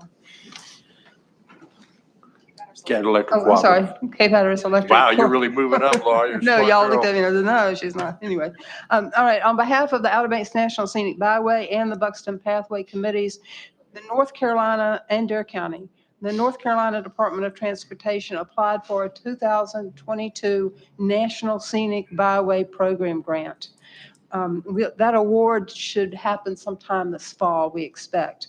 The national grant is like the one that built the Rodante Ways, Salvo, Avon pathways. It requires a 20% match. Laura will take you through the current program that we're talking about. Okay, so for this grant that we applied for, it would build out 4.41 miles of the pathway. That would begin at the Cape Hatteras Secondary School in Buxton, and it's going to run south, ending at Piney Ridge Road, right by Little Grove United Methodist Church in Frisco. The estimated total for this section of the project is $2,482,800. We need a 20% match. So in May, at your request, the Dare County Tourism Board granted this project a long-term unappropriated grant at $200,000 in order for the national grant application to be submitted. In your agenda packet, you'll see today a tourism impact grant application to be submitted by the Board of Commissioners to the Dare County Tourism Board, asking for another $200,000 in matching funds if we are awarded this national grant. This tourism impact grant applications are due in September. The tourism board's matching funds, if awarded, will still fall short of the required match, and we are committed to raising additional funds. We already have $23,000 on hand. We have another fall festival fundraising event planned on October 22nd at the Frisco Woods Campground, and we will continue to look for fundraising options. So the committees are asking you all, the Board of Commissioners, to forward the tourism impact grant application, asking for another $200,000 in matching funds for this project, and authorize the county manager to sign the grant application and the chairman to sign the transmittal letter addressed to the Dare County Tourism Board. Okay. Any questions? So moved. Okay, there's a motion on the floor by Commissioner Couch. Is there a second? I'll second it. Seconded by Commissioner Tobin and Bateman. Any further discussion? Hearing none, those in favor signify by saying aye. Aye. Opposed, like sign. Motion carries unanimous. Thank you very much. ladies. Thank you. Item 19 concerns the date for the October board meeting. I think I've talked to most of you, but I have a conflict on that Monday, the 3rd. I had asked you to move it to Wednesday, the 5th, because I thought I had a conflict on Tuesday, the 4th as well. That has resolved itself. And so what I'm asking for now is to move the month either to Tuesday, the 4th, or Wednesday, the 5th, whichever works best for you all. Well, I prefer Wednesday, the 5th, because I had already committed. Same. I got a schedule. So, Okay. Even though that's My changed. plan changed yesterday, so that's it. I would have told you sooner. So I would, I'm available the 5th. Same here. Okay. Do you need a motion? Yeah, you need a motion to change that meeting. Then I'll make a motion to October the 5th, Wednesday. October 5th, okay. At what time? 5 p.m. 5 p.m. Afternoon. Well, no, we don't have, do we have to? We don't still have to. We can do it whatever, 5 p.m. is fine if you want to. You can do whatever. Well, we time. normally do 9, but That's the up to you. reason we moved it to. Yeah. Well, 5 o'clock works, that's fine. Pardon? If, whatever time you all want. works I fine. prefer 9. What's the Yeah, board? same, 9 a.m. 9? Whatever. Yom Kippur. Okay. There's a motion on the floor, Wednesday the 5th at 9 a.m. Is there a second? Second. Second by the vice chair. Any further discussion? Hearing none, those in favor signify by saying aye. Aye. Opposed, like sign. Motion carries unanimous. Item 20 is a consent agenda. And it's long. It's approval of the minutes. It's a Southern Albemarle Association meeting invitation list, update to the county financial policies, the North Carolina's Highway Safety Program, local government resolution for the liaison, another one for the equipment, the Community Development Housing Fund budget amendment, Housing Fund budget amendment for state appropriation, the Sheriff's Department budget amendment, a resolution for oxy tax overpayments, the Government Education Access Channels Operating Committee attendance policy, tax collector's report, the Dare County Tourism Board, memorandum of understanding for an easement with regard to the Soundside Boardwalk improvements, the Island H modification project, Health and Human Services Breaking Through Task Force Public Awareness Campaign Grant, another DHHS School Health Team Workforce Funding, another DHHS NENC PPH Public Health Workforce Grant, another Health and Human Services Communicable Disease Pandemic Recovery Funding, and finally the Hatteras Island water main replacement change order number 1. Okay, is there a motion to approve the consent agenda as presented? So moved. Motion by Vice Chairman Oatman, seconded by I'll second it. Commissioner Tobin and Bateman. Any further discussion? Hearing none, those in favor signify by saying aye. Aye. Opposed, like sign. Motion carries unanimous. Item 21 are your board appointments. The first is the Children and Youth Partnership for Dare County. This says the chairman's going to handle this one. It is. He advised the Commissioner Couch to serve 2 terms, and he needs to appoint another commissioner to serve. So. Quite honestly, I hadn't had an opportunity to discuss it with a fellow commissioner, but if anyone's interested in serving on that, I would appreciate you stepping up now. Well, look, I just want to say that was a desirable. I enjoyed that. That's, we got a lot of things done. We did a lot for the pandemic. Right. That's, I'm going to urge I'm going to urge someone on this board to take that seat. I'd like to have it, but the bylaws say no. Yeah, I know. I'll do it. All right. Commissioner Tobin agreed that he would do it. Thank you, Commissioner. Mm-hmm. Those in favor of that then signify by saying aye. Aye. Aye. Opposed, like sign. Motion carries unanimous. Thank you, Commissioner. All right, next is the East Lake Community Center Board. The term of Crystal Bassnight expires, and the council recommends her reappointment. Move to reappoint. There's a motion on the floor to reappoint. Is there a second? Commissioner Bateman, those in favor of the motion signify by saying aye. Aye. Opposed, like sign. Motion carries unanimous. And then on the Health and Human Services Board, the term of Ashley Jackson, Nick Cusis, Kevin Phillips, and Christopher Roberts expire this month. The board recommends the reappointment of Christopher Roberts and Ashley Jackson, and the appointment of Brent Richardson, a pharmacist, to replace Kevin Phillips, and the appointment of Jamie Daniels, an at-large member, to replace Nick Cusis. Move to reappoint Chris Roberts and Ashley Jackson, and the new appointments of Brent Richardson and Jamie Daniels. There's a motion on the floor by the Vice Chairman. Is there a second? Second. Second by Commissioner Couch. Any further discussion? Hearing none, those in favor signify by saying aye. Aye. Opposed, like sign. Motion carries unanimous. And then for your upcoming board and committee appointments, in October, you have the Veterans Advisory Council with 1 term expiring. In November, the Older Adult Service Advisory Council with 2 terms expiring. And in December, you have the Equalization and Review Board with 5 terms expiring, the Special Motor Vehicle Evaluation Review Committee with 3 terms expiring, and the Tourism Board with 6 terms expiring. And that would be your agenda, Mr. Chairman. Thank you, County Manager. That brings us to item 22, that's Commissioner's business. But prior to that, I'd like to respond to public comment. Gentlemen, those that still remain, I'm sorry you've had to wait this long, but we set aside this time to try to respond to public comment. There were 3 specific issues this morning. One with regards to pickleball and additional courts and places to play, etc. The second item was item 17 on the agenda. That gentleman's left. We addressed that, so that's been approved.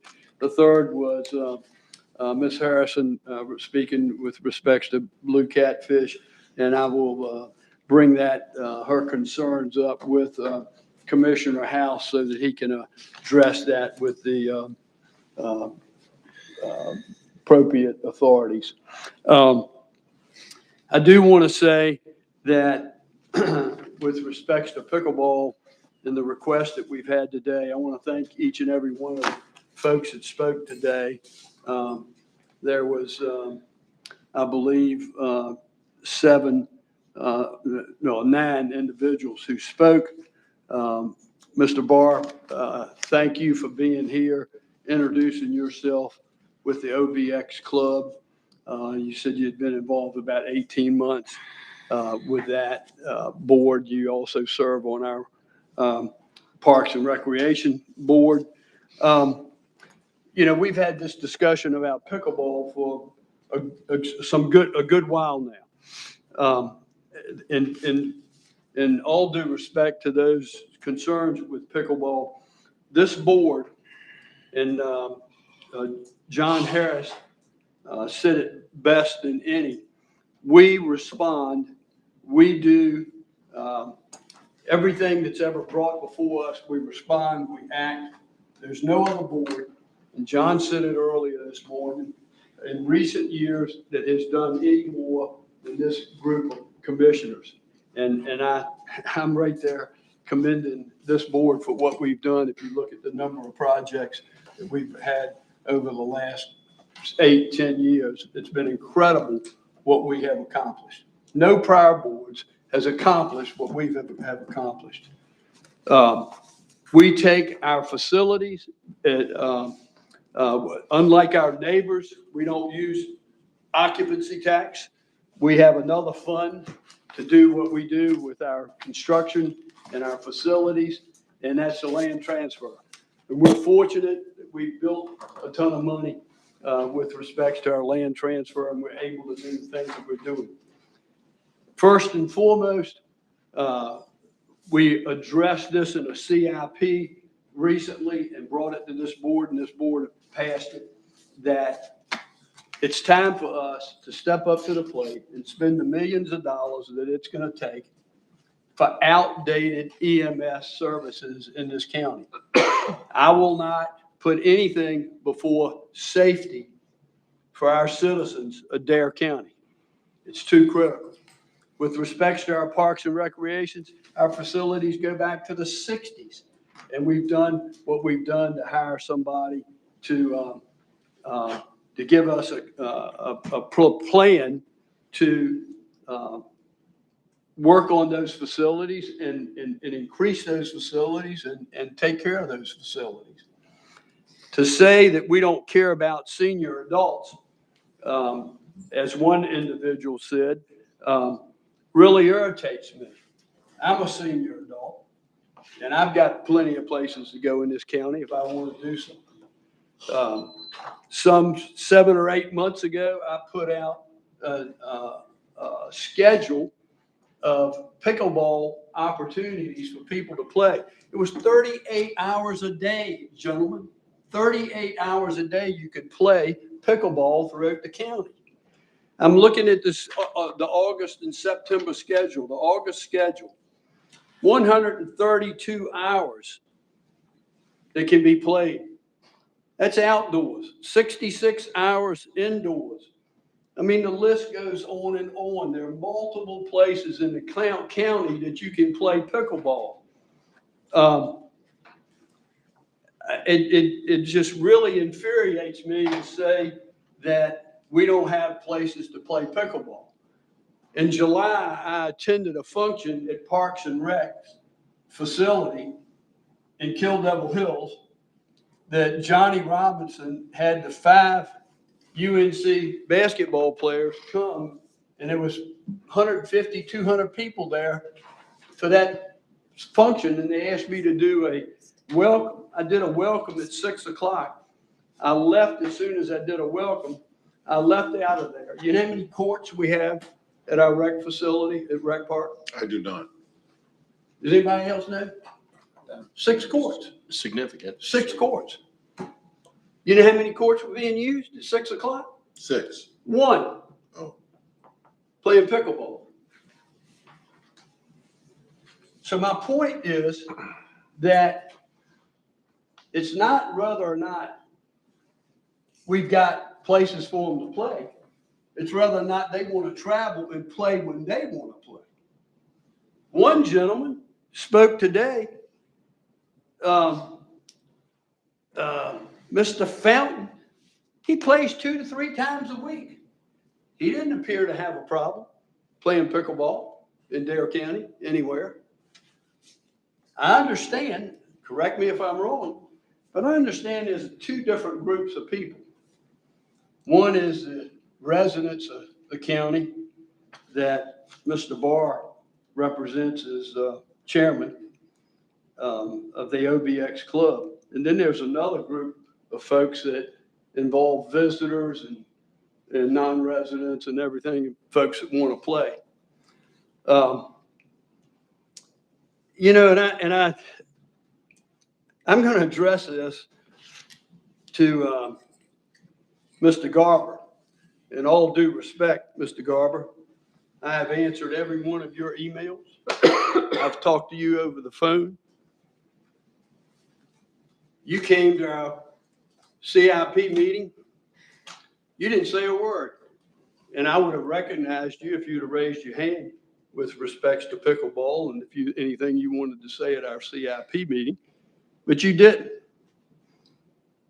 And then after the fact, I find out that our CIP, we agreed to take care of trying to help the folks that play pickleball. We put $500,000 in the CIP, but I guess it wasn't soon enough because it's 2028. Well, Mr. Barr brought to our attention, and thankfully so, Mr. Barr, I appreciate you doing that, is, my God, if we can build 8 courts for $500,000, then dang, we ain't talking to the wrong folks to get 2 courts. And we need to do exactly what you suggested, and that's bring in you folks to have some input when we get to that point so that we can spend the money wisely and get more courts for that $500,000. And if I have to come to that Parks and Rec meeting to make sure that they do that, I will do that as chairman. And so thank you for bringing that attention. We don't do anything? I mean, you brought it again, Mr. Barr. Y'all have the pictures of the tennis courts. What did we do? How many courts we got there? We got 4. We got 4 courts. You see it. So we're not doing anything with pickleball. Well, you know what? I can work with anybody and do anything I possibly can and try to make something happen, and this board will do the same thing. But when you go behind my back and you talk about our board doesn't do anything, it is absolutely ridiculous that we put this off until 2028. But we've got bigger fish to fry right now, folks, and I'm sorry. But there's plenty of places to play pickleball in Dare County. Go look at this sheet. And if it ain't in your backyard, then get in your car and drive for 30 minutes to find a place to play pickleball. So that's my take on it, Mr. Garber. And you feel free to call me, and you feel free to email me, but you do it to me. Don't do it behind my back and talk about this board doesn't do anything. Because I can confront a conversation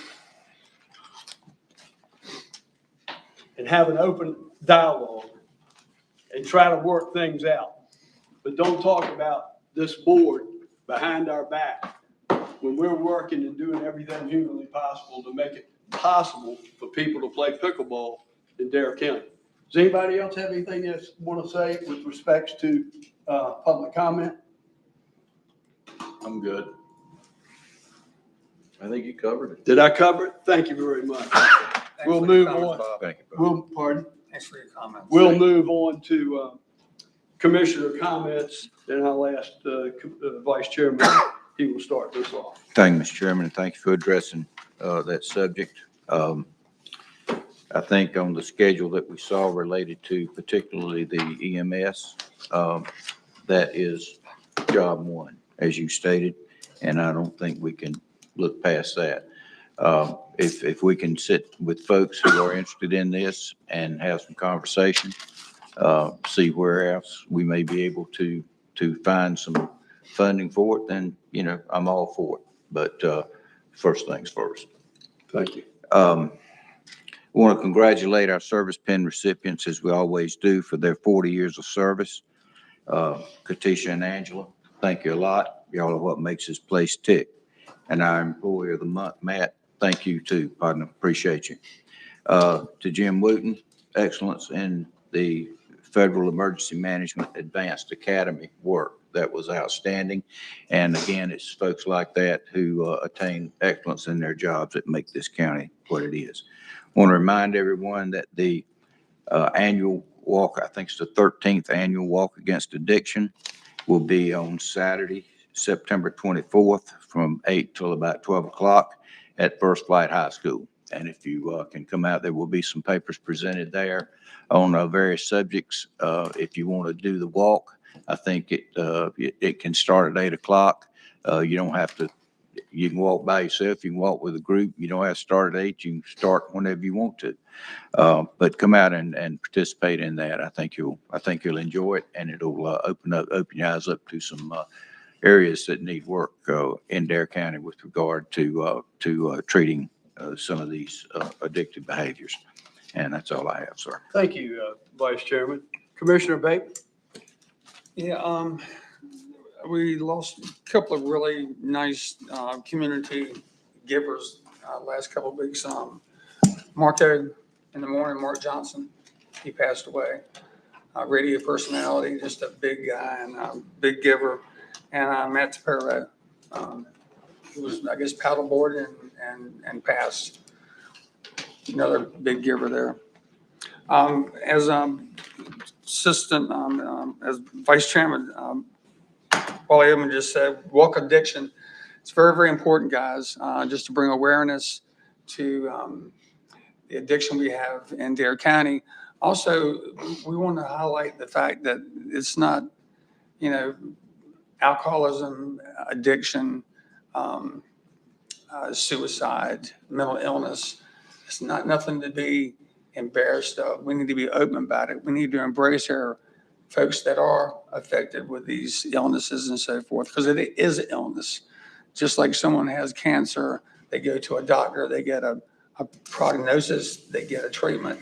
It's the same thing with alcoholism, the same thing with mental illness. We need to treat it, and it needs to be treated as an illness. So if you got time, come out and check it out. And also on the 27th, as our Health and Human Services Director said, we have the suicide in the afternoon prevention and awareness at First Light High School at 5:30. So appreciate your help and thank you. Thank you, Commissioner Bateman. Commissioner Cowan? Yes, sir. Thank you for your remarks on National Aviation Day.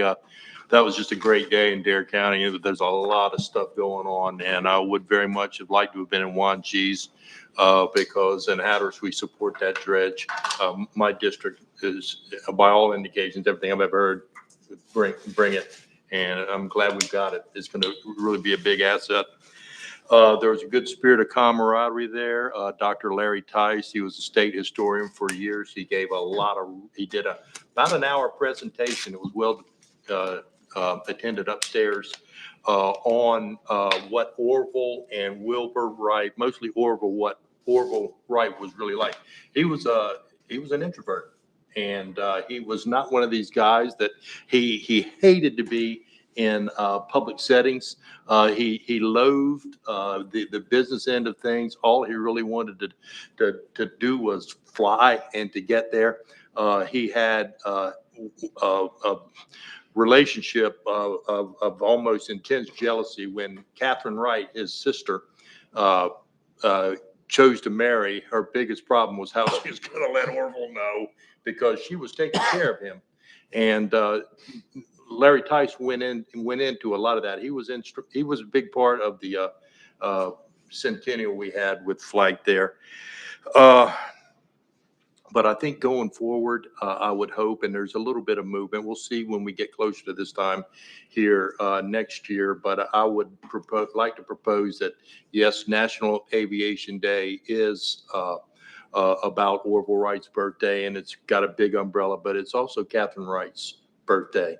And her contribution to those guys, just like Gertrude Regalo had a big contribution into Francis's success, Catherine Wright was instrumental. Their degree of success would have been impacted if it were not for Catherine Wright. So we'll get at the appropriate time. I'll put together a resolution, and we'll see what we can do here for National Aviation Day, recognizing both Orville and his sister, Catherine Wright. and see if maybe we can get something done on a state level as well. Good meeting today. We got a lot done. I've got a headache, but I'm glad we went through it anyway. So that's all I've got. Thank you, Commissioner Kelly. Commissioner Tony. That's funny. I've got a couple things. The first one, as with all new vessels, there's always a few hiccups, and we had our first hiccup on the Miss Katie. The hydraulics that service the drag arms overheated. It is something that's under warranty. So mechanics came up from Alabama, removed the system yesterday. And today they're on a truck heading to Alabama, and then they go, I believe, to Texas after that, and then back up here. They should be back up here by the end of the week and installed and ready to dredge next week. With that said, the dredge has dredged about 8,500 cubic yards so far. So it's doing real good. The crews are really doing a good job. The other thing I have is I was contacted by a landowner here in Dare County about people coming on his land unlawfully to hunt. And they had gone on his land and planted a bunch of sunflowers and put out a bunch of corn for the opening day of dove season. And he requested that we adopt some language to add to our ordinance. Right now, Dare County relies on the Land Order Protection Act from the state. The Land Order Protection Act states that you have to have signs no more than 200 yards apart or purple paint put on trees and stuff to mark your land for no hunting. The problem with that in our area is marshland. So what he pulled some language and sent it to me from some of our surrounding counties. And I'll read it. It said, "It is unlawful to hunt or fish on the land of another without having written permission on one's person, signed and dated for the current hunting or fishing season of the landowner or leasee, or the landowner's or leasee's designee. The written permission shall not be valid for more than 1 year and may be valid for a shorter period stated in the permission. The written permission shall be displayed upon request of any law enforcement officer, Wildlife Resource Commission, sheriffs, deputy sheriffs, by any other law enforcement officers with general subject matter." I would ask the board that we adopt this, and I would like to make a motion to adopt it and put it in our ordinances. Okay, there's a motion on the floor to adopt this new language. Is there a second? I'll second it, but I have For purposes of discussion. Yeah, I have a question. It's been seconded by Commissioner Oben. Now the floor is open for discussion. Bob, is this meet legal? I mean, if there's an issue with it, it's what they call a preemption issue. I don't know whether it's preempted or not, because the state statute already addresses this, and so we're basically relaxing the state statute. Well, I don't know if we're relaxing it or not. I think we're actually tightening it up. The problem, and I hadn't thought about it until I got this from Johnny the other day. But he makes a good point. You can't paint the grass purple, and it's very difficult to put up postage signs that are going to last. I think his argument makes sense. I didn't know exactly about the wording, if that was the best way to The say only it. issue I'd have is you're removing one of the requirements of the state statute, and whether that would uphold or I don't. Well, the state statute's still there. Yeah, the state statutes will, if anybody has land that's inside that can post it properly, that's not a problem. The problem is the folks that are on the marsh can't post their land properly. It augments it. I'm not telling you not to adopt this because I don't know that the risk matters. But if we're going to have this discussion, the legislature met and decided that in order to have this rule, they required that lands be posted. Now we're saying, oh no, you can have this rule, but you don't have to post your land. That's correct. And so whether that's a preemption or not, if it isn't, it's close. And so, but that would be somebody who got charged under this statute to fight that battle if they chose to do that. In other words, they could say that it doesn't meet the state requirement. Well, they could say that it's preempted and therefore it's void.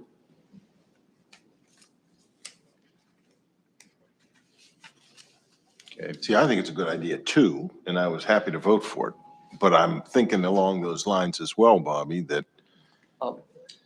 can we look into this and vote on it at the next meeting, or is there a sense of Well, there's not anything else I'm going to find that's going to tell you different than I just told you. I mean, there's no case law on this statute that's, I'd say there's not. I haven't looked, but I mean, there hasn't been a guy walking through the marshland with unposted land that they've arrested and cited? Well, it's got it. Unlikely. So okay, it's a preemption thing, and there's no clear cut where the line is where you do and you don't. And that's, so we can vote on it and vote on it, it's and challenged if and it's reversed. challenged, it'll get reversed. And All right, let's vote on it. Yeah, there you go.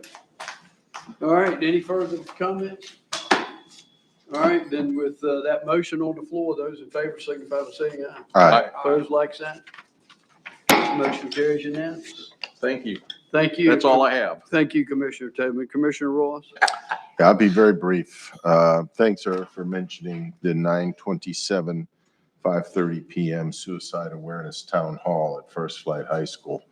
Second leading cause of death in 20 to 39-year-olds. And I recently participated in a Zoom meeting put on by the Public School Forum in which they were relating to quote candidates for either commission or board of education. How does it work in North Carolina? How do we teach kids? How do we fund the schools and so forth? They related that they didn't have the North Carolina data on this, but nationally, fourth graders and eighth graders in testing showed the most dramatic one-year decline in the last 40 years in reading and math. I'll repeat that. Most dramatic one-year decline in 40 years in reading and math in fourth and eighth graders. And so I'm simply saying between suicide awareness, between fentanyl webinars, between now what colored candy, colored fentanyl pills coming in, kids being locked out of school, the largest decline we've seen in a generation. I've written a letter to Superintendent of Public Instruction, Catherine Truitt, 3 weeks ago. Some of you may have seen it, where I requested she return and publish a whole child wellness assessment by county in North Carolina called the Roadmap of Need. No response. No response. So I will be following up, but that was 3 weeks ago. Anyway, that's all I have, man. Thank you. you, Commissioner Ross. It's time for county manager business. You have anything else for us today, County Manager? One thing, Mr. Chairman, we failed on our board appointments to include the Transportation Advisory Board. They recommend that Jim B. Rafferty fill the public business sector vacancy. They don't have a recommendation for the government sector vacancy at this time. Move to approve. Okay, there's a motion on the floor by the vice chair to approve. Second. Seconded by Commissioner Bateman. Further discussion? Hearing none, those in favor signify by saying aye. Aye. Opposed, like sign. Motion carries unanimous. That's all I have. Thank you. Public Information Officer, Ms. Hester, do you have anything today? No, sir. All right. Miss Sally, you're sitting in for Dave today. Long meeting, long meeting. Do you have anything for us? I do not. Thank you very much. Well, I need a motion to adjourn until Wednesday, October the 5th at 9 a.m. So moved. Motion on the floor by Commissioner Tobin, seconded by Commissioner Ross. Any further discussion? Hearing none, those in favor signify by saying aye. Aye. Opposed, like sign. Motion carries unanimous. That's what we should.